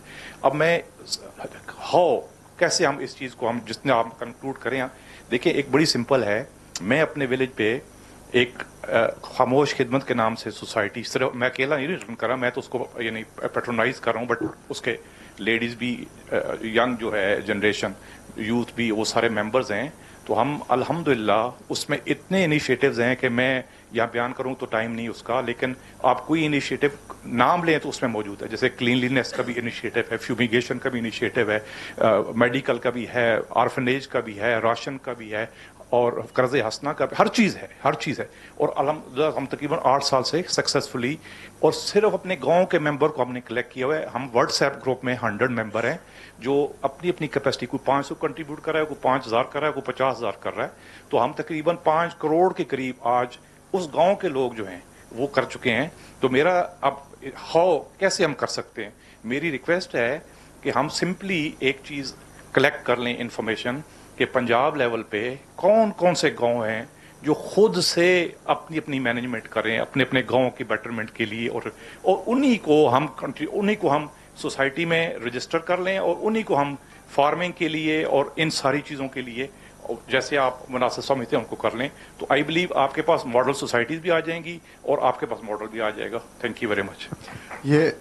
یہ آپ نے جو ابھی کامنٹ کیا نا آخر میں, یہ ایک ہائپوتھسس ہے فار ریسرچ انویسٹیگیشن کہ آفٹر آل 1947 تک بہت ساری سوسائٹیز جو تھی فعال تھیں, 47 کے بعد ان کی فعالیت کیوں ڈسپرس ہو گئی. میرا ایک ہائپوتھسس ہے, یہ سوشل سائنسز والوں کے لیے اس کو ٹیسٹ کریں. جو پنجاب کی رورل کمیونٹی ہے اس کے دو بڑے ڈسٹنکٹ فیچر ہیں. ایک رورل کمیونٹی ہے جو کالونائزیشن سے پہلے کی ہے, اور ایک رورل کمیونٹی ہے جو کالونائزیشن کے بعد چک بندی ہے اور باقاعدہ بائی ڈیزائن وہ ولیج ڈیزائن ہوئے اور پھر وہ پاپولیٹ ہوئے.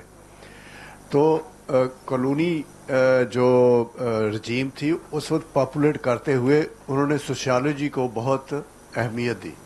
there was a sociology behind it. آپ پتہ کریں کالونی میں ہوگا یہ لدھیانہ مائنر ہے, یہ ہوشیارپور مائنر ہے, یہ گوجرا مائنر ہے, یہ فلانا مائنر ہے. اس کے اوپر انہوں نے کلچرلی اور ایتھنیکلی یونیفارم چک بندی میں الاٹمنٹس کی, where there was social pressure to remain part of society responsive without fear of any stick. وہ سوشل پریشر سے چلتی تھی.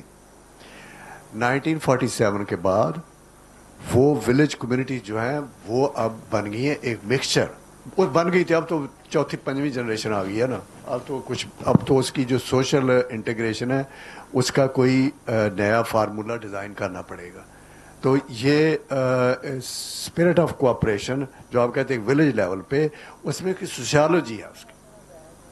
وہ سوشیالوجی وہ انگریز اہم ہی نہیں تھا, اس نے سوشلی اس نے اسٹریٹیفائی کیا ہوا تھا. اور اس نے آپ ریونیو والوں کے پاس یہاں سول سروس کے لوگ ہیں, قاضی صاحب خود سول سروس ڈپٹی کمشنر رہے ہیں. وہ باقاعدہ چک بندی میں ایک ڈیزائن تھا جس کے پیچھے اکنامکس کے ساتھ ساتھ سوشیالوجی تھی. تو اکنامک ڈس انٹیگریشن تو ضرور ہے, سوشل پارٹ جو ہے اس میں اس سے زیادہ ڈس انٹیگریشن ہے. تو سوشلی رسپانسو ہونے کا جو ایک سوشل پریشر تھا وہ ایگزسٹ نہیں کرتا.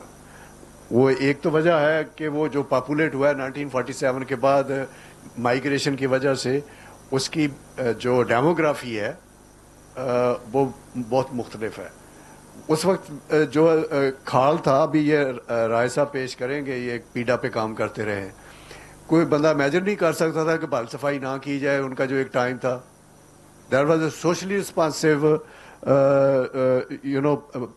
Maintenance of water courses.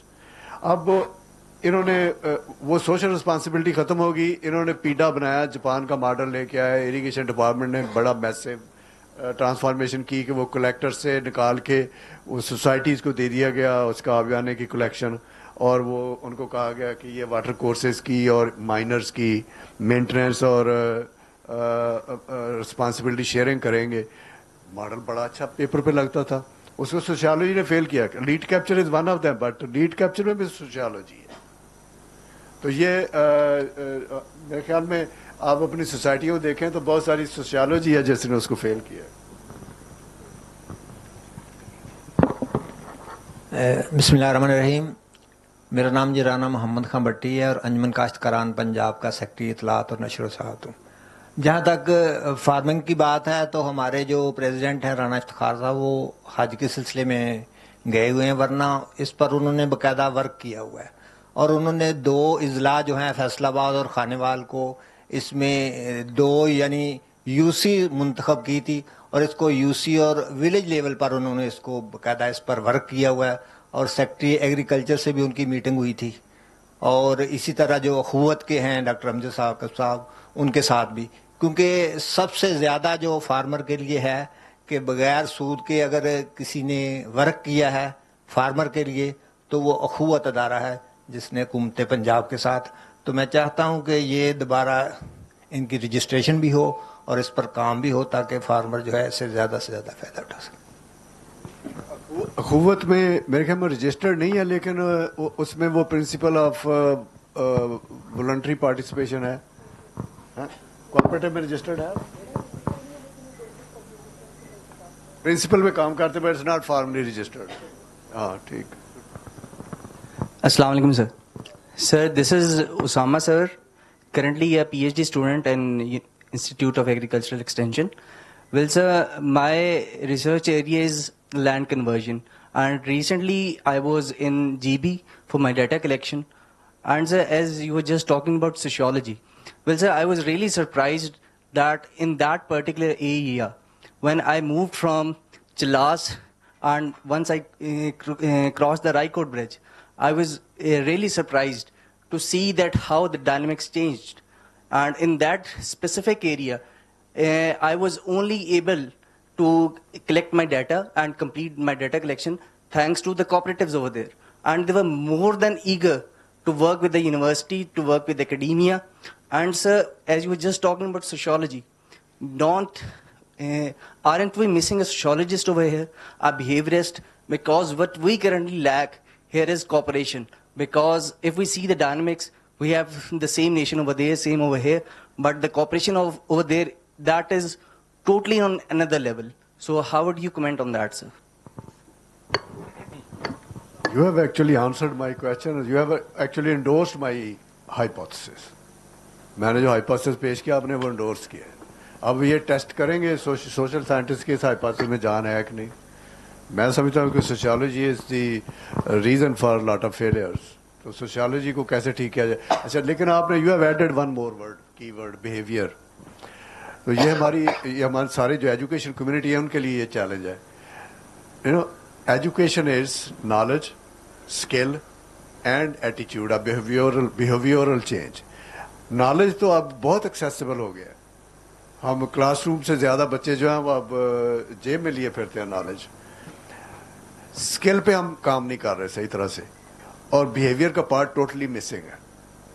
تو ہمیں میرے خیال میں اپنے اکیڈیمکس میں جو اس وقت بہت بڑی جو ایک ٹارگیٹڈ چینج لانے کی ضرورت ہے وہ to work on behavioural change, جو بہت بڑا کرائسس ہے. ایک اس کی وجہ جو ہمارا اکیڈیمک ڈیزائن بھی ہے. ہمارا اکیڈیمک ڈیزائن پچھلے 20-25 سال سے is focused on STEM education, science, technology, engineering and math. And in that اور اس کی جسٹیفیکیشن ہم نے یہ دیا کہ ہم نے نالج اکانومی کریٹ کرنی ہے, اور نالج اکانومی جو ہے STEM سے آف کورس STEM سے کریٹ ہوگی.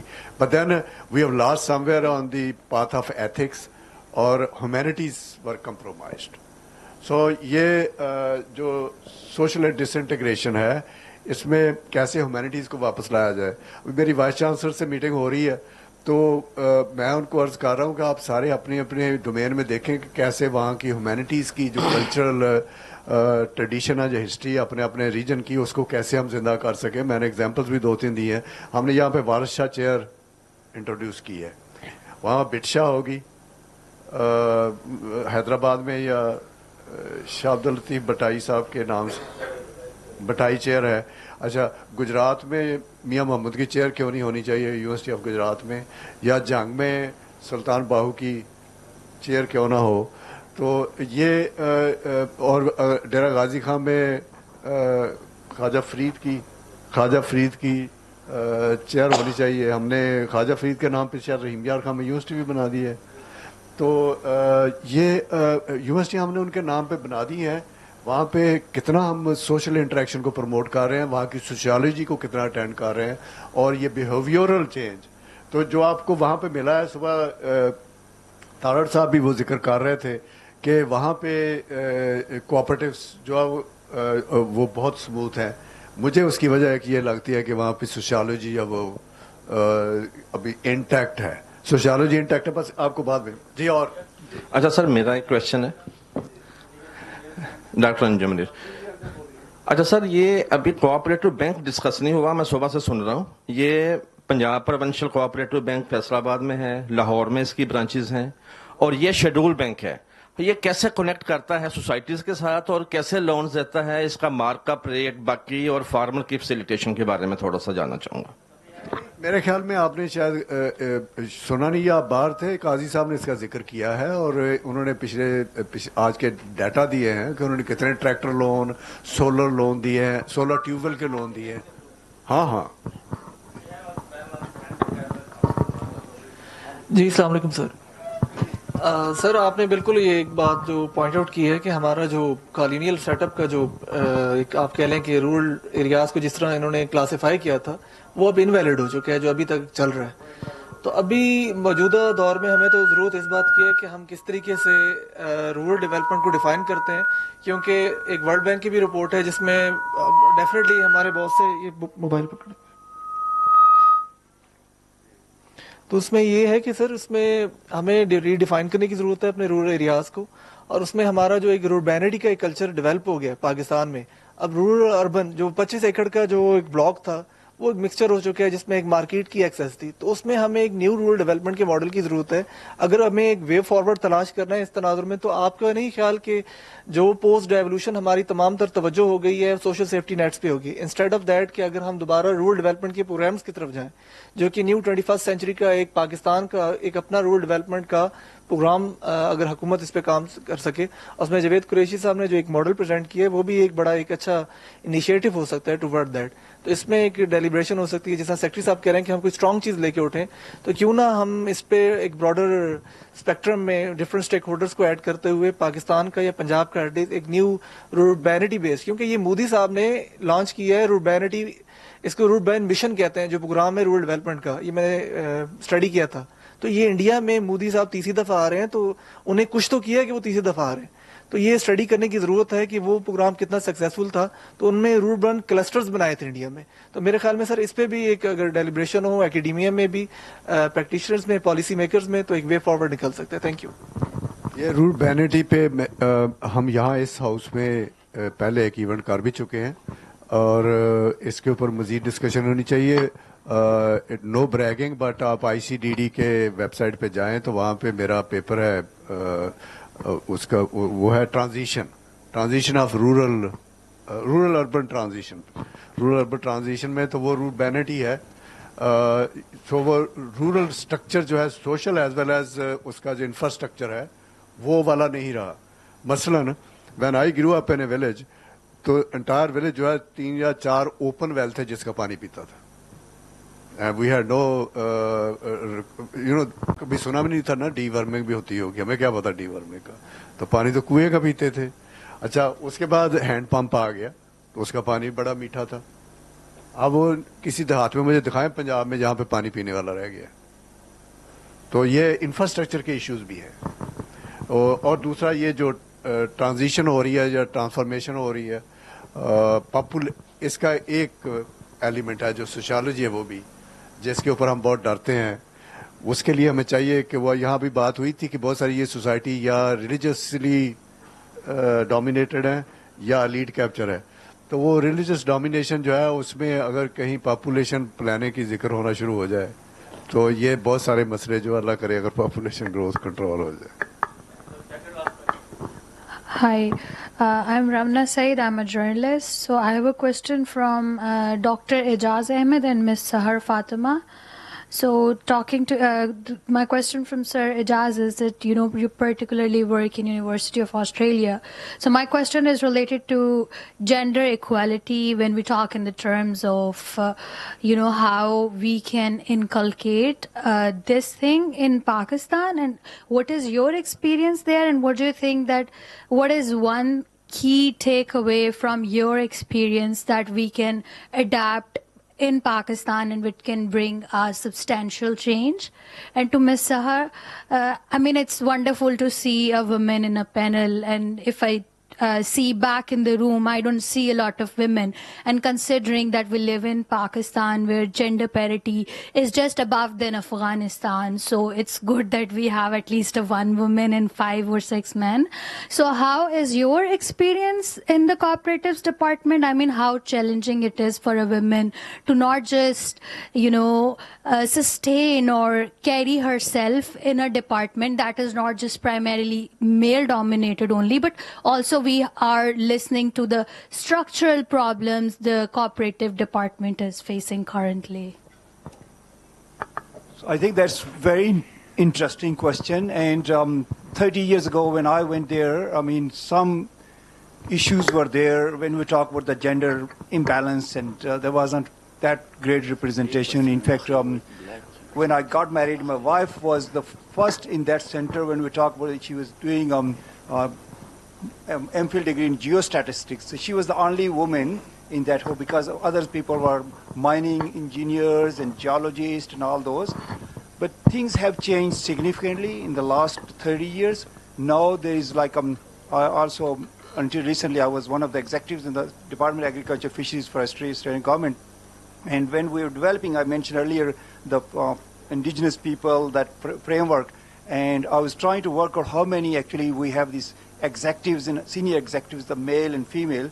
And I think that when we talk about SES, like senior executives, female were about, I think, 54%. So that means you can get this idea. Like, so there is no such question now. I mean, as for the gender, they're talking about other inclusion for other ethnically different backgrounds and things.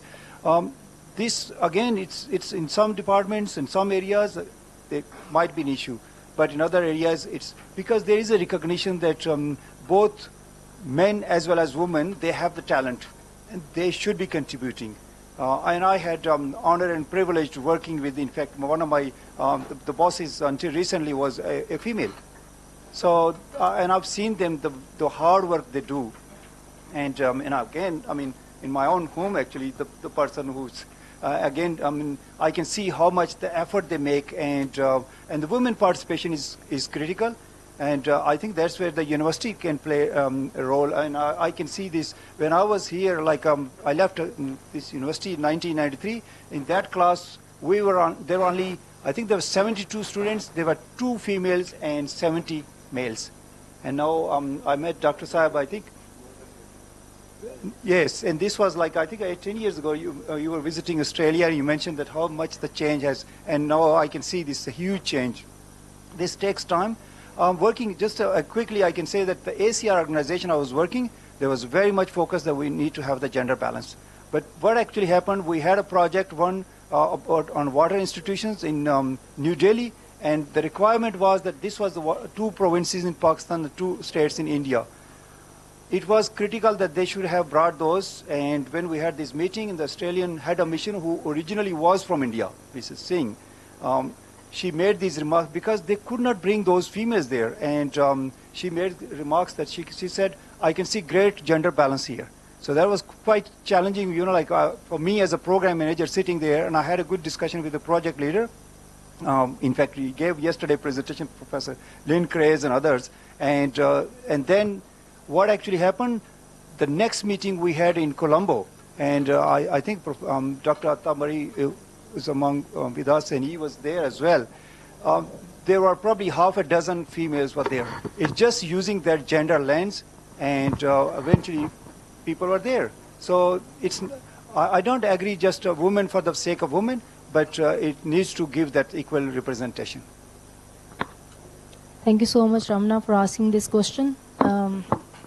I would like to tell you and the persons here that being a woman in a very male-dominated department is a very difficult task. I have 4 faces familiar to me from my department, and all these officers are very, very, very well talented, much talented than I guess much of the males working in the fields. But what we people face is that we have to prove ourselves on different forums that we can do this thing. As a female officer, I do face this challenge at many stages, that I can I am able, as I am equivalent to the male, and I guess every other female is facing the same challenge in not this department but every department. We have, I guess we have female representation here, but we don't have again the societal acceptance.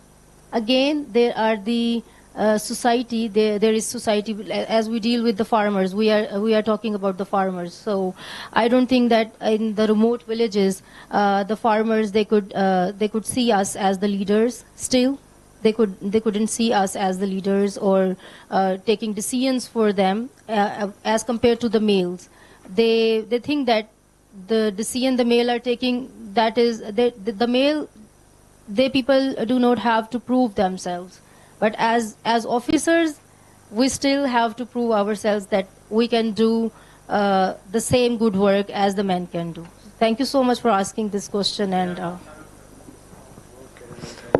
I have a question from the representatives of the Cooperatives Department. First, I would like to thank everyone, every speaker and every panelist for this enlightening session. But my question is, being a master's student, this is the first proper channel that I'm hearing about cooperatives and how they can really be beneficial for the small farmers. But what are the measures that are being taken by your department to create awareness, to create community awareness, as 90% of the farmers have less than 12 acres of land holding. So I want to ask, what is the awareness to those farmers that are going to be the main beneficiaries of all of these cooperatives and all of the discussion that we are having today? Thank you, Ji. This is very pertinent question.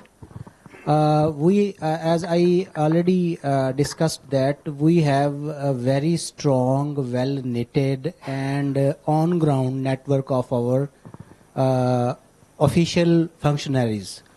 We have sub-inspectors at UC levels, we have inspectors at circle levels, then we have our banking wing over there, then we have our educational wing, cooperative educational wing. So though it's somewhat a dormant thing, but now the change is happening, and inshallah in future the speed of this kind of awareness, like this conference is being held here, and a series of occasions and events will be going to inshallah held in future for this awareness. We are already working on it.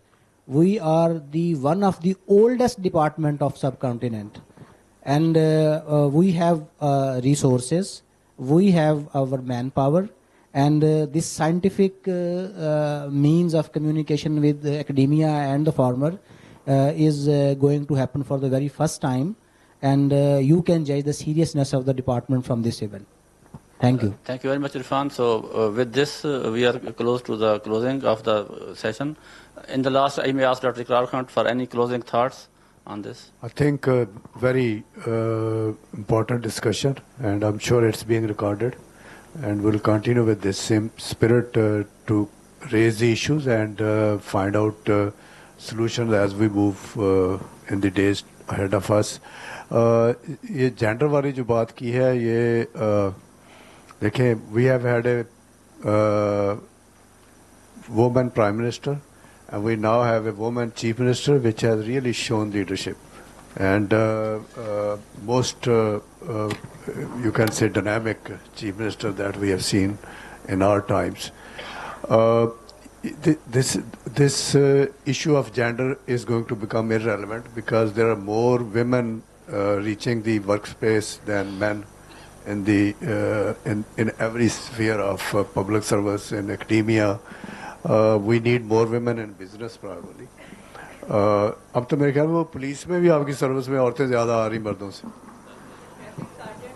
हाँ तो but it's everywhere. जैसे crash साहब बता रहे थे Australia की example, I can tell you that I went for graduate school to University of California, Department of Botany. तो 1982 में उन्होंने पहली दफ़ा 2 ख़वातीन assistant professor हायर की थी, पहली दफ़ा. More than 60 professors. Botany department, which is actually looking more attractive for women, और 2 पहली दफ़ा ख़वातीन उन्होंने हायर की थी. अब वहाँ पे कोई मर्द नहीं रहा.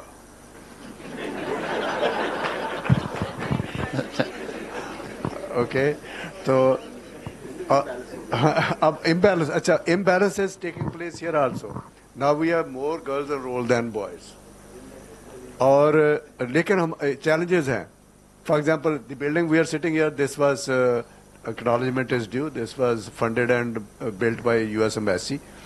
और उस प्रोग्राम में हमारे पास कुछ about 70 slots थे जो हमने लोगों को अमेरिका भेजना था और उनकी रिक्वायरमेंट थी कि ये 50-50 होने चाहिए. तो हमने सारा जोर लगा लिया और कैंडिडेट्स बहुत अच्छी आती थी, सिलेक्ट हुई. आखिर में पता चल गया कि मैंने नहीं जाना.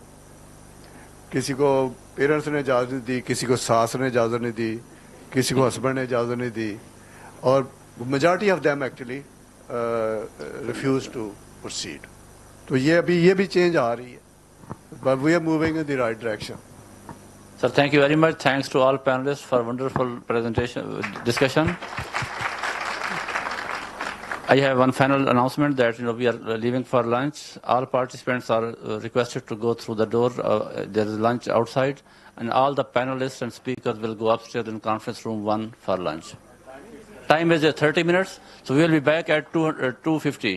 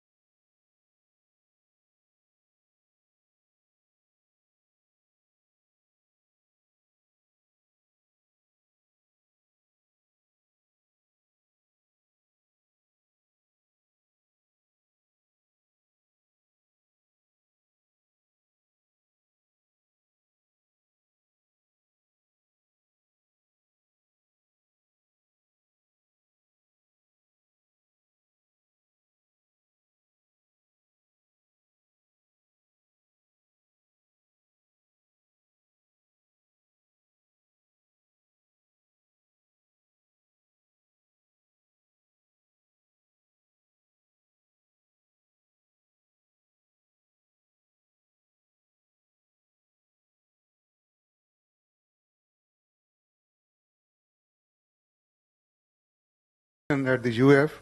So please welcome Professor Dr. Rai Niaz Ahmed.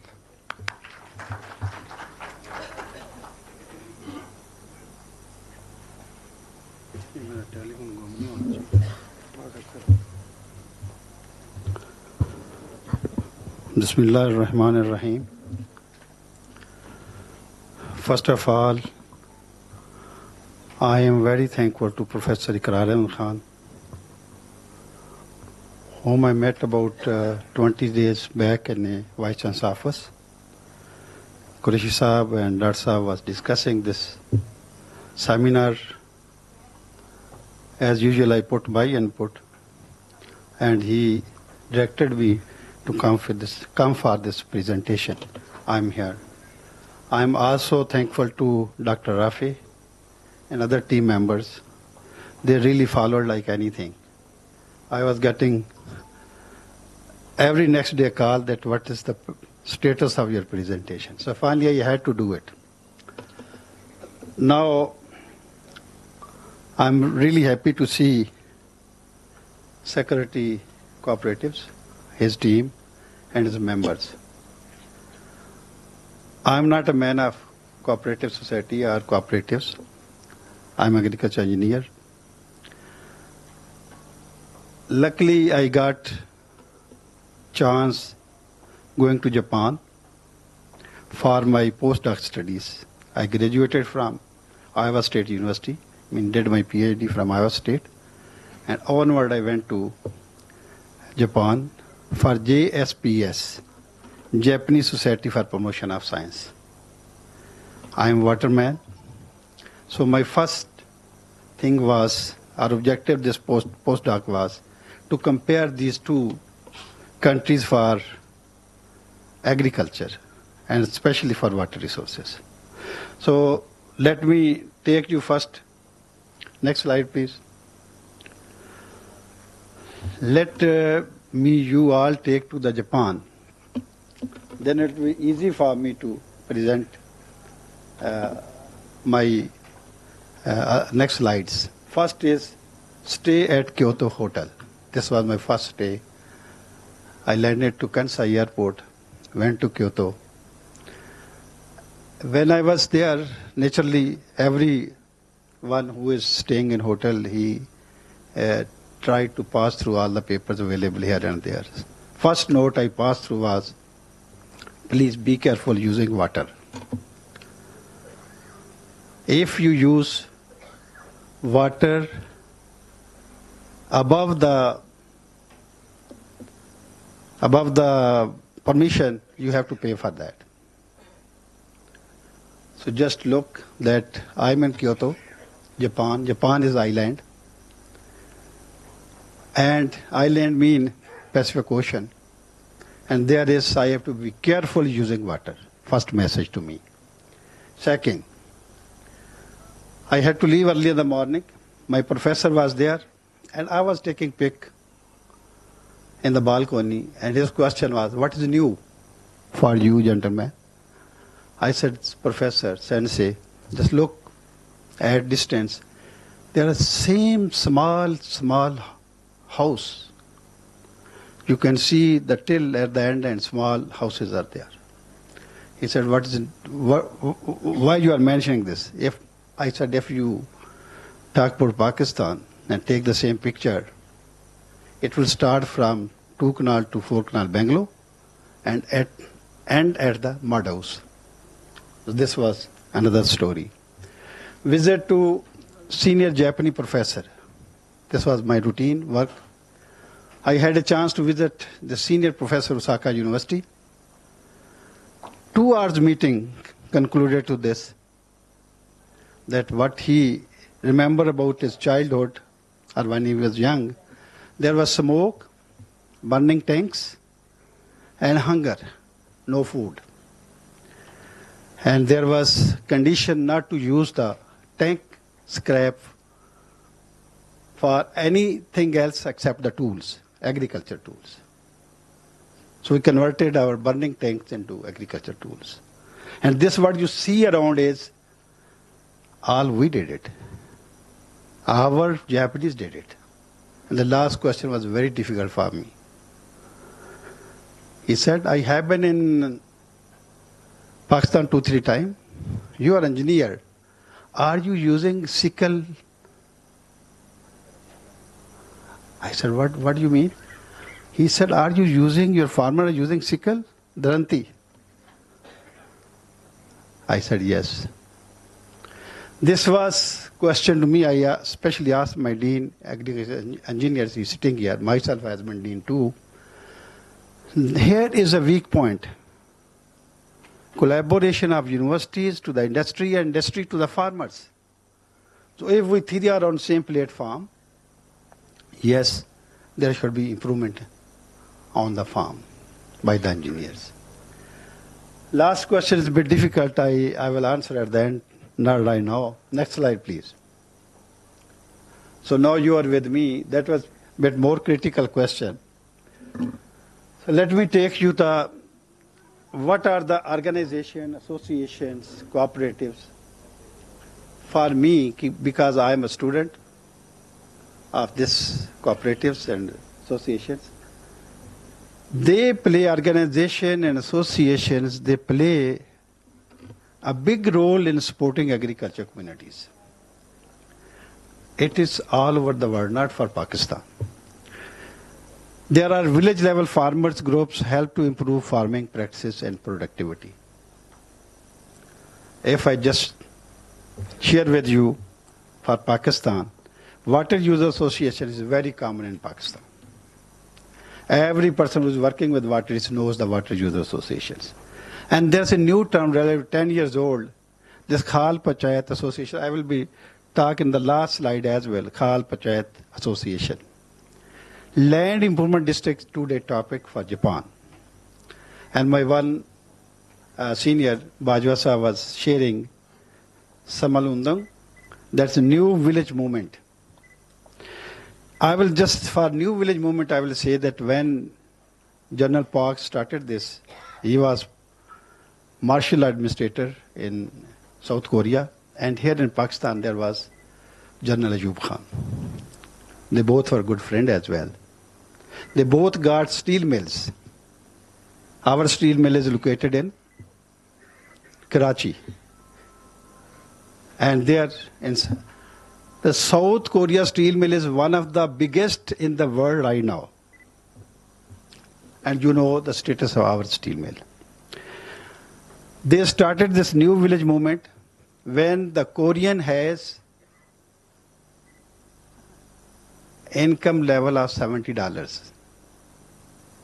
And after 10 years, there was about $1,000 per person income. Now I will come to the next, please. No, you have to go back. There was another slide. Oh, okay, go ahead. Now, agriculture cooperative. I have been listening about cooperatives since morning. This, in my knowledge, what I passed through, member-owned business. This member's business. It's not a one-body business. It's not a one-person business. Provide services, support, benefits to the farmer members. Because we are here, I'm talking about the agricultural cooperatives, so members are farmer members.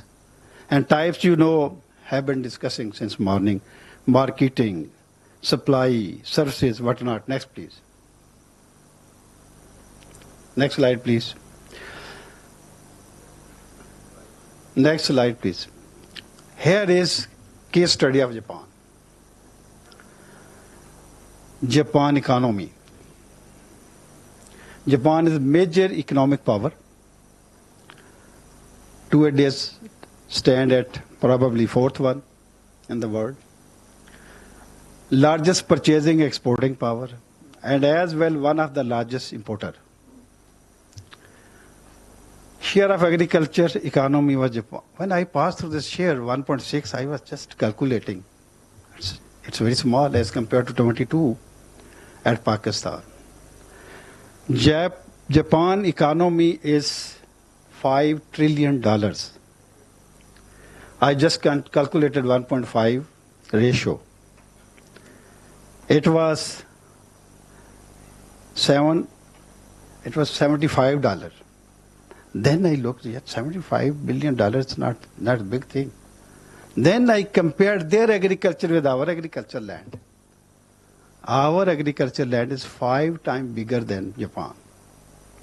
So if you multiply with 5, with 75, it is our annual budget. So if we convert our agriculture rightly to the footprints of Japan, our total budget can be met from the agriculture. Agriculture area is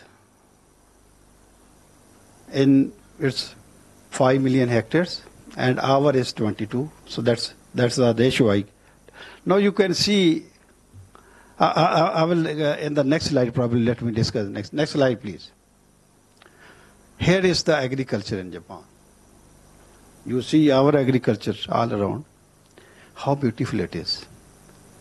This is not a one-man job. It is under the farmer associations and under the cooperative. Next please. Let me now go to what are the farmer associations in Japan. First thing we have been discussing since morning, where is the problem? Where is the problem? Everybody knows the problem, but we cannot do anything. Japan did it. Everybody can write the first line. Japan landlord system was dismantled. There was just a speech by the Prime Minister or President, whatsoever he was. From tomorrow, nobody is owner of land in Japan. It's public or government land. And then they said, okay, one family can take only 5 hectares. An elder one, not others. And the rest will go, the money will go to the bank. They should go and take the money and go for business. First thing. And the other land where went to small farmers. And farming started from where? 1 hectares, 2 hectares, 0.5 hectares, and maximum 5 hectares. So this was first thing they did. And if we can do it, yes, there will be change in Pakistan. And we cannot. So this is another question. But anyway, next, Land Improvement District. That is two-day presentation for Japan. What is LID? Land Improvement District. What is district? In our district, Zilla nahi. It's a block. It is a block, and block is, in the next slide I will explain, block can be just one outlet of one channel in a village.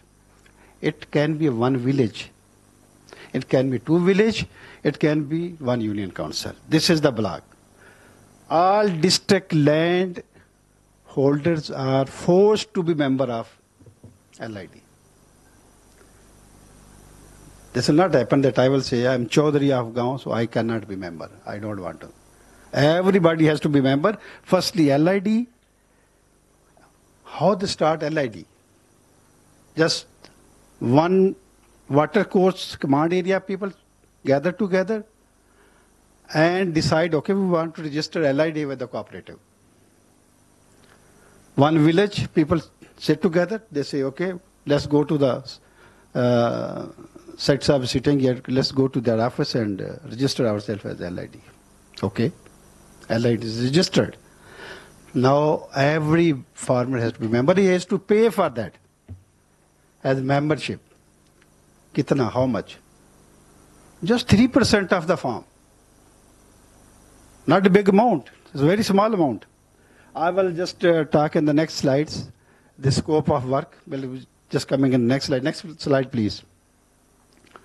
This is the whole story behind the LID. Whether it's a big LID or small LID, or medium LID, they have to go for this process. There's election within the farmers, and they have to select president, vice president, general secretary, and all this you can see, this all, I don't know, is it available with our cooperatives, within our societies? This all you can see, there's accounting, there is financial affairs, there is construction section, there's everything. This body is existing. Its officers, they are LID members. And if there is a bigger LID, as I will share the next, because their job is just improvement of water course, a small farm, land consolidation, little works, small LIDs, to the big LIDs who take care of dams, reservoirs, and they are owning it. Next, please. I have to repeat it again. Number and size of LIDs, there's right now 9,000 LIDs. Size of block or LID, if you are not confused with the district, land improvement district is a block. 50 hectare to 100 hectare. 100 hectare is kind of one village. 500 hectares mean 2 village. And 1,000 hectares mean 3 village. I was just talking to our setup that they said mean about 300 acre per outlet is our setup in the village area. 5,000 hectares, a bigger LID, mean a union council. So union council is consist of 6 to 7 villages. So this setup, if we convert to the LIDs, yes, 1 village, 2 village, 3 village, 1 union council. 50% LIDs are under small sizes. Next, please. Now look the task, what they do. Small irrigation and drainage works, farm roads, land consolidations. Here we cannot do it, land consolidation. My farm or area outside of the village were consolidated. It was terrible story.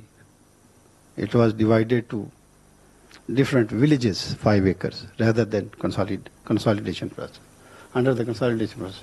So improvements, land consolidation improvements are completed by the LID. Large works are completed under LIDs. Supervision with collaboration of prefecture. Prefectural here mean, prefectural mean district. And federal governments. So here is the role of federal government and district government, but as a professional help, as a professional help. As a professional help. The last line green is very interesting. No staff with smaller LIDs. Where there's permanent staff with the bigger, like union council LIDs. 54% LIDs are directly bearing the expense of office staff. Next, please. Financial responsibilities. Small works are completed by the member dues and subsidies from the municipal. The government is helping them. And with their own help, the dues are the earning from farm. Larger works are supported by agriculture, forestry, there's agriculture department. That is agriculture, forestry and fishery department. And cooperative as well. I will explain how the cooperative help them. And municipal government as loan to LID returnable in 25 years. Not next day. How they are subsidized, support by the municipal and prefectural government as per need. If they need more money, they give it, and it is returnable. And sometimes subsidies only, not returnable. Next, please. Japan agriculture cooperatives. After, what is the job of association and organizations? In my opinion, they improve the productivity on the farm by one or the other task. So once there is improvement in wheat crop, in rice crop, paddy crop, or whatsoever the crop is, where it should go. The problem we have been discussing since morning here, just look in the Japan agricultural cooperative. Japan Agriculture Cooperative, JA Group, is a national group of 700 regional cooperatives. One of the most well-organized and successful cooperative in the world. JA Group, under red, 90% farmers are member. Then supply members with all these what we have been discussing, that is by the JA Group. For about 10 million people are one or the other way member of this one, JA Group. Agriculture cooperative and key initiative, farming guidance, market financial assistance. Next please.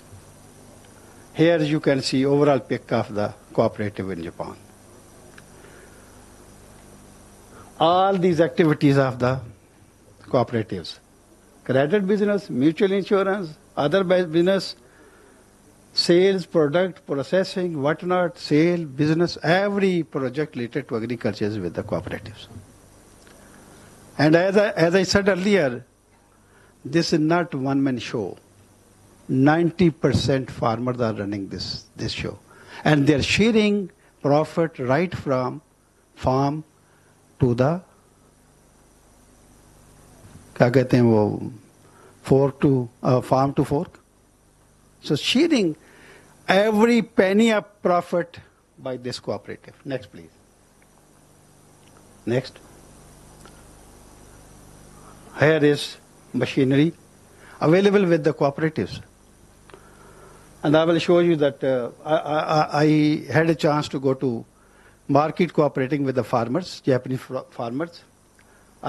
Here is the Japan or cooperatives marketing in Japan, you can see. Right from the product to the value adding, packing, everything, and then to the back to the society. And the very important thing is that every penny they are making as a benefit or profit, every farmer or member is sharing that. This is the most important thing. I went to this market with the one farmer, taking his paddy with a number, he added number, downloaded paddy, got a chit, slip from the machine, computer, 10 ton, 15 ton you have downloaded. So this is your slip. On today price, this is the balance we are sending to your bank.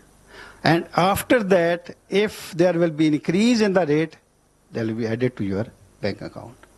So next we went to another market where there was fertilizers. There were all inputs available. And he said, as I don't know, I don't need right now the fertilizer or seed or other thing. Otherwise, I should go and pick all the things and go to my farm and do the all practice of agriculture. And rest will be my balance. Now I asked him one question. For example, you have 50,000 yen paddy and you got 20,000 fertilizers and other things. 30,000, where 30,000 will go? He said, okay, within 2 months, if I get the money for my account or personal use, yes. Otherwise, that money which will stay with that will be part of business. Next, please. Farmer organization and cooperative in Pakistan. I'm just finishing it. In Pakistan, there was one World Bank project saying Same exercise was done here. $million were taken from World Bank and JICA and JABIC to exercise. Next, please. With Punjab Irrigation Drainage Authority, Area Water Board, Farmer Organization, to replace existing administrative organization with the one like Japan. Next, please. This was the PISA project. Next, please. This was the money we got from World Bank and JICA as well and JABIC. Function same 100% what I have been discussing under this LIDs and JA cooperatives. Next, please. This was the body. This was on the approval of Punjab Assembly, and this setup was developed. Punjab Assembly passed bill in 1997. We got money, and this project, this assembly bill was over in 2018, and money was over. Next, please. This was our situation. They submitted to the Japan for getting money and World Bank. Next, please. Another project with the name of Punjab Irrigated Productivity, PIPIP. 150,000 acre trickle, bubbler, and sprinkler irrigation systems. Project is over. Next, please. Role of agriculture conclusions. In my view, ineffective participation of farmers need to be addressed by the concerned authorities. Role of agriculture cooperative is almost missing. Farmer organization association role is not productive without agriculture cooperative, as it is an activity from the farm to fork. Another last thing which is very important is a strong on-farm planning is the need of the hour to avoid surplus and grow needful by the active participation of farmers. Thank you very much. So nice of you to listening this lecture.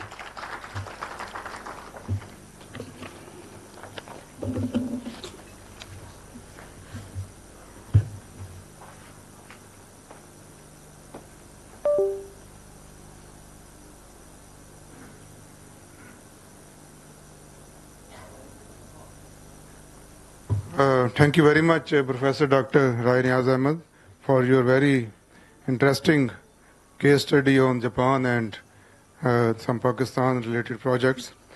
So now we have an online participant from Nepal. So he is Dr. Bishnu Raj Upreti.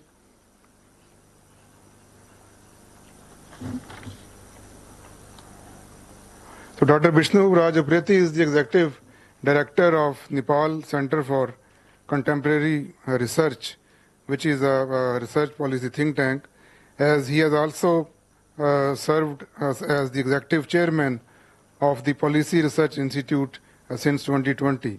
So he has done many impactful researches and policy initiatives. He is a very prolific author and written so many books related to policy and governance discourse. So Dr. Bishnu Raj Upreti will be presenting the case of Nepal in the context of cooperatives. So over to you, Dr. Bishnu ji.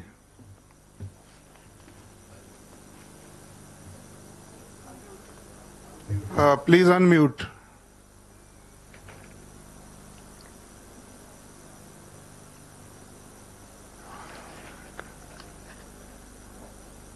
Can you please unmute yourself?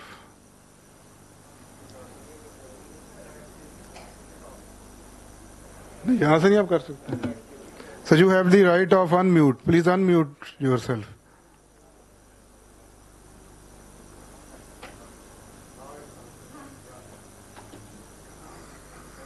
Yeah, please speak. No, we cannot listen.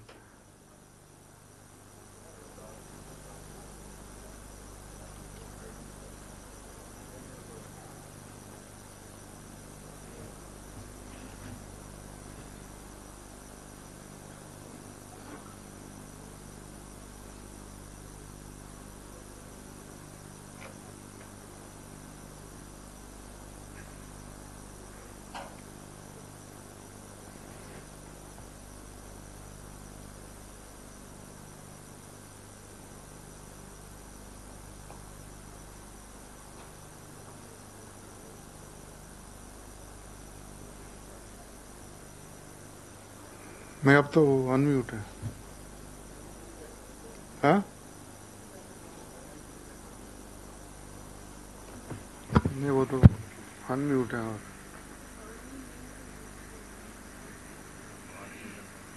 हाँ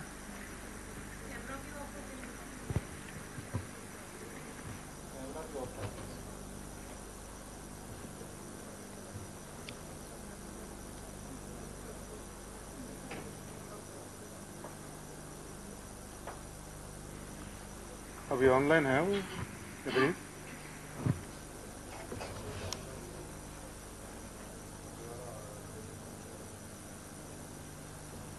ये विष्णु, ये B से आ रहा है।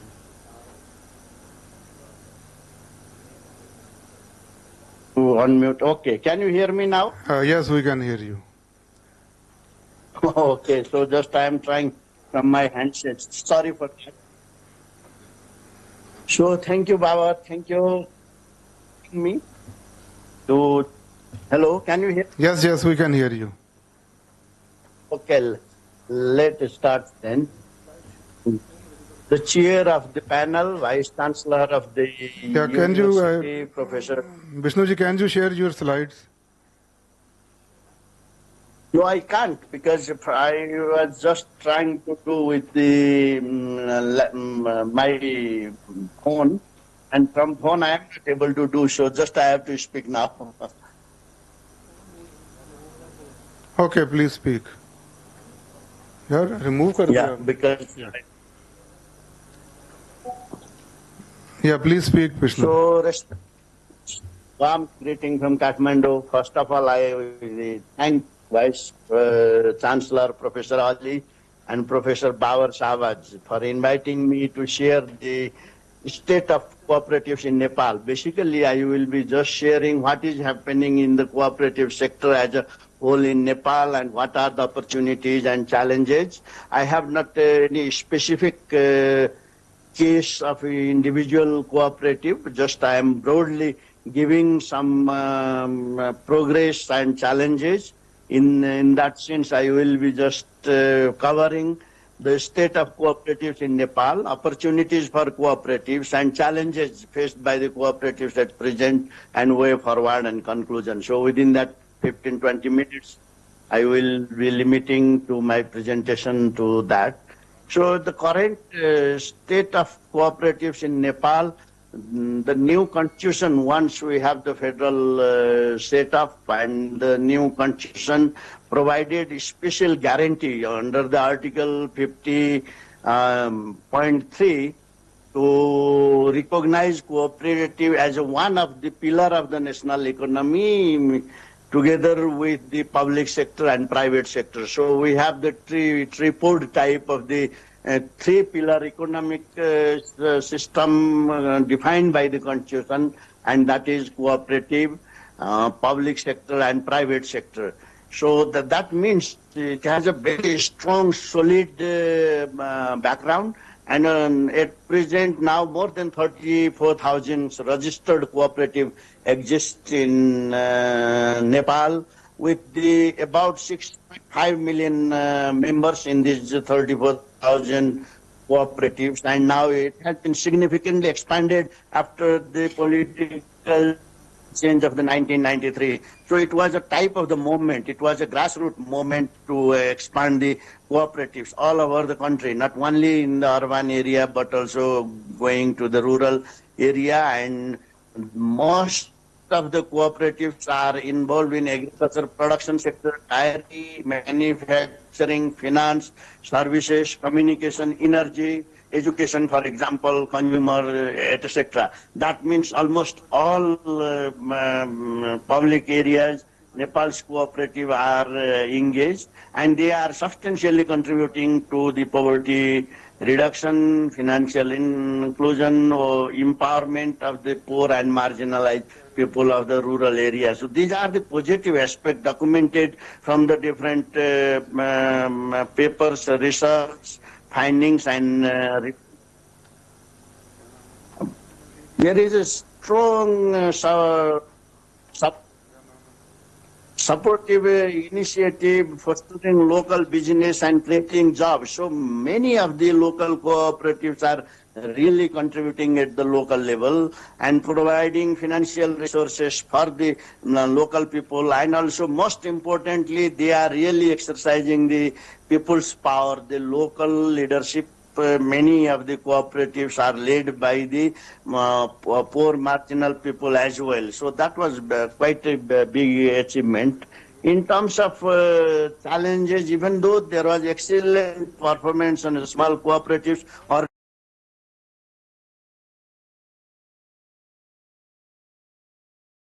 agriculture cooperative central federation, there are quite nice initiatives in the thematic area. However, there is also serious crisis immediately after the 1915 new constitution was promulgated, because the new constitution in one side assured through the constitutional provision to have the cooperative as one of the three pillars of economy, but the role division among the three tiers of the government, the federal, the provincial and local, the all cooperative acts and monitoring regulation, etc. was assigned to the local government. The previous well-established cooperative department and the regional offices were dismantled, and the local government were not able to establish because there was also lack of law. So it was in quite a gap. So there were no any regulatory mechanism from 2015 onwards.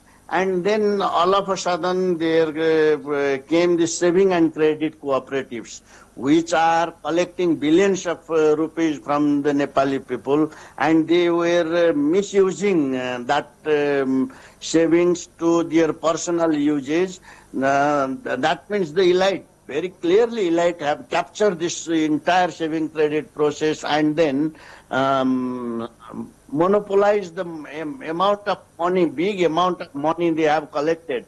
And then that became a serious issue, and public protest, and those who were depositing and not able to get the money, they went to the court and police, and the former Deputy Prime Minister and Home Minister was actively engaged in this type of the manipulation, and he was arrested, and the court order, he is in jail now. There were police officers, senior police officers, there were member of the parliament, there were many elected local government chief mayors and deputy mayors. They were engaged, and billions of rupees from this saving and credit cooperative have been abused, and therefore now there is a serious discussion going on about how to regulate that part, how to control. So the government came with some of the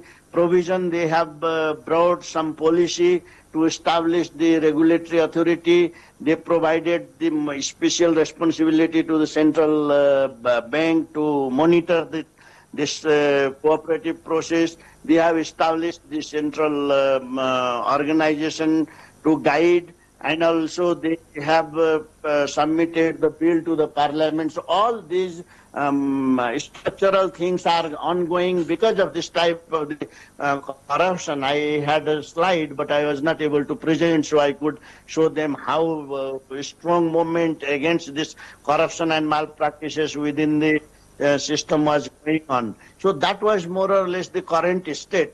Very good movement from 1990s. And then well-established cooperative, thematic cooperatives are doing good, but the saving and credit cooperatives have the disaster, and now government is rectifying. More or less that is the current situation. In the opportunity, as I shared, because the constitutional, different articles in the constitutions have provided ample space for the cooperative sector to thrive. And also now the three-tier of government, they are redefining their approaches, rules and procedure to help the cooperative, because to implement the constitutional provision, they have to have the legal provision to support to the cooperatives. So that means there is a big opportunity, and some of the provinces and some of the local government have already started working on that, and some will start soon, as court has the Supreme Court has the mandate to do.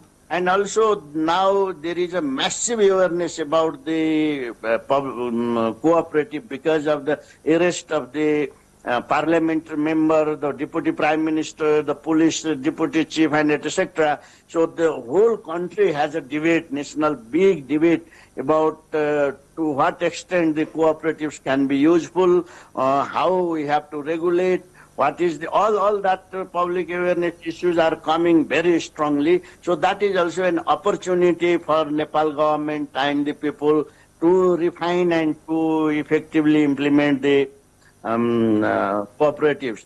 In terms of agriculture and rural development, majority of the activities of the cooperative, other than the saving and credit cooperative one, are focused on the agriculture and rural development, and they are really a type of vehicle for the economic growth of the poor people, particularly poor and marginal people, to some extent to the women. And now also there is a new enterprises are coming in the agriculture sector with the cooperative perspective. So that was really a good. Small farmers are getting the challenges. I will quickly share with you. The most important challenge is to mainstream that all the malpractices, because it has been institutionalized from top to bottom all over the country. The cooperatives are not only in Kathmandu and Pokhara and Biratnagar, but also in the rural area. Those saving and credit cooperative, they were creating a trouble. They were always collecting money, and mainstreaming them, regulating them requires quite a strong efforts. And also these three tiers of the government have to have very clear law and policy and coordinated action, because there is also a problem of the coordinated action among the three tiers of the government, and also some of the government officials engage in that process, makes more complicated, and that is big challenges. The other operational thing is there, the cooperatives, majority of the cooperatives are the small scale, they have poor access to capital, and it is also hindering the expansion of the cooperative themselves because of somehow the negative image developed from the manipulation and malpractices of the saving credit cooperative. There is a negative image among the people as well. So another big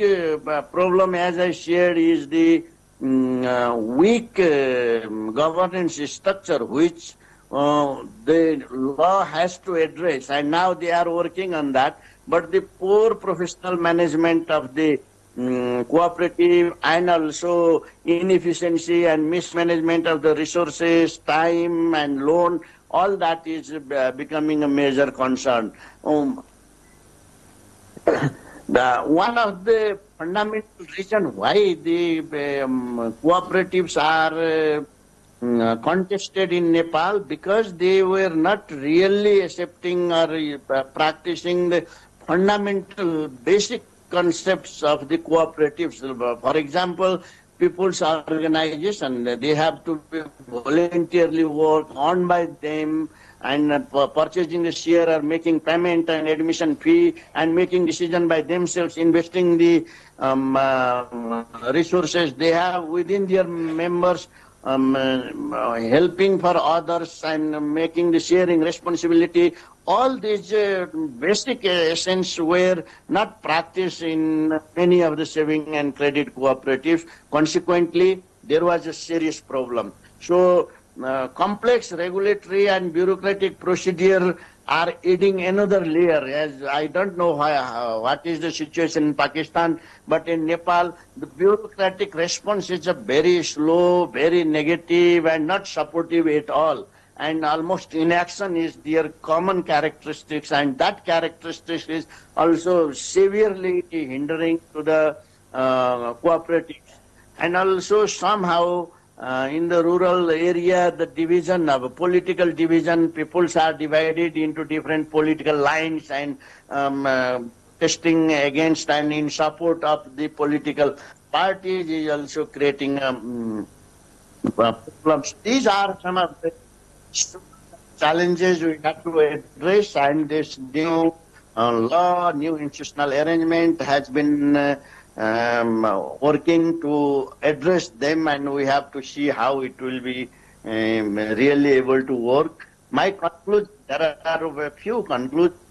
Cooperatives, based on the experience of Nepal, cooperatives, if operated as per their principles, can be a powerful mechanism, powerful tools for addressing the problem of rural poverty, inequality and exclusion, and also sustain the democratic practices. You see, democratic practices is one of the key elements, and here the cooperatives are perfect platform where these people's member of the cooperative can discuss and select. So that is also exercise of their sovereign power, political power as a citizen to find their leaders, to decide their self-help activities, to invest for the betterment. So these are really important essence. But for that, the government, the private sector, and the civil society as a whole has to work together. Thriving and flourishing cooperative really requires the full support from the federal, provincial and local government, which is largely lacking in past 10 years. And therefore, if the cooperative has to work, the government has to have the conducive law and regulation provided. Institutional arrangement is more responsive and facilitating, not the controlling. And also there is a commitment. We present the bureaucratic commitment is blatantly lacking, just blaming one.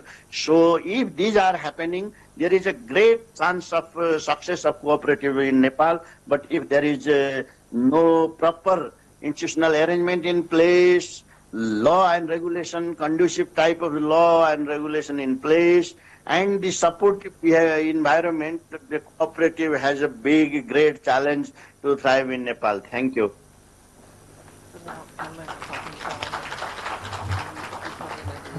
Thank you very much, Dr. Vishnu Preti, for really a very comprehensive overview of cooperative in Nepal. So you rightly said that the conducive laws and enabling policies are very important for success of cooperative. If the policies are not enabling, then the cooperative could never be successful. So we can relate many of the points you discussed in our Pakistani context. Thank you very much for your presentation and talk. So thank you. Now we have a panel discussion, but we also have an online presentation by the Dr. Saqib Mukhtar. His scheduled presentation is on 4:10, but he is online, so I would just, I will just ask him. Yes, I can wait. That's fine. So, okay, so Dr. Saqib Mukhtar, Saab, if you are ready, then we can take your presentation. Oh, okay. Yeah, I can do that. I said I could wait also. Yeah, I would quickly introduce yourself. So Dr. Saqib Mukhtar is a distinguished professor and associate dean at the University of Florida's Institute of Food and Agriculture Sciences Extension. So he has also served as the Agriculture and Natural Resource Program leader. So he is expert in the cooperative extension. So he will be discussing about the cooperative extension's role in improving the lives of people and strengthening communities. So are you on board? So over to you, Dr. Saqib Mukhtar sir. Thank you so much. Can you all see my PowerPoint presentation? Yes, we can see your presentation and we can hear you. Okay, very good. It's coming up for me. Yeah, there we go. So first of all, let me thank the Honorable Vice Chancellor, Dr. Zulfikar Ali, and all the organization folks who have put this thing together. I really appreciate you inviting me. I wish I was there in person, but this is the next best thing. So with that, I want to say Assalamu alaikum and good afternoon. So the topic that I picked is the, as was mentioned before, it is the cooperative extension's role in improving lives of people and strengthening communities. Are you on board? So this is a question during my presentation for all of us, because I have been living in the U.S. since 1982. I'm a proud graduate of University of Agriculture of Faisalabad, and I went to school in Iowa, which is in the Midwest, and that's where I started my education. And then after that, I joined the Iowa State University Extension. And so this is what we're looking at. For example, I started my career here at Iowa State as an extension area engineer. So I was covering about 16 counties, which is probably like a Zilla in Pakistan. And then from there, I went to serve in Texas as an extension specialist. And I was there for 17 years. And I covered the entire state of Texas with 225 counties. And then in 2015, I moved to University of Florida. This is where I am right here in Gainesville, Florida. But then for the last 10 years, I took an administrative role, again in extension. So I will explain what extension is in the United States of America and in general where people are practicing extension. And then I'll move on to a few thoughts of my own, and then give you my final thoughts on what cooperative extension should be, in my humble opinion, in the countries that are looking for communities that could be benefiting from cooperative extension and education.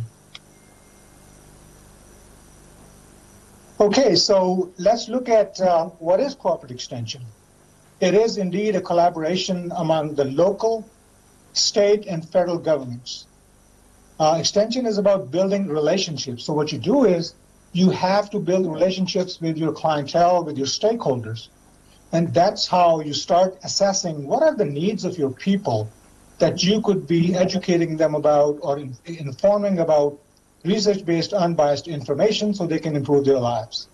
So that's what we do in the U.S. and in other places where we have extension. We extend that research-based knowledge that connects educational institutions with communities. And the idea is that by doing so, with that direct interaction with the communities, we can solve critical individual and group needs. And our success is measured through what are some of the positive changes we have brought about in the social, economic, and the environmental conditions of people and communities. So when I say make a social, economic, or environmental change among the lives of people and the communities, I mean, I want to stay in this quadrant. If you look at this graph, on the y-axis you have high process, on the x-axis you have high content here, low content here. Everybody can go to Google and get information. Just about everybody does some sort of a facilitation. We also have answers that you can find from many different sources, including the YouTube University. Just kidding. But the transformational education is what we're looking for. This is the kind of information that only extension educators, through universities, through communities, with their education, with their knowledge, and with their experience, can transfer to communities and individuals so they can actually use what they have been taught. Not just we increased their knowledge, but we also showed them. In other words, we not only showed them, just gave them the fish, we also taught them how to catch the fish. So how do we plan an extension program for our communities and individuals? We engage in our clients in needs assessment. So it is really important that we know what our people want. So if I'm in Faisalabad, I should know in Faisalabad what are some of the major needs of people. If I am in Gainesville, Florida, or in this county where I live, I need to know what is the demographic of my county. How many growers are there? How many farmers are there? How many households are there? What are some of the basic needs they have that through this university research and extension we can meet? So we also make sure that we target the program outcomes and impacts. In other words, we have to think backwards. If I'm going to create a program, an extension education program, what is going to be the impact of that program? So that's how we should start looking at to target the outcome of the program to build our extension education model. So where do we want to take our audience to? So for example, same thing, what type of social, economic, environmental, or health impacts we want to see, positive impacts we want to see among our audience or among our people that we're helping and conveying the research-based information to them. And what is the method? What is the mode? How are we going to get them there? What is the educational method? What kinds of outcomes, products, educational products, demonstrations, field demonstrations we're going to do to actually educate people about what is the best management practice for whatever they're doing? What are some of the recommendations that university has provided through the research and science-based knowledge? Again, how will we know that we are making a difference? We increase their knowledge. They have intention to change their behavior. And in the end, they're actually changing their behavior or creating a practice change that they want to make. And then that is a broader impact that we want to see among individuals and communities. So, at the University of Florida Extension, it is the Institute of Food and Agricultural Sciences that has a three-pronged approach. We do the regular teaching that you do at the University of Agriculture in Faisalabad, for example, or at the University of Florida. We also do research here. But then we take all of that research to the communities and people, and that is what extension is. We're extending the knowledge from the universities to the people. And because it's research-based and science-based, we assume and we hope that it is unbiased information. So we can bring positive change, which is social, economic, environmental, and health impacts for our people. So let's look a little bit about what is extension, how did it start, what is it about in the USA, because this thing didn't happen overnight. This was a top-down approach initially. The federal government established what we call the land grant institutions, or LGIs. Those institutions were established in 1862 first through the Morrill Act. That is the name of a senator who had created the idea that we should have schools or universities for people who do not have a lot of money to go to the Harvards and other Ivy League type schools. And then they also realized that we have some minorities, like our African American communities, they do not have access to even 1862 universities, schools that were built in 1862 and afterwards.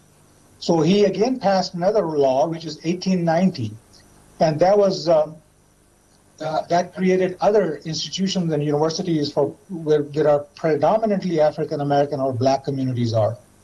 And then we also have tribal communities in the USA. In fact, it was the American Indians, the tribal folks who lived in the USA before the Europeans and others came to the US.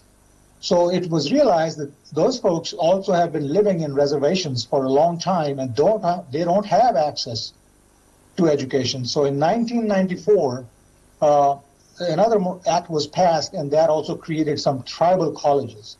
So all in all, in the United States of America, we have 106 land grant institutions. And the cooperative extension in the USA turned 111 years old.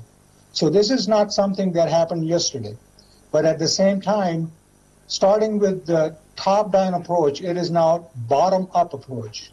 So in other words, what I'm trying to say is that communities at the tehsil level, for example, what we call community, the county level, have started to embrace this concept long time ago. So the county government, in collaboration with the state government, have created resources and funds for us to have extension offices in different parts of the state. And they also fund our extension educators because they see the benefit is clear. They see how the university education goes from the university through research to our communities and benefits. our folks in the USA. So, just for example, if you look at this picture here, this picture was taken in, the inset of this picture was taken from right here where I'm sitting in the University of Florida in 1911. So extension was actually developed in around 111 years ago. So right around then, people were still gathering. This is the second annual citrus seminar. In other words, all about citrus fruit at the Agricultural Experiment Station in Newell Hall. This is the building that still exists. But this types of research-based information for our growers was happening, as you can imagine, in even 1911. Okay, so how are we functioning in Florida? And this is a model that I would hope, and I would, it is my wish that we could emulate this type of a model for different parts of Pakistan where it's possible. This is the state of Florida. As you can see, it looks like a upside-down hockey stick. Right here, I don't know if you can see my arrow. With the very northwestern edge is what we call Pensacola. It's a peninsula, so we have ocean here, we have ocean here, and about 90 miles from the bottom here is Cuba, right here. In these little stars here, every one of those stars is a county. There are 67 counties in the state of Florida. Each and every county extension has an extension office in every county. Those buildings and facilities are provided by the county government. University of Florida goes to the state of Florida and says, we need funding to house educators in these counties. So every one of these counties has an extension office. On top of it, we also have these research and education centers. There are 12 research and education centers. They're spread all over the state. I know if Dr. Ikrar Khan is sitting there, I hope he is. I remember many years ago, many moons ago, he was at the Citrus Research and Education Center where he was conducting wonderful research, and he was perhaps a visiting scientist there. On top of all of that, we have 5 research and education centers. But this didn't happen overnight. As you saw that the University of Florida was built in very early 1900s. But slowly and steadily, with the collaboration and cooperation from universities, government, with state government, with the federal government, and the county government, we're able to establish all of this just to make sure that our people are getting the type of information that benefits their lives and the community's lives. So moving very quickly, these are some of the areas where we have helped our folks. Of course, agriculture and horticulture. The state of Florida, agriculture is number 2 in as the economic engine. Number 1 is tourism. We get 110 million people every year.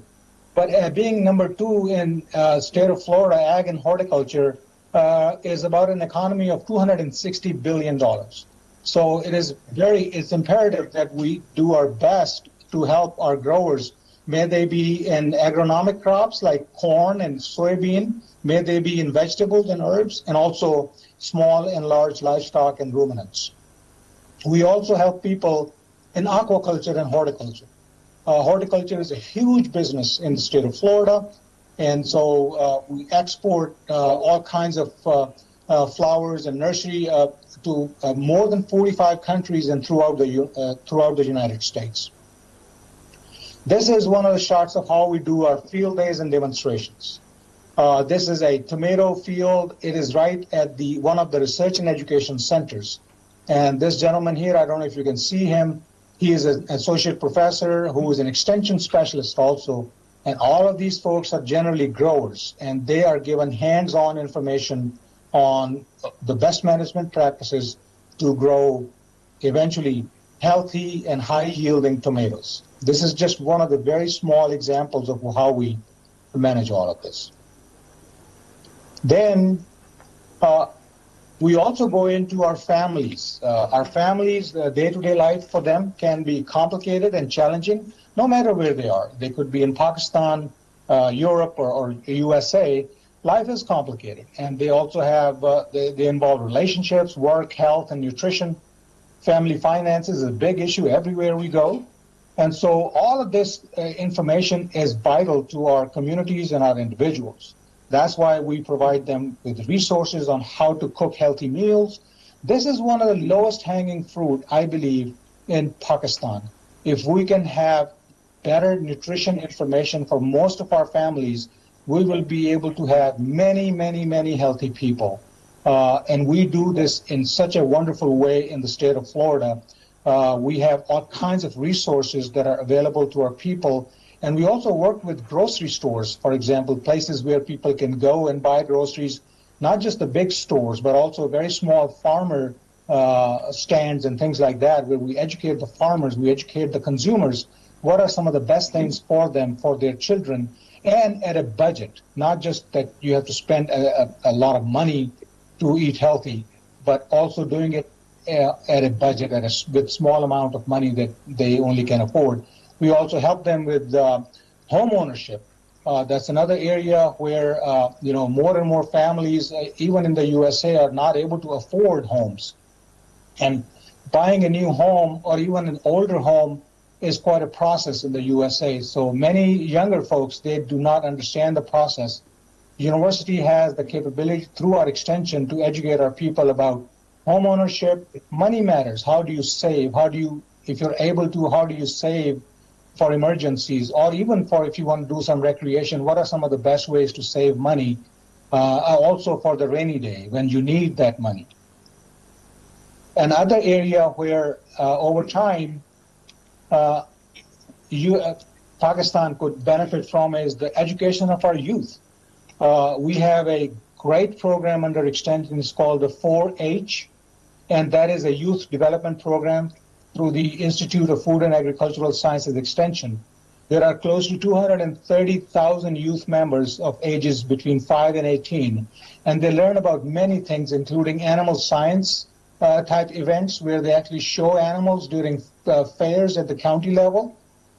They learn how to become good legislators. They actually go to Tallahassee, which is our capital, and they go and shake hands with the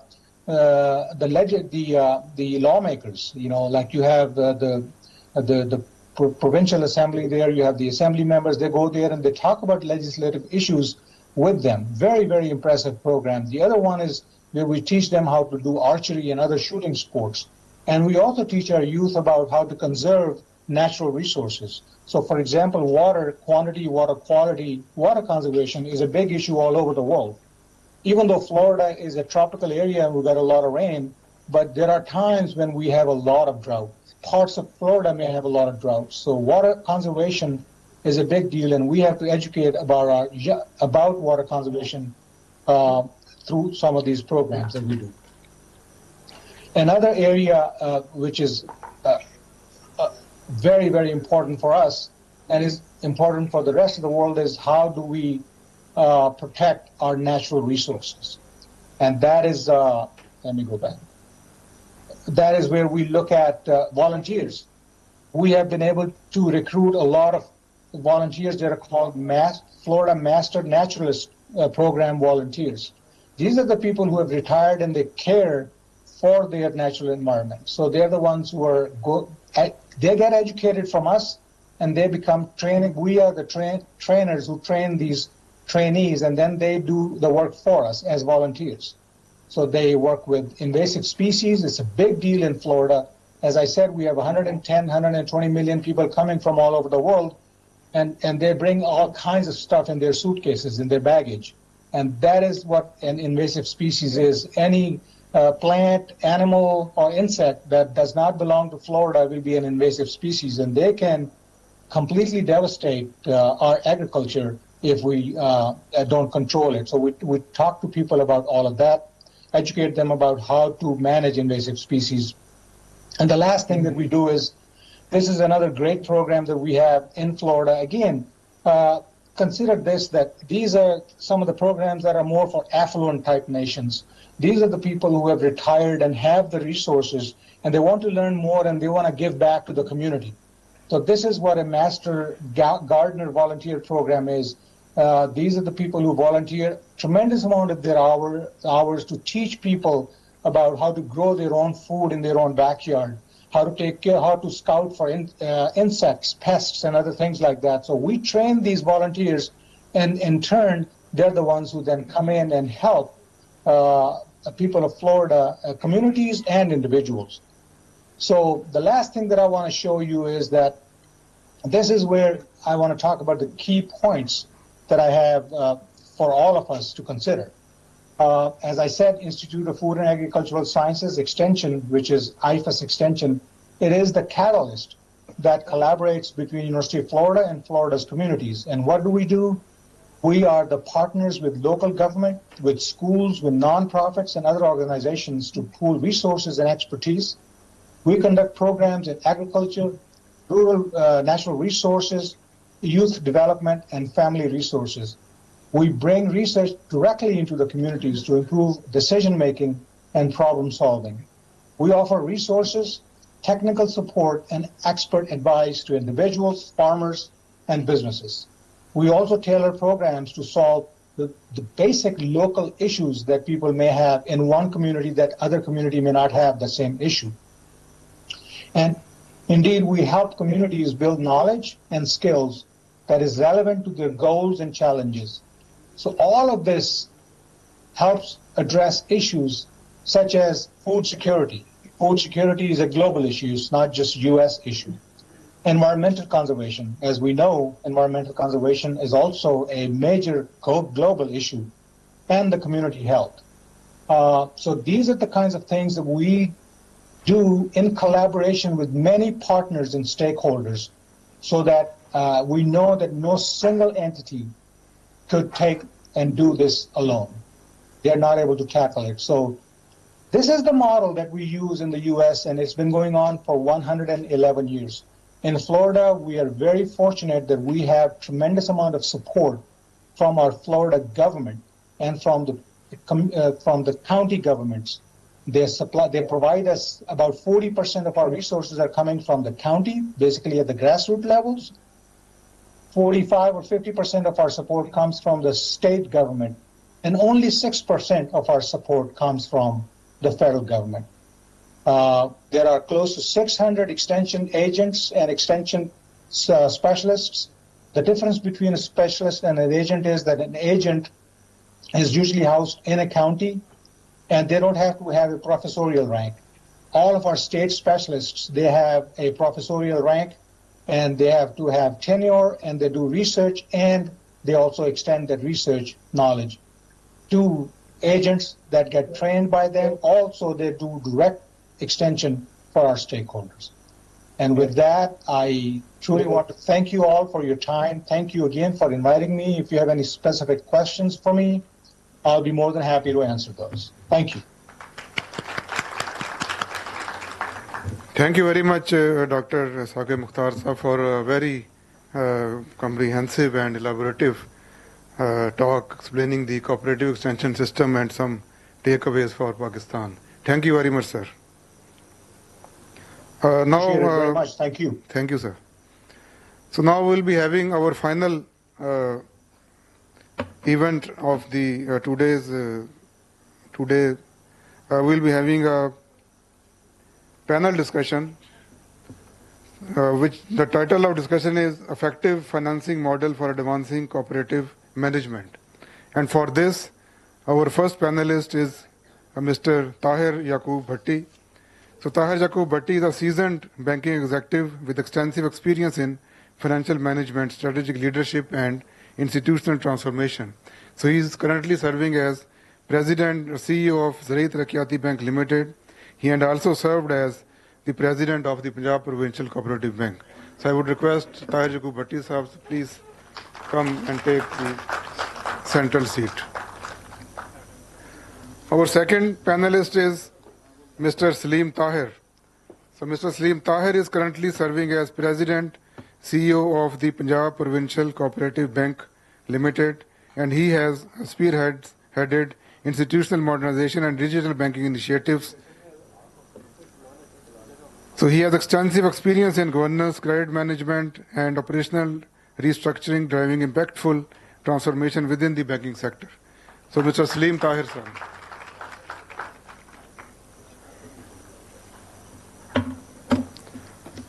Our third panelist is Mr. Umar Farooq, who is Chief Financial Officer of Punjab Provincial Cooperative Bank. So, Mr. Umar Farooq, sir. Our fourth panelist is Chaudhry Maqsood Ahmed Jatt. He is Vice President, Potato, Vegetable, Fruit Growers Cooperative Society, and he also remains a member of the Agriculture Commission, and he is also Chairperson of Potato Research and Development Board.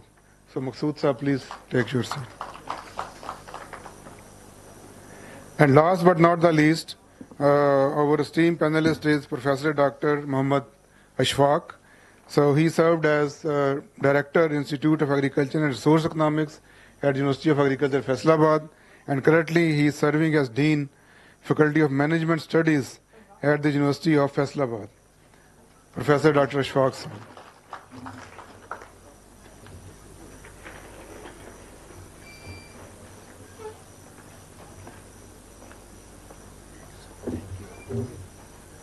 And moderator of this session is Professor Dr. Abdul Ghafoor.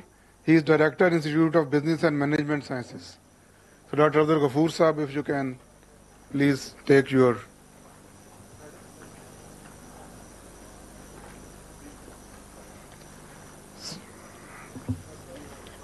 So the stage is yours.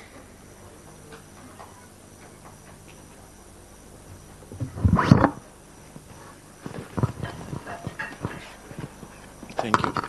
Thank you very much, Dr. Sam. At the last or end of the day, so we are at the very interesting topic, and today we are going to discuss about effective financial model to reform cooperative movement. So first of all, sir, मैं सुबह से जो आपको देख रहा था, तो ताहिर याकूब भट्टी साहब, sir would you please comment, क्योंकि आपका एक जर्नी जो है वो by heading Punjab provincial cooperative bank, और उससे आपकी रिस्पॉन्सिबिलिटीज रही तरक्याती बैंक तक. So what are your thoughts? Thank you very much to give me that opportunity to talk to everyone. First of all, I would like to just express this is just like coming back to home. I started my life from this university. In fact, my father was here, and then talking about the Punjab Provincial Cooperative Bank, it's again a passion for me. In fact, because I've been heading that for 2 years. First of all, I would like to just give my personal, let's say, experience of cooperative and of these issues, which I would like to, I think, elaborate more. After having the gold standards of Japan and US, you must have seen, and Nepal, you have to be now landed back to the dynamics here in the country. And my first hearing of cooperative was in 2021, in fact. I was not much aware of the bank even. I had more than about 35 years in banking, and purely on the commercial side and the corporate side, I was heading an institution and let's say not a single day break in that. When I given that, in fact, assignment, one of the, I still remember, as per the regulator, the State Bank,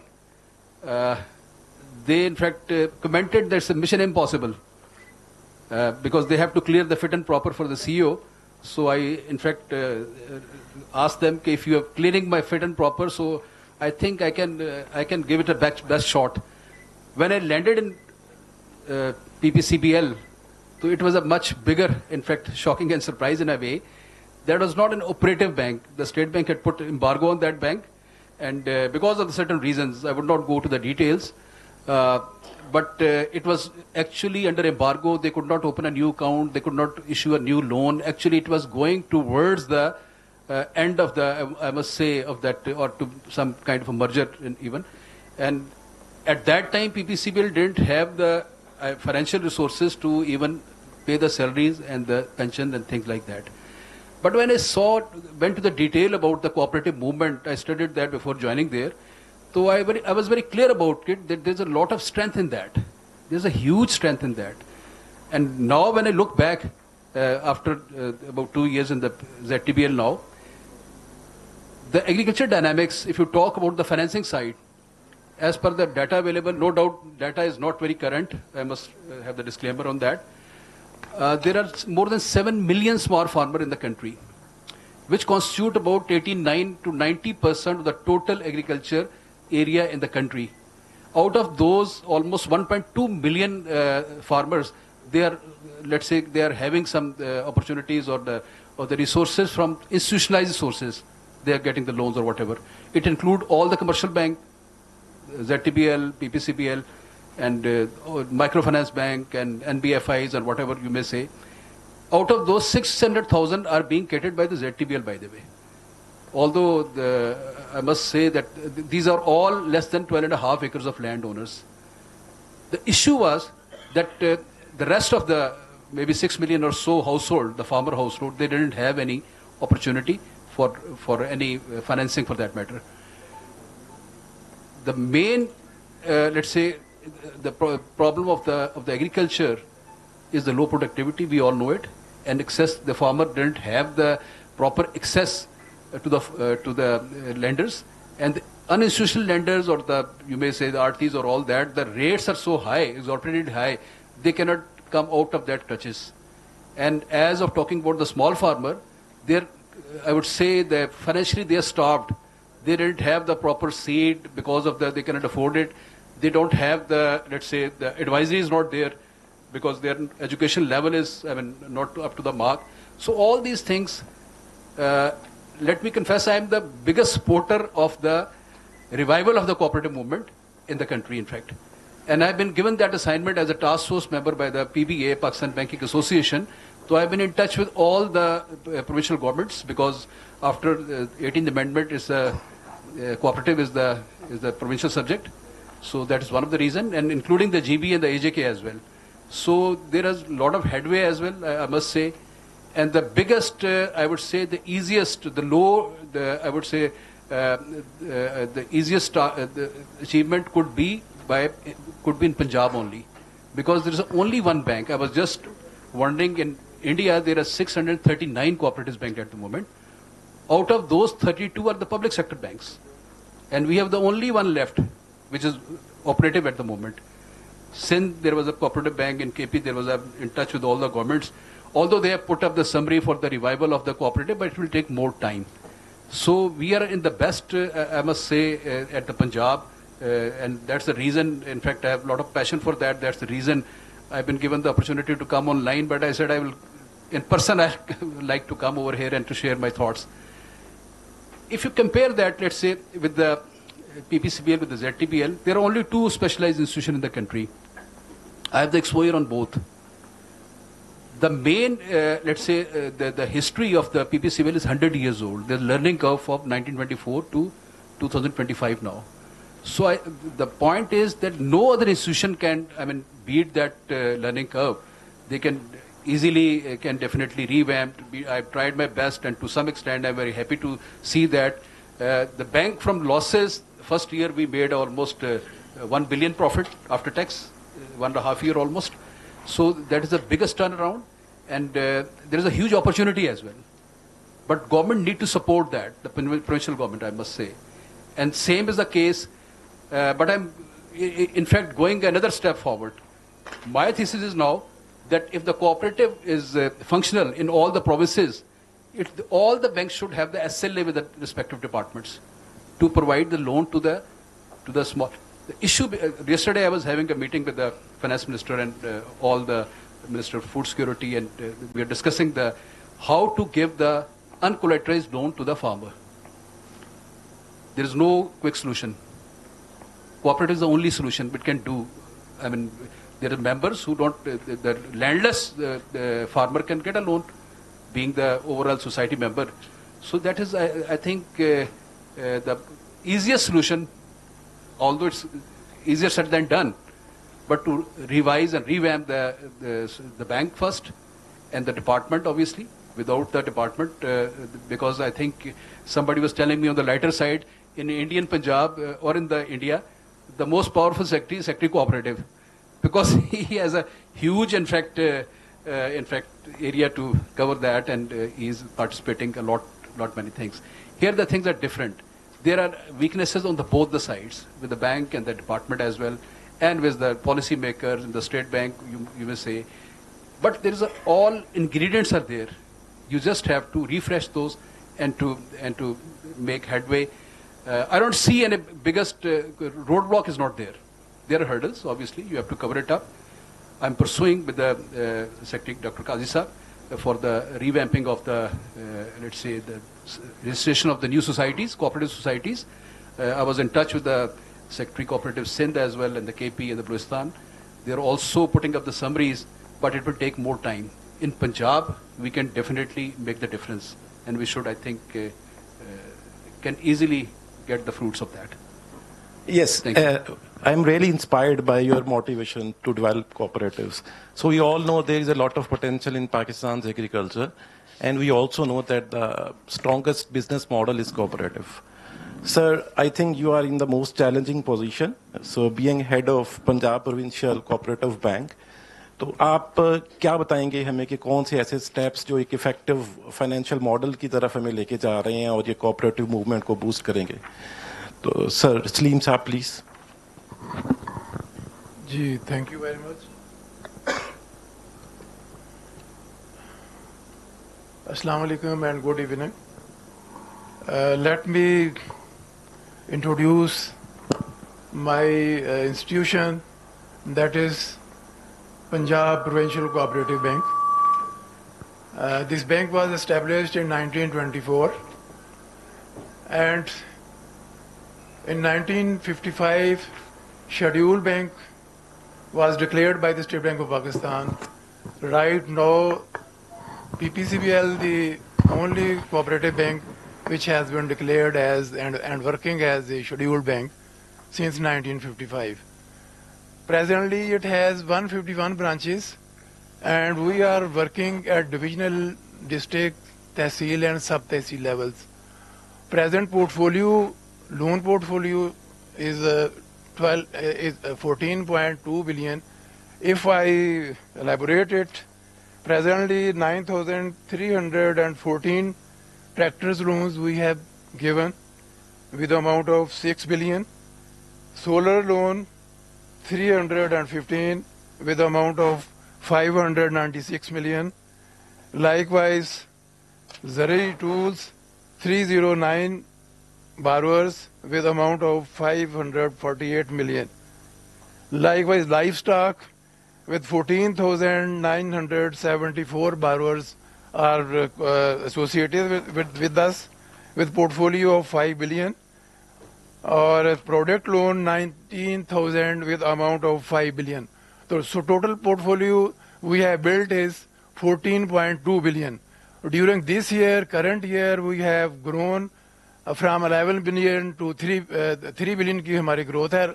We have grown from 11 billion to 14.2 billion. In future, in the year 25-26, we have a plan of 10 billion addition. We will become, inshallah, bank of 25 billion और इसमें हमारी जो investment होगी we will distribute 650 tractor loans with amount of 2.1 billion. Solar tube wells 900 with amount of 2,200 billion. Zray tools 23,000 with amount of 1.4 billion. Crop loan 2,900 borrowers with 1.8 billion. Likewise, stock, livestock, goat, sheep, and buffaloes 2,000 borrowers with amount of rupees 800 million. So total portfolio we will build 10 billion. Or inshallah we will grow from 15 billion to 25 billion bank. Now I would like to share the model which I have studied for successful cooperative model. What is the roadmap for Pakistan cooperative revivals? First, we must left the 1997 ban on new registration of cooperative societies. Without lifting ban, this bank cannot grow, because there was 32 agriculture societies which has been reduced right now to 6,000 societies. Or portfolio, we have reduced this portfolio from 3.2 billion to only 1.2 billion. Without lifting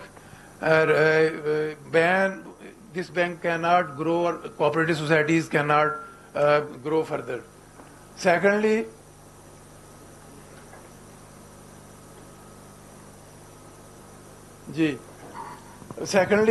regulatory oversight must be strengthened through mandatory annual independent audits, empowered internal audit committee, and proactive registrar inspections.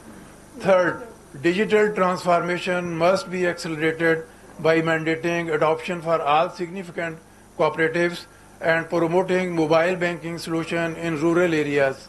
Fourth, the government of Punjab should establish a dedicated refinance window at concessional rate for cooperative lending accessible through PPCVL.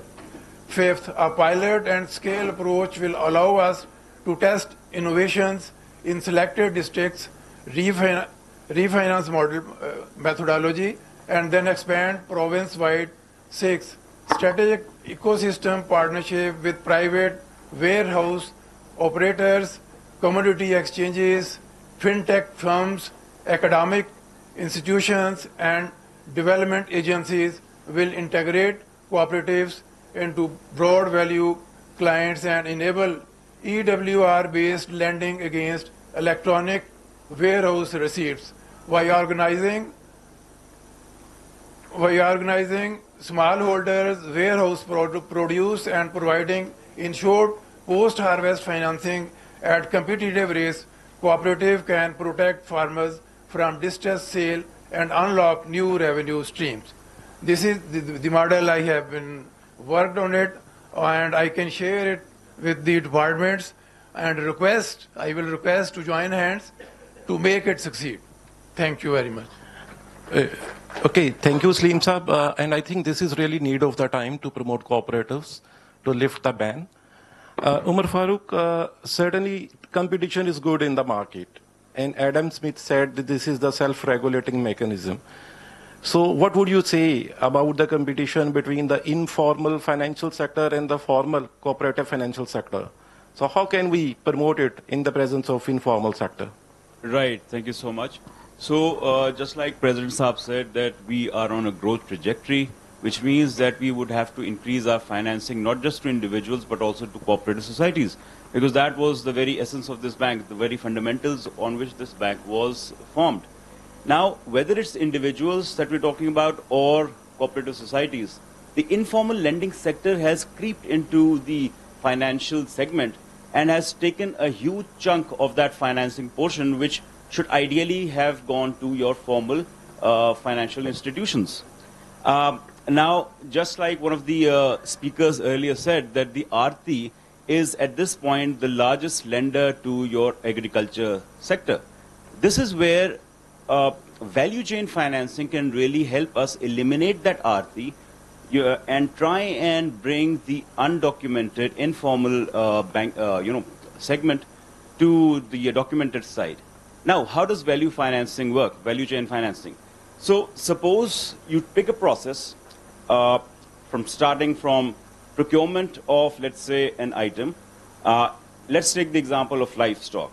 So you create an incubator where you create a cooperative society that specializes in rearing of animals for feedlot fattening. Once they're reared, you sell them off to another cooperative society that ensures that they're butchered, that their meat is processed, and then a third society that essentially ensures that they are sent to the market. Now, at each segment, if you provide bridge financing, an institution like PPCBL is so geared to doing that, that this is how you can, by providing bridge financing, eliminate the informal sector and try and entice through sustainable finance. Sustainable finance is very important here. It cannot be subsidized financing because that is not a sustainable model. It has to be sustainable financing. And the essence of sustainable finance is that you grow economies of scale. Now, instead of having one person procuring animals and then, selling them off after rearing them, now you have 30 people who have formed a society, and now that the purchasing power multiplies by 30. So that is where you gain the advantage, not through subsidy, but through sustenance. That is how gap can be bridged? Yeah, this is really interesting that we earlier talked about this issue, that instead of increasing the number of cooperatives, we should also focus on the depth of cooperative members. So certainly only then we can achieve the economies of scale. So that's really very valid point. Dr. Ishfaq Sahab, so there has been a lot of debate since morning about the role of academia in promoting knowledge, awareness about cooperatives. And there also had been a lot of discussion about the research, commission-based research, and connecting the links between universities and cooperative department. So how would you say that, how can we increase awareness or linkages to make a financial model more effective for the cooperatives? Thank you very much, Dr. Saab. And first of all, my thanks and appreciation to the UAF and the faculty for organizing this, very valuable conference and discussion. Regarding your questions, there, gaps exist, Currently, as an academia, we know that our main objective is the research and knowledge creation. We need to look, the quantitative and qualitative aspects of various, studies, various models. The rosy pictures, these guys mentioned, we also need to look that whether they have created any impact on the society. They have spent billions. Okay. So we can suggest, go for, very effective cooperatives, do this, do not, and the reality is that our experience of cooperatives in Pakistan is not very successful. And the main reason is our, the social setup, our governance issues, We need to, evaluate all those factors. If we want to give some feedback or some advice to the policymakers, we need to have a data-based, evidences which we can put forward. Just if I will say, this is the reason, this is that, but unless we have concrete and solid, analysis-based, outcome, we cannot, do this. So there is a very important role which academia need to play, and particularly the agricultural universities, because curriculum development and education material is not only, sufficient. We need to, develop really, we need to build, we need to train the manpower who really know the issues, who really know the ground realities, and who can, guide the institutions, who can suggest us a better, advices to the policymakers. Thank you. Thank you, Dr. Just, I would like to disagree with the Professor ne baat ki. In fact, my personal experience, there is no issue in the model and the financial model and the credit model at all, because I have done it, so I can see it. There is only the inefficiencies, corrupt practices, and basically the staff connivance and whatever you may say, and totally uneducated. If you put a metric pass person just as a manager of the branch, or you promote the guard, no offense to that, or the PN as a manager of the branch over the years, so what do you expect from there? That is I have seen in both the last 4 years, it's a huge experience for me. In fact, I have come from private sector. It's a myth that the public sector cannot properly perform. You need the right person there. I changed my top team, the mid-tier, and we inducted the people without any recommendation as Farish. So the whole change was there. The same as a turnaround. And I can again, corroborate the ZTBL change. It was a bank with 100 billion of the non-performing loan when I took over.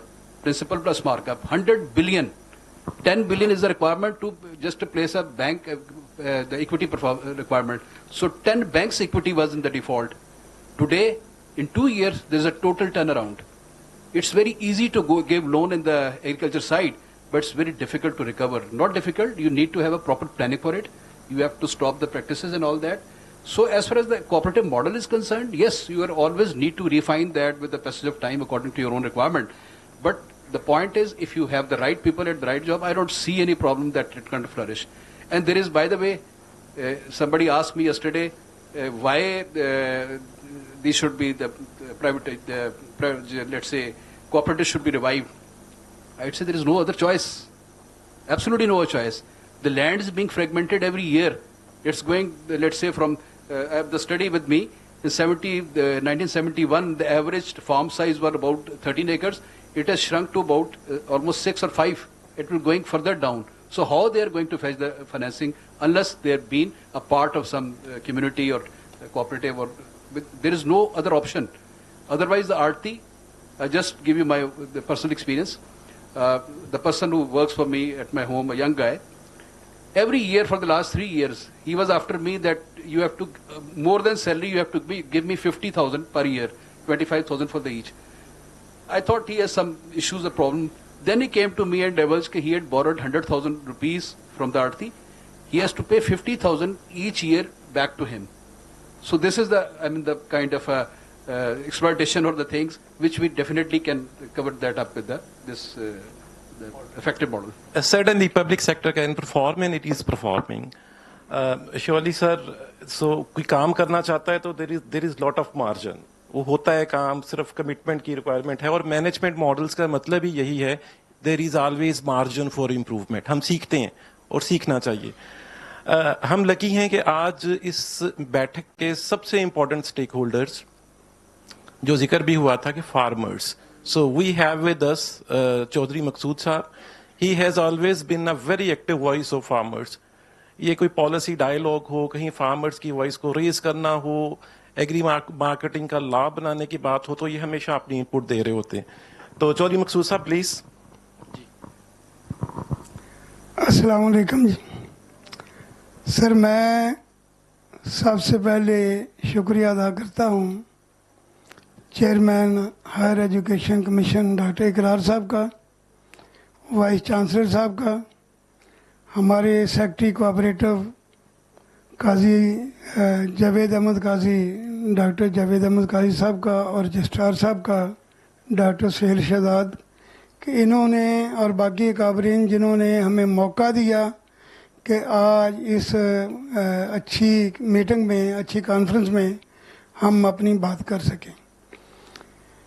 ये खुशकिस्मती है, मुबारकबाद देता हूँ secretary cooperative को कि ये बैनुल अक़वामी cooperative साल जो है मनाया जा रहा है, और ये ज़रई यूनिवर्सिटी, बड़ी अहम यूनिवर्सिटी हमारी एशिया की है, उसमें मनाया जा रहा है, और हमारी बात भी सुनी जा रही है. सर, मैं अपनी सोसाइटी का फोकल पर्सन हूँ, और मैं तारुफ करवा दूँ और थोड़ी सी अचीवमेंट भी बता देता हूँ कि हमने ये सोसाइटी जो है 79 में बनाई थी. आज 46 साल 5 महीने इसकी उम्र हो गई है, और ये गैर सियासी है, गैर मुनाफा बख्श है, पॉलिसी मेकिंग है, और इन 46 सालों में कई रिकॉर्ड हमारे बने. और एक ये भी बात है कि हमारा कोई मेंबर हमसे अलग नहीं हुआ. हमने अपने मुतालबात के लिए कोई धरना नहीं दिया, कोई रैली नहीं की, लेकिन हमारे कोई मसाइल भी नहीं रुके. हम जिनके पास जाते हैं उन्हें मुतबादल हल भी देते हैं, और वो मसाइल हमारे हल भी हो जाते हैं. ये उनका बड़ा बन है. हमने पोटैटो ग्रोवर सोसाइटी क्यों बनाई, उसकी वजूहात ये थी कि आलू के बीज जो है वो सिर्फ सरकार का पंजाब सीड कॉरपोरेशन इंपोर्ट करता था, और जब बुकिंग होती थी तो वो बुकिंग तो हम करवा देते थे, तो 2 शर्तें होती थी कि वैरायटी तब्दील भी हो सकती है और बुकिंग के बावजूद बीज कम भी हो सकता है. अगर हम 4 एकड़ का बुक करवाते हैं तो हमें 1 एकड़ का भी मिल सकता है. अगर मैं डिज़ायरी करवाता हूं तो मुझे आस्टैक्स भी मिल सकता है. तो ये प्रॉब्लम थे उस वक़्त. तो हमने वफाक में जाके मिन्स माजिद की सूरत हाल बताई, तो उन्होंने हमें एनओसी दे दिया, और हमने फैसला किया कि हमें कोऑपरेटिव डिपार्टमेंट के साथ अटैच होना चाहिए, और हमने रजिस्ट्रेशन कोऑपरेटिव डिपार्टमेंट में की, और उनके कवानीनों ज़वाबित के हम पाबंद हैं और पाबंद रहे हैं. सर, ये उसके बाद हमने हमारे शुगर मिल बन गई उकाड़ा में, हमने शुगर केन कोऑपरेटिव सोसाइटी बनाई. फिर हमने life stock dairy development society बनाई, फिर हमने एक हाउसिंग कॉलोनी भी बनाई, हाउसिंग सोसाइटी बनाई, और वो पूरी दुनिया की वाहद सोसाइटी है जिसमें डेवलपर ने 1 रुपया भी मुनाफा नहीं लिया। हमने नो प्रॉफिट नो लॉस पे अपने मेंबर्स को वो प्लाट दिए, और जो बच गए थे वो हमने शहरियों को भी दे दिए उसी रेट पे। सर, जब हमने आलू सब्जी और फ्रूट को टारगेट पूरा किया तो मकई के प्रॉब्लम थे, रिफाइन मिल आ गई, तो हमने मकई को भी आगाज़ कर दिया। मकई के बाद फिर बाकी जो क्रॉप है आस्ता आस्ता हम अडाप्ट करते रहे। हमारा इलाका था जिसमें चावल था, आजकल तेल भी है, बाकी चीज़ें लेते रहे हैं। हमने सोसाइटी लेवल पे जो अहम काम किए हैं, वैसे तो बहुत काम है हमारे, कि वो पोटैटो रिसर्च इंस्टीट्यूट हमने बनवाया।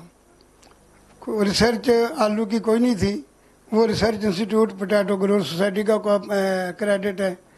और उसके साथ पोटैटो कोर एरिया भी बनवाया। हमने टारगेट किया कि ये पोटैटो कोर एरिया कसूर, साहिवाल, उकाड़ा, पाकपतन और डस्का तहसील कि ये आलू जो हैं हम एक्सपोर्ट करवाएंगे, ज़र मुबादला आएगा। और उसके लिए उकाड़ा को पोटैटो एक्सपोर्ट हब भी बनवाया, और उसके साथ DPP का कैंप ऑफिस कराची से हमने इधर शिफ्ट करवाया ताकि एक्सपोर्टर को आसानियाँ हों। आज उकाड़ा में कम अज़ कम 100 वो जो हमारे प्रोजेक्ट हैं एक्सपोर्ट के वो चल रहे हैं, उसको पोटैटो ग्रोथ सोसाइटी देखती है।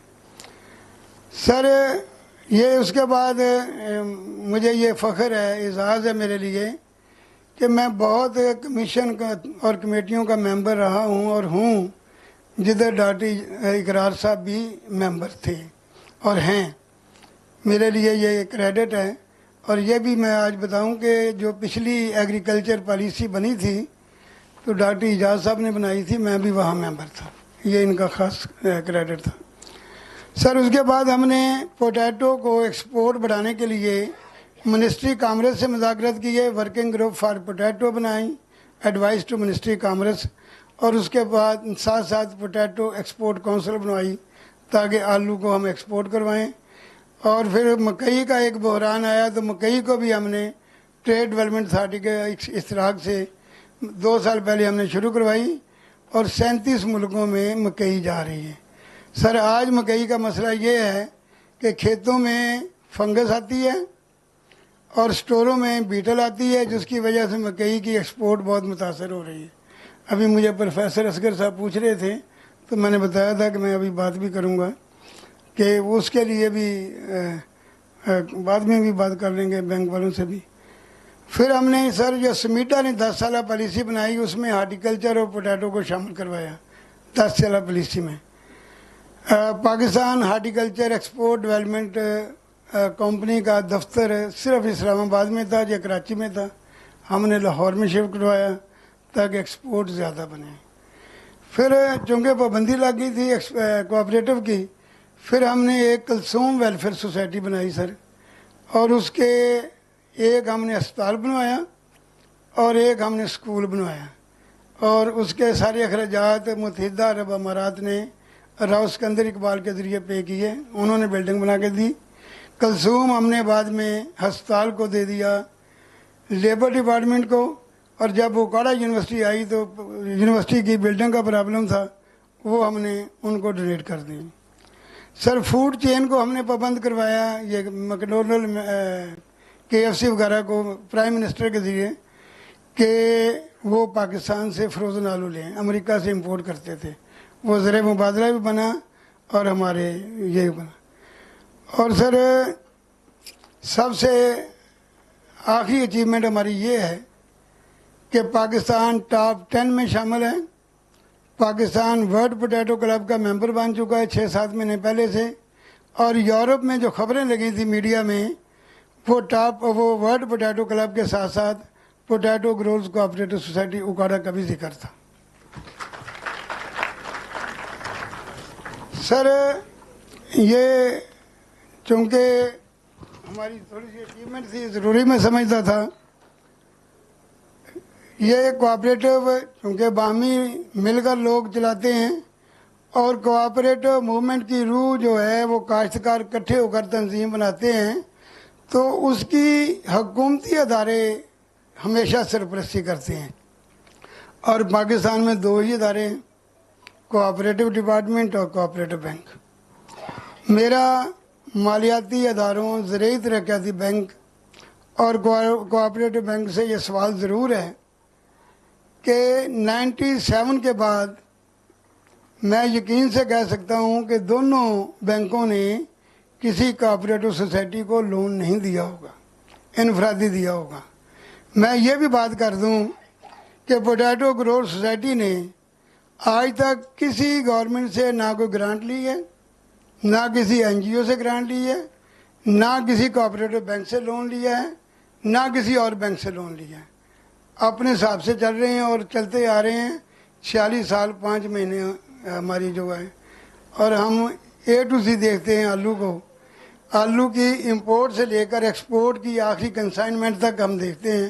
ہماری پوری ٹیم ہے, علیحدہ بندے بیٹھے, ہمارے 2 ڈائریکٹر بیٹھے ہوئے ہیں ادھر. سر ایک تو آپ کلیئر بتائیں کہ یہ سوسائٹی کے لیے یا کوآپریٹو ڈپارٹمنٹ کے لیے آپ کا کیا پروگرام ہے.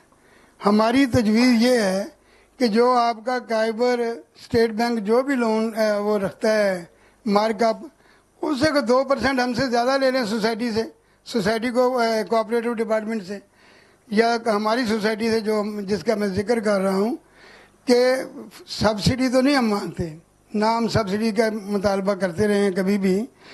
تو مارک اپ بھی ضروری ہے, جو بینک اسٹیٹ بینک طے کرتا ہے اس سے مائنر زیادہ لیں, تاکہ ذمہ دار کو تو ان پٹس کی ضرورت ہے, ان پٹس کے لیے پیسے کی ضرورت ہے, ان ٹائم آپ دیں, ڈاکومنٹیشن آسان کر دیں. ایک تو سر یہ مہربانی کریں تو یہ کریں. دوسرا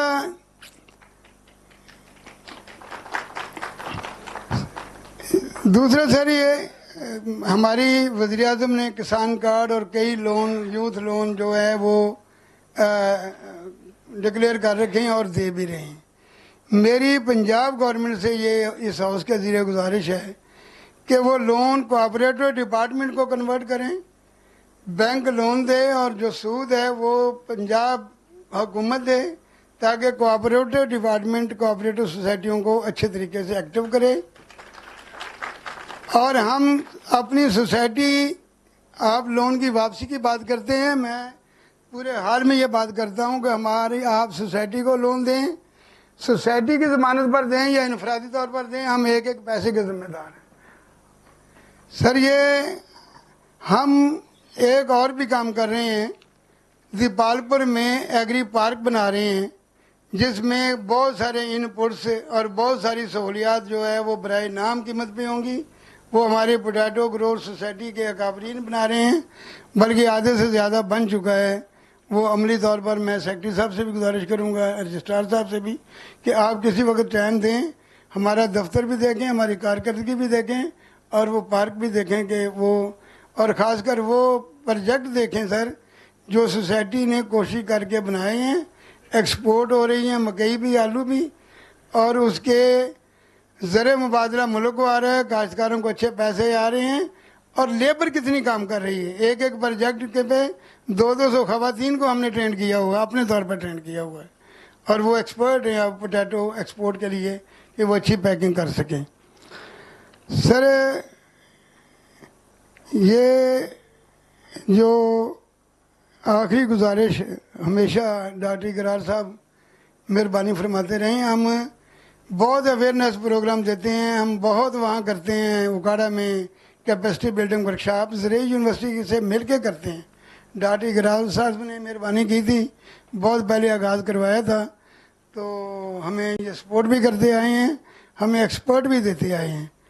تو ڈاکٹر صاحب ہماری یہ ریکویسٹ آپ سے یہ ہے کہ آپ تو اب ہائر ایجوکیشن کے چیئرمین ہیں, ذمہ داروں کے بچوں کے لیے کوئی وظائف رکھیں ایگریکلچر کے. ہم سوسائٹی والے اس ریکمینڈ کر دیں گے, پہلے آسٹریلیا نے بھی رکھے تھے تو انہوں نے بھی ہمیں اختیار دیا تھا, ہم کرتے رہے ہیں ریکمینڈ. تو آپ یہ مہربانی کریں, جتنی آپ تو کمپیٹنٹ ہیں, تو یہ ذمہ داروں کے لیے بہت اچھی بات ہوگی. بہت مہربانی سر, آپ کی خوش رہیں, आबाद रहें कि आपने ये सारी बात की। आखिरी बात जो है सर वैल्यू एडिशन की, मेरी ये गुजारिश है दोनों बैंकों से कि सर मक्की जो एक्सपोर्ट इसलिए नहीं हो रही, कम हो गई, 14% रह गई है, 86% ख़त्म हो गई। वियतनाम से 82 कंटेनर वापस हुए हैं, बहुत परेशान कौन सूरत हाल है। तो वो वैल्यू एडिशन के लिए हमें ड्रायर की ज़रूरत है। आप ड्रायर दें, बेशक ज़िम्मेदारों को दें या सर्विस प्रोवाइडर को दें, आप अपने लोन वापस लें। हम सब्सिडी में नहीं कहते, लेकिन उसका जो इंसेंटिव है वो थोड़ा करें ताकि एक्सपोर्ट ख़राब ना हो। अगर ये एक्सपोर्ट ख़राब हो गई तो दोबारा मकई हमारी कोई नहीं लेगा। आज 37 मुल्क ले रहे हैं, 4 मुल्क पाइपलाइन में हैं, आलू भी 37 मुल्क ले रहे हैं और 4 मुल्क पाइपलाइन में हैं। तो ये मकई के ड्रायर के लिए सर ये आप कुछ करें, ये है मेरी गुजारिश। हाउस ने कोई बात मुझसे पूछनी हो किसी मामले में? जी सर प्लीज़, आप कुछ कहना चाह रहे हैं? मार्कअप की जहाँ तक बात है, इस वक्त हमारे पास 2 तरह की प्रोडक्ट्स हैं। काइबर के साथ भी लिंक है और फिक्स मार्कअप भी है। फिक्स में हम 15%, इस वक्त काइबर जो है 12% पे है और हमारा रेट सोसाइटीज़ के लिए 15% है। और अगर काइबर के साथ लिंक करना चाहे कोई कस्टमर हमारा, तो वो भी हमारे पास प्रोडक्ट मौजूद है। वो ऑलरेडी जो उन्होंने सजेशन दी है, हमारे पास ये प्रोडक्ट मौजूद है। और बाकी जहाँ तक ड्रायर की बात रही, ड्रायर के लिए हम बिल्कुल प्रोडक्ट बना सकते हैं। उसकी कास्टिंग का देख सकते हैं, हमारे साथ बैठ जाएं, उसकी कास्ट के ऊपर देख लें, सप्लायर देख लें, तो इंशाल्लाह हमारी प्रोडक्ट बन जाएगी। और बाकी इसके अलावा अगर ZTPL इसमें कोई कंट्रीब्यूट कर सकता है तो मैं बिल्कुल भट्टी साहब से रिक्वेस्ट करूँगा कि जी बिल्कुल। ये 2 बातें उन्होंने की हैं। ज़ाहिर है कि वी आर द बैंक, जो पैन कंट्री हम इसको करते हैं, इसको जो सर्व करते हैं, तो बिल्कुल नोटेड। जो ड्रायर की हमने तो गिलगित में ड्रायर दे दिए हैं जहाँ पे फ्रूट्स को ड्राई करने के लिए ना, और काफ़ी बड़ी तादाद में। तो डेफिनेटली एक थोड़ा सा मैं क्लैरिफाई करना चाहूँगा, रेट की मिसकंसेप्शन होती है और ज़रा उसको और तरीके से लिया जाता है। देखें ये PPCBL भी ZTBL भी, they are not to make the profit. इनका मेन ऑब्जेक्टिव जो है ना प्रॉफिट मेकिंग नहीं है, but at the same time उनको अपने खर्चे खुद को गवर्नमेंट उनको जो है फंड नहीं करती। They have to bear their own, को अपना करना है। जितने NPL बढ़ेंगे उतनी बैंक की कैपेसिटी जो है वो कम हो जाएगी to lend at the subsidise a good rate. वो उसी पे डिपेंड करता है। सेकेंडली थोड़ा सा जरा एक मिनट लूंगा आपका, कि जो स्पेशलाइज्ड प्रोडक्ट्स हैं लाइक कंज्यूमर के आप लेते हैं, जो SME के है या एग्रीकल्चर है, दीज आर स्पेशलाइज। ये कॉर्पोरेट और कमर्शियल उस तरह के नहीं है। इनमें आपने अगर कोई क्रेडिट कार्ड यूज करता है वैसे, तो उसको ये पता होगा कि जो मर्जी रेट हो जाए उसका रेट 2.5% पर मंथ है उसका rate. That makes 36% per year. उसकी रीजन ये है कि उसमें डिफॉल्ट रेशो होती है, तो उसको कैटर करने के लिए उसको मैनेज करते हैं। Same is the case with agriculture. Agriculture is highly prone to default. अगर एक क्रॉप नहीं होती तो आप जो मर्जी कर लें, उसमें डिले आएगी तो बैंक को प्रोविजनिंग करनी पड़ेगी। All banks are abiding the international financial regulation, IFRS जिसे कहते हैं, उसको उन्होंने अपने प्रॉफिट में नहीं ले जा सकते और उसको आपको रिवर्स करनी पड़ेगी इनकम। तो ये सारे फैक्टर्स हैं। उसका रीजन ये है कि अगर आपकी टाइमली पेमेंट, क्रेडिट डिसिप्लिन अगर मेंटेन होगा तो it can only come down. कोई और मकसद, प्राइवेट बैंक तो फिर भी प्रॉफिट के लिए सब कुछ, हमारा इन दोनों बैंकों का आई नो द ऑब्जेक्टिव भी इनका ही है, कम्युनिटी डेवलपमेंट और उसको बेहतर करना फार्मर्स को ना। तो जो हो सकेगा, हमने 37 बिलियन 7% रेट पे दिए हैं इन ZTBL, 37 बिलियन पैन कंट्री। और उसमें चूंकि सब्सिडाइज था, the rest of the cost was paid by the government, by state bank से मिल गई। अगर इस तरह की होगी तो हम पास ऑन करेंगे उसके साथ ना। Thank you. जी मकसूद साहब, आप जी लास्ट। सर मैं इंडियन कोऑपरेटिव की बात होती रही है, मैं बहुत दफ़ा इंडिया विज़िट करके आया हूँ। कोऑपरेटिव डिपार्टमेंट के बहुत प्रोजेक्ट भी देखे हैं, वीटा ब्रेड देखा है, शुगर मिलें देखी हैं और लुधियाना यूनिवर्सिटी भी गई। वहाँ के काश्तकारों को जो सहूलतें दी जाती हैं या वहाँ के कोऑपरेटिव डिपार्टमेंट को जो सहूलतें दी जाती हैं, मैं ये कहता हूँ कि सबसे कमज़ोर इंडिया की कोऑपरेटिव सोसाइटी जो है, उतनी सहूलतें हमारी सोसाइटी को दे दें, हम इंडिया को लीड कर जाएंगे। That's very good. आज के दिन की खूबसूरती ये रही कि आज का दिन का आगाज बड़े अच्छे टॉपिक से हुआ, और आज जब हम इख्तिताम करने जा रहे हैं तो एक कोऑपरेटिव सेंस नजर आ रही। हम एक दूसरे को सुन रहे हैं, सुन के समझने की कोशिश कर रहे हैं, इश्यूज को आइडेंटिफाई कर रहे हैं और उनका हल ढूंढने की कोशिश कर रहे हैं।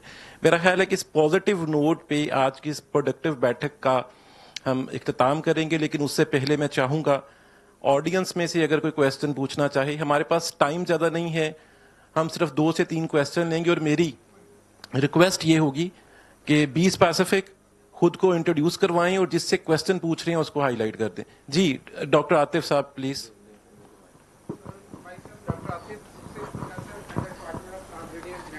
सर मेरे दो क्वेश्चन है. एक क्वेश्चन है कि जो गवर्नमेंट ऑफ पाकिस्तान ने अनाउंस किया कि 2028 के अंदर जो सूद का खात्मा है, उस हवाले से आपके फ्यूचर के प्लान क्या हैं? और दूसरा क्वेश्चन ये है कि जिस तरीके से इन्होंने बताया कि पाकिस्तान में या एग्रीकल्चर के अंदर डिफ़ॉल्ट के चांसेस बाज़ का बहुत ज़्यादा होते हैं, तो क्या जो आपके बैंक हैं ये क्रॉप इंश्योरेंस की तरफ भी काम करने जा रहे हैं? क्योंकि जो डेवलप्ड कंट्रीज है वहाँ पे क्रॉप इंश्योर्ड होती हैं, इस वजह से जो लोन है वो डिफ़ॉल्ट की तरफ नहीं जाते. Thank you. जो इस्लामिक की आपने बात की तो वो बिल्कुल वो डिसीजन भी है सुप्रीम कोर्ट का. तो all the banks are working as a policy. State bank उसको स्टीयर कर रहा है. उसमें जाहिर है हर बन गए, शरिया बोर्ड बन गए सारे बैंकों के, और वो उसको साथ साथ लेके चल रहे हैं. लेकिन जिनके एक्सपोजर बड़े हैं, स्पेशली डिफॉल्ट वाला जो एलिमेंट है उसको कैसे कन्वर्ट करेंगे, वो एक क्वेश्चन है उसके ऊपर. तो वो अपनी जगह पे. सेकंड आपकी क्वेश्चन था, सॉरी, इंश्योरेंस. अच्छा, इसमें देखें थोड़ा सा मिसकंसीव हो जाता है. Insurance is available to the places जहां पे कोई कैटास्ट्रॉफी हो जाए तो वो उसकी इंश्योरेंस जो है वो कुछ क्रॉप्स की है, स्टेट बैंक उसको मॉनिटर करता है, और टू सम एक्सटेंट, और वो भी रिस्ट्रिक्टेड है. प्रीमियम के 3 टाइम मिलती है उसको, उससे ज्यादा नहीं. इशू सिर्फ ये है कि इसमें सबसे बड़ा अभी तो खैर ड्रोन आ गए हैं. पहले तो इसको कि हाउ विल यू वेरीफाइड कि जी क्रॉप फेलियर है या नहीं है, प्रोडक्टिविटी किस वजह से है, आया वो किसी अपनी उसकी बीज ठीक नहीं था या क्या नहीं था. इट्स वेरी, आई थिंक उसका काफी इंट्रिकेसीज उसमें है. Secondly, premium would be so high. Premium जो है उसको पास ऑन होगा तो वो ऑलरेडी हम बात कर रहे हैं मार्कअप, और दूसरी अगर उस पर 5% प्रीमियम आप ऐड करेंगे तो वो तो बेरेबल नहीं होगा. लाइफ स्टॉक में yes there is a insurance, वो आज भी है और उसको बिल्कुल कवर भी करते हैं उस लिहाज से. तो इसमें तो मैं यही कहूंगा जी कि उसमें जो आप बात कर रहे हैं उसमें काफी स्टडीज हुई हैं इंश्योरेंस साइड पे, लेकिन उसका cost benefit for the normal farmer नहीं बनता, क्योंकि जाहिर है कंपनी तो अपना प्रीमियम लेगी जी जो उसका जो उस लिहाज. लेकिन से वर्किंग इस पे चल रही है. इस्लामिक में भी तकाफल के ऊपर उसका जो रिप्लेसमेंट है इंश्योरेंस की, उस पर भी we are as a group working. PBA भी इस पे काम कर रहा है. और ये जो हम बात कर रहे हैं अनकोलेटराइज लैंडिंग की, उसमें सबसे इंपॉर्टेंट है कि फिर there has to be some safeguard तो हो. अगर कोलेटरल भी नहीं है और डिफॉल्ट होगा तो कैसे उसको कवर करेंगे. प्लीज. अस्सलाम वालेकुम जी, मेरा नाम इमरान शेख है, rice exporter association of Pakistan से. मैं सबसे पहले डॉक्टर इकरार साहब को मुबारकबाद देता हूँ कि इतने अच्छे टॉपिक के ऊपर इतने वेल लर्नड पैनलिस्ट के साथ मौका मिला. मैं अपनी लर्निंग के लिए, मेरे 2-3 छोटे से जस्ट कमेंट्स टाइप हैं. सर, एक तो ये कि अभी तक फैसला नहीं हुआ कि आड़ती जो है वो एंजल है या डेमन है. इस पे मुझे कमेंट्स चाहिए ओवरऑल कि क्या हमने कंक्लूड कर लिया है कि ये फरिश्ता है या जालिम है. दूसरा ये कि सर, फार्मर्स ये पूछते हैं कि बैंक्स को कितने 100 साल चाहिए आड़ती को रिप्लेस करने के लिए. Have you any road map कि आप कितने 100 साल में इसको रिप्लेस कर पाएंगे. तीसरी सर ये चीज़ कि आड़ती बहुत सारे ऐसे भी हैं जो कि मैट्रिक पास हैं और वो बड़ा अच्छा अपना कमर्शियल सेंटर चला रहे हैं. चौथी सर चीज़ ये कि जिस तरह का बैंक्स का एक इंटरफेस है कॉर्पोरेट के साथ, छोटा फार्मर जब बैंक लोन लेने जाता है तो उसके साथ जो कुछ होता है वो बताने के काबिल नहीं. तो ये वो चीज़ें हैं सर जिनको हमने इसलिए लेना है, don't take me sceptic but only realistic, कि हम जब अपनी प्रोडक्ट जो बना रहे हैं उसके अंदर क्या ये चीज़ें हैं कि आज भी हम बिलो 5% जो है वो हमारे बैंक्स दे रहे हैं और 95% से ऊपर जो है वो अभी भी आड़ती लैंडिंग कर रहा है. और चौथी चीज़ सर ये कि हम ये भी नहीं कह सकते कि किसान कार्ड में 0% लोन पे जब मार्ग का बगैर के पैसे दिए गवर्नमेंट ने तो वेरी सॉरी टू से फार्मर्स ने पे नहीं किए. हैव एनी वो डेयर कि हम ये कहें कि फार्मर्स भी कॉन्ट्रैक्ट की सैंक्टिटी को रिस्पेक्ट कई दफ़ा नहीं करते. और ये वो सारी चीज़ें हैं जिनको हमने कैटरिंग करना है. हमने अमूल डेयरी को अगर बनाना है पाकिस्तान में तो हमें सबसे पहले ये देखना है कि why we are in fail in cooperatives. Even lining of water course की एक कमेटी में जब पैसे आए तो वो मैनेजर लेने जा रहे थे कि फार्मर वो वापस नहीं दे रहा. तो ये वो वाली सारी चीज़ें जिनको हमने लेके प्रोडक्ट बनाना है. क्या आड़ती गेम का हिस्सा बन सकता है, part of solution, either we just demonising. Over to you sir.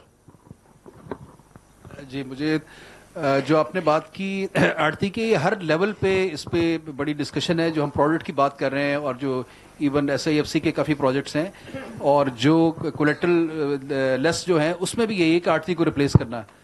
لیکن اگر میں آپ سے یہ ویسے ہی آپ کو کہہ دوں جی کہ آڑتی replace over the 100 of years وہ چل رہا ہے، ایک سسٹم چل رہا ہے، اس کو اس لیول پہ تو نہیں، لیکن جتنے ہم اس کو بہتر اس کو ٹرمز پہ لون کر دیں گے. اور اس کے ہم نے ایک ورکنگ کی تھی آر ٹی چارجنگ آلموسٹ 62%، 62-65%، کیونکہ اس کو سمجھ نہیں آتی پرسنٹیج کی فارمر کو. اس کو تو ہر کراپ پہ وہ ایک خاص چارج کرتا ہے اور اس کو ایڈوانس دیتا ہے، اس کا لکھت پڑھت اس کے پاس تو ہوتی نہیں ہے، تو وہ it ends up at 60-65%. It's not an easy to replace that, کیونکہ اس کی جو ریچ ہے اوور دا لیٹس سے کہ فیملیز یا کہہ لیں بہت جنریشن کے ساتھ اس کی چل رہی ہے، اس کو پوری طرح تو نہیں. لیکن جتنا ہم یہ جس طرح کوآپریٹو ماڈل کو ہم کریں گے اتنی آڑتی سے ہم جو ہے وہ دوسری سائڈ پہ آئیں گے، کیونکہ یہ وہ چیز ہے جو انسٹیٹیوشنلائز ہوگی. تو آج تو ہم کہہ رہے ہیں نا کہ 14 یا 15 ہے، وہاں پہ تو ریٹ ہے ہی نہیں کوئی. وہ تو اگر آپ اس کو اس طرف لے کے جائیں گے تو obviously دوسرے سوال کا آپ نے خود ہی جواب دے دیا کہ جو انفارچونیٹ چیز فری دی جائے وہ فار گرانٹیڈ ہوتا ہے کہ اس پہ ڈیفالٹ ہوگا، وہ اس کو لگتا ہے کہ شاید واپس ہی نہیں کرنی اس نے نا. یہ ہم نے بھی دیکھا ہے ہمارے جو ارتھ کویک پہ اس پہ ہم نے فلڈس کے ہم نے جو دیے وہ انٹرسٹ فری لون تھے، لیکن اس کے ہمیں زیادہ بہت ایفرٹ کرنی پڑی اس کی ریکوری کے لیے، حالانکہ وہ ایک بہت بڑا جسچر تھا کہ آپ کو اس کے بغیر آپ لون دے رہے ہیں.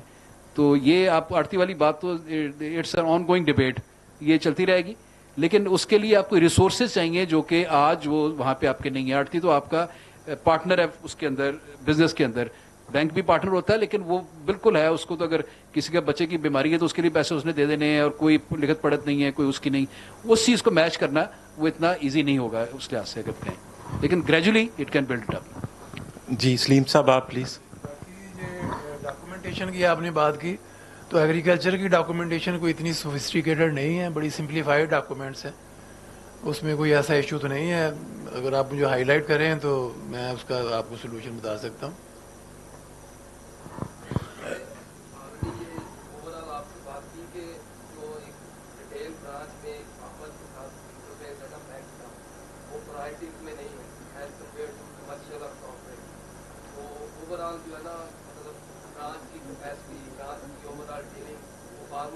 یہی وجہ ہے کہ فارمر وہ 62% لون لینے کے لیے آڑتی کے پاس جاتا ہے، کیونکہ آڑتی میں رات کو 24 گھنٹے وہ ATM ہے، جبکہ وہاں پہ تو وہ کہتے ہیں ساڑی چھٹیاں چاہ دیں گے جہاں. تو یہ سب ایکچوئل صورتحال ہے جس کی وجہ سے فارمر جو ہے وہ بینکس نہیں جاتے. ادروائز آپ نے تو اس کو بہت اچھا نیٹ ورک ہے، جتنی بھی اسکیمز آتی ہیں وہ آڑتی کو ریپلیس اس لیے نہیں کر پاتی کہ آپ نے جو فرضوں کے پیچھے لگا دیں گے، گرین لینڈنگ ہوگی تو واپس نہیں آئیں گے پیسے. پاس بک ہے تو اس کا ایک ڈاکومنٹ ہے جو اس نے بنانا ہے، اس لیے وہ بہتر ہے وہ کہتا ہے جی ادھر ہی چلے گئے. دوسری بات یہ ہوتی ہے کہ اس نے آپ سے لون لے کے مکان بنا لیا. یہ وہ ساری چیزیں سر جو آپ کو آلریڈی نالج میں ہے، جو بھی آپ پروڈکٹ بنائیں ان کو لے کے چلیں. اور اینڈ والی بات یہ تھی کہ کیا آڑتی پارٹ آف سولوشن بھی بن سکتا ہے یا اس کو ہم نے نکالنا ہی؟ دیکھیں یہ نکالنے والی بات جو ہے وہ تو گریجولی نکل سکتا ہے، ایسی بات نہیں ہے کہ نہیں نکال سکتے. تو جتنا انگیج کریں گے آپ، جتنا ہمارا جو ہے ریلیشننگ بہتر ہو جائے گی کسٹمر کے ساتھ. سمپلیفائڈ ڈاکومنٹ کی آپ نے بات کی ہے. باقی ہمارا بینک PPC بیل جو ہے وہ کیٹری فارمر کی ضروریات کو کرتا ہے. ہمارے پاس کوئی اس طرح کی کمرشل لینڈنگ یا کنزیومر کی بات نہیں ہے. Okay thank you very much and I am very excited کہ اس بیٹھک کا اختتام جو ہے وہ اتنے لرنڈ کوشچنز اور فیڈ بیک سے ہوا. That's very good. اور ایک کنکلوژن کے ساتھ بھی کہ ہمیں جو ہے جی اچھا چلیں لاسٹ فیڈ بیک لے لیتے ہیں جسٹ پلیز.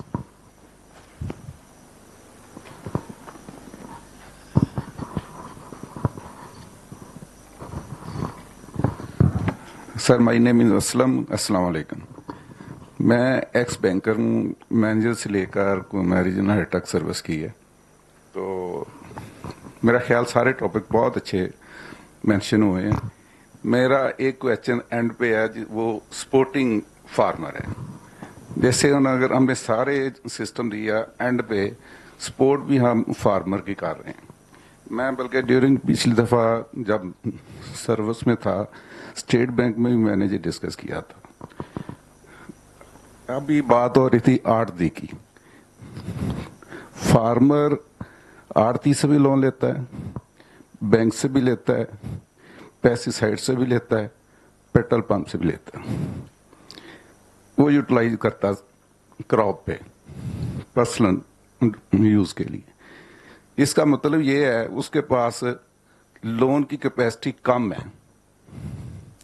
अगर फर्ज करें, मैं एक एग्जांपल देता हूँ, मेरा ख्याल हमारी जो पॉलिसी स्टेट बैंक की है ख़ास तौर पे एग्री पे, वो आई थिंक 1980 से पहले वाली है। मेरा ख्याल अब कोई पर एकड़ लोन 50,000 है जहाँ 75 है। ये क्रॉप टू क्रॉप वेरी करता है, जो आप पुरानी बात कर रहे हैं ये नहीं है। ये एग्रीकल्चर क्रेडिट एडवाइजरी कमेटी की मीटिंग हर साल होती है, मैं समझ रहा हूँ, बिल्कुल ये फैसले नहीं सर, मैं उसकी बात कर, देखिए ना, एक चीज उन फार्मर की, उस वक्त लैंड की कीमत थी 1 लाख, अब उस लैंड की कीमत है आई थिंक 35 and 50 लाख, ठीक है। उसके अगेंस्ट अगर हम लाख देते हैं, बेशक क्रेडिट मीटिंग बनती है।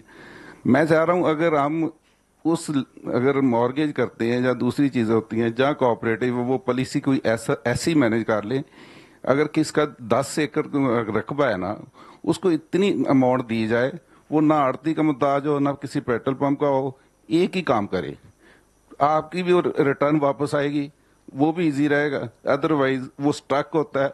ओवरऑल मेरा एक्सपीरियंस है वो जो लोन होता है वो रिवाइव होता है मार्कअप देके।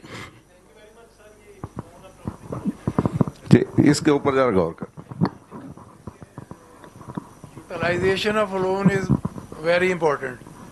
First, you will have to assess the need of the borrower, then utilization. और जब मिस यूटिलाइजेशन की बात हो जाती है तो फिर जाहिर है जिस पर्पज़ के लिए लोन अगर आपने दिया है उस पर्पज़ पे आपने इस्तेमाल नहीं किया तो उसकी रीपेमेंट जो है वो चैलेंज हो जाती है। तो ये मतलब अगर जिस पर्पज़ के लिए लिया जाए अगर वहीं यूज़ करें तो उसकी रीपेमेंट इतनी मुश्किल नहीं है, आसानी से हो सकती है। जी okay sir, thank you very much respectable panel, and we conclude with the statement that don't give them fish, teach them how to fish.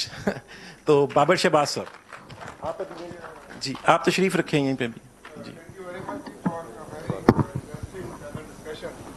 So now we are heading towards the conclusion of today's proceeding.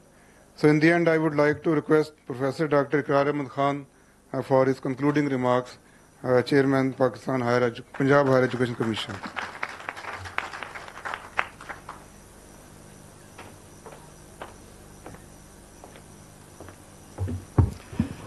Bismillah ar-Rahman ar-Rahim. Ladies and gentlemen, this has been a very rewarding day since morning. Very impressive outlay of presentations. Lot of bright ideas, thought process, and we have learned something new. There was discussion in the morning about the diagnostics of cooperatives in Pakistan, comparisons with other countries, the reasons for failure, some success stories. And then we have heard some country case studies. And I'm particularly very impressed by the presentation by Saka from United States, where word cooperative has been used as a tool for extension. We in agriculture community, we very narrowly define extension. The extension is probably sending out a message or making sure that farmers know that this is time of sowing and this is time of harvesting. Cooperative extension is holistic community development process. And he also mentioned the involvement of cooperative extension in youth development. And that brings up an idea that we have to think in terms of incorporating this sense of cooperativism in our curriculum, in our education streams at all levels, and build a narrative. Urdu tarjuma iska बनता है जी बामी तावन, तो बामी तावन का narrative बनना चाहिए. It's not new, it's been around, we have done it in many ways and then forgotten. Soon after creation of Pakistan, there was an initiative by the name of Village Aid. The Village Aid was actually a rural development, cooperative rural development process. And now we are at a point that we are revisiting all those ideas. During the 70s, there was an entity by the name of IRDP, Integrated Rural Development Program. Then the transformation of supervised credit, the pilot which was done by National Bank, and then revamp of ADBP. ADBP, Jameel Lichter's whole process was actually supervised credit, making sure that the money is spent where it belongs to, and then ensuring that with the recovery. There was a time when they renamed ADBP with ZTBL. تو جو ری نیم کرنے والے تھے ان کے ساتھ میرا تعلق ہے دوستی اب بھی. تو میں نے ان سے پوچھا کہ اس سے کیا ہوا. اے ڈی بی پی کو زرعی ترقیاتی بینک کہنے سے کیا فرق پڑا. تو وہ کہنے لگے, ان کے سامنے کئی دفعہ کئی جگہ, ابھی 2 ہفتے پہلے بھی ہم اکٹھے تھے, تو وہ کہنے لگے دیکھیں یہ تمہارے جو زراعت کے گریجویٹ ہیں نا, ان میں انیشیٹو نہیں ہوتا, ڈرائیو نہیں ہوتی, انٹرپرینورشپ نہیں ہوتی. تو میں نے اب زیڈ ٹی بی ایل کو کہا ہے کہ آپ لمس کے اور آئی بی اے کے گریجویٹ ہائر کریں. تو میں نے کہا جی وہ لمس اور آئی بی اے کا گریجویٹ جاؤ ٹالی تھلے بیٹھے گا جا کے, وہ ایم سی او بنے گا. نہیں ایم سی او نہیں بنے گا, سوال نہیں پیدا ہوتا. He is very good in board room, he can speak and write good English, but this is a different ball game all together. So dealing with agricultural investment and rural indebtedness, بات آ گئی آرتھیے پہ. تو آرتھیے سے پہلے بانیہ بھی تھا, اور آج نام نہیں لیا گیا, بہت ضروری تھا نام لیا جاتا.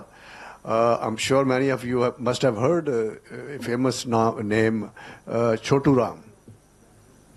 So Chotu Ram actually managed to pass a series of legislation from the then Provincial Assembly.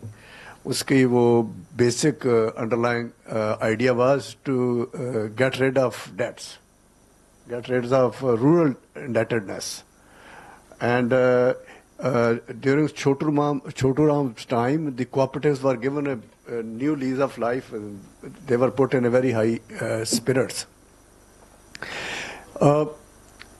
Speaking of again our own system, 15 سال پہلے اس وقت ڈپٹی گورنر تھے اسٹیٹ بینک میں, میرے دوست ہیں, تو انہوں نے کہا جی کہ State Bank has created a new entity by the name of نیباف. نیباف یہ نا اس کا نام. تو میں اس کا فاؤنڈر ہوں, اور میرا 1 پوائنٹ ایجنڈا ہے. میں نے کیا کہتے جی آڑتیا مکانا ہے. میں نے کہا جی آڑتیا نہیں مکنا, دیٹس ناٹ پاسبل. تو وہ 15 سال سے بہت سارے ماڈل بنائے. ناؤ آئی ورک ود ہم, سو he has finally succeeded in creating زرعی HBL, زرعی services limited. So I am on the board of that also. So evolution is there, progress ہوئی ہے. اگر HBL زرعی سروسز بن سکتی ہے تو میرے خیال میں اسٹیٹ بینک کو کہا جائے, اور اگر کوآپریٹو ریوائیو ہو سکتا ہے تو why not other commercial banks come up with similar initiatives. کیونکہ ان کو اسٹیٹ بینک کہتا ہے کہ اتنی لونیں آپ نے کرنی ہے, تو یہ بک کیپنگ کرتے ہیں, لون ایکچولی کرتے نہیں. بک کیپنگ زرعی ترقیاتی بینک بھی کرتا تھا, لیکن آج پریزیڈنٹ صاحب کہہ رہے ہیں کہ اب بک کیپنگ نہیں, اصلی لون ہو رہے ہیں, ہم مان لیتے ہیں. تو پہلے یہ بھی بک کیپنگ ہی کرتے تھے. سو اچھا, باٹم لائن یہ ہے کہ وائی ریپلیس آرتھیہ which is an institution, give them competition. وہ 62% سے اگر آپ اس کو 40% پہ لے آئیں تو وہ بھی پروگرس ہوگی. That you could do only by competition. So, and then, of course, cooperative is, again, very high hopes. میں سمجھتا ہوں کہ کوآپریٹو, ابھی آپ نے یہاں اسٹوریج کی بات ہو رہی تھی, ڈرائنگ کی بات کر رہے تھے چوری صاحب. تو صبح آسٹریلیا والی پریزنٹیشن جو قریشی صاحب نے دی ہے, उनकी जो एक ग्रेन कोऑपरेटिव है उसकी स्टोरेज कैपेसिटी 24 मिलियन टन है, if I am not mistaken. यही कहा था ना उसने, 24 मिलियन टन। पाकिस्तान की जो, अब तो हम बाहर निकल गए हैं उसके सारी प्रोक्योरमेंट से, फूड डिपार्टमेंट्स एंड पास को पुट टुगेदर जो है 4 मिलियन के करीब घूमती थी। तो वो एक कोऑपरेटिव जो है 24 मिलियन टन की स्टोरेज कैपेसिटी रखती है। So this is a very strong vehicle for mobilization of investment, that you could create an investment vehicle कि आप सिर्फ उनको क्रेडिट नहीं दे रहे, आप उनको enable कर रहे हैं that they start investing into profitable ventures। क्योंकि ये तो सुबह से तय है ना कि cooperatives are not charities, they are actually business propositions, and those business propositions there is this model जो उसका Rochdale principles है, उन principles पे रहते हुए अगर इसको सही तरह से implement किया जाए तो I see no reason why can't it succeed। And you know what we have seen since morning, and the kind of energy that has been generated here, the new ideas, and also credits to the leadership। आज हमारे जो farmer secretaries थे वो भी आए, उन्होंने अपने experiences share किए, और अब काजी साहब से इंशाल्लाह हम मिल के आगे इस एजेंडा को बढ़ाएंगे। ख़ातिन हज़रात, आप सबका बहुत बहुत शुक्रिया। Thank you very much. So now we have some souvenirs and shields for the speakers today. I would request the Vice Chancellor, Professor Dr. Zulfikar Ali, to please come to distribute shields.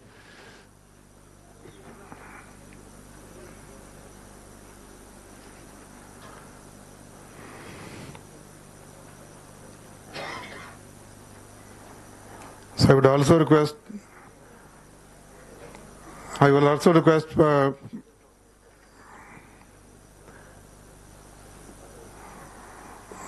so Dr. Iqrar Ahmed Khan Sahab, if you can come to distribute the shield. जी काजी साहब को देंगे, उसके बाद फिर काजी साहब बाकियों को देंगे। So first of all, Dr. Ahmed Javed, Qazi Sahab, please receive your shield.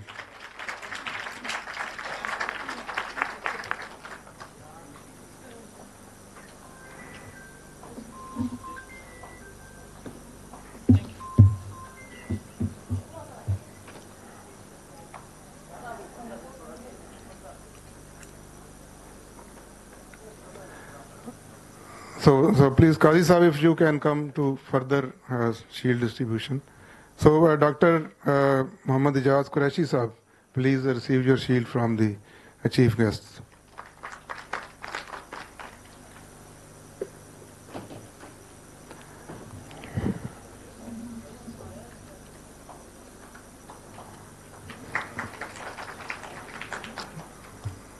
Dr. Muhammad Sohail Shahzad, if you can please come on the stage.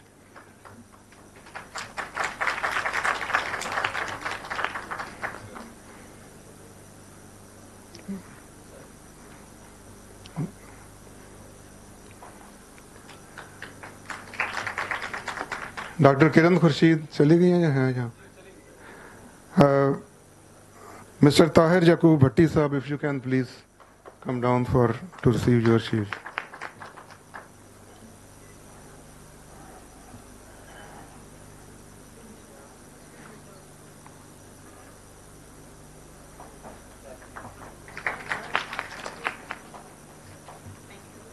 Mr. Salim Tahir Sahib, if you can please come to receive your shield, please.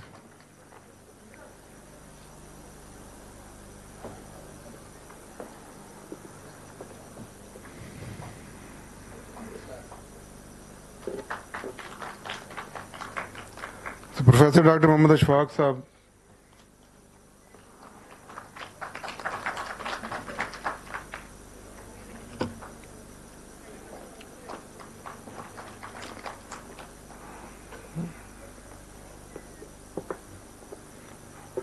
Chaudhary मकसूद अहमद जट साहब,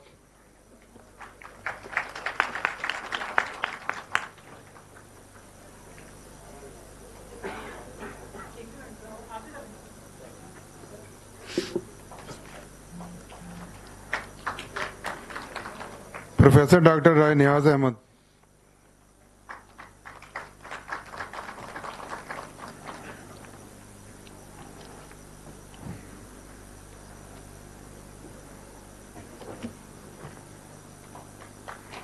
Dr. Muhammad Irfan. Dr. Irfan, sir.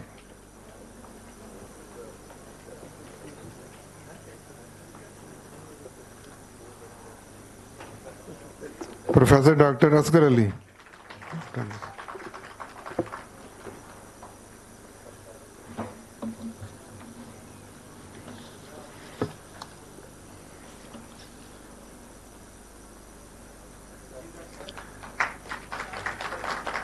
And Ms. Sahar Fatima.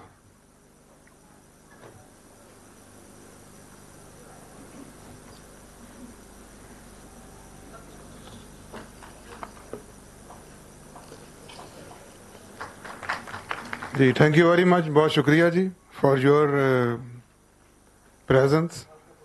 So after this we will go for a quick tea break, and then tomorrow we will start at 10 a.m. sharp.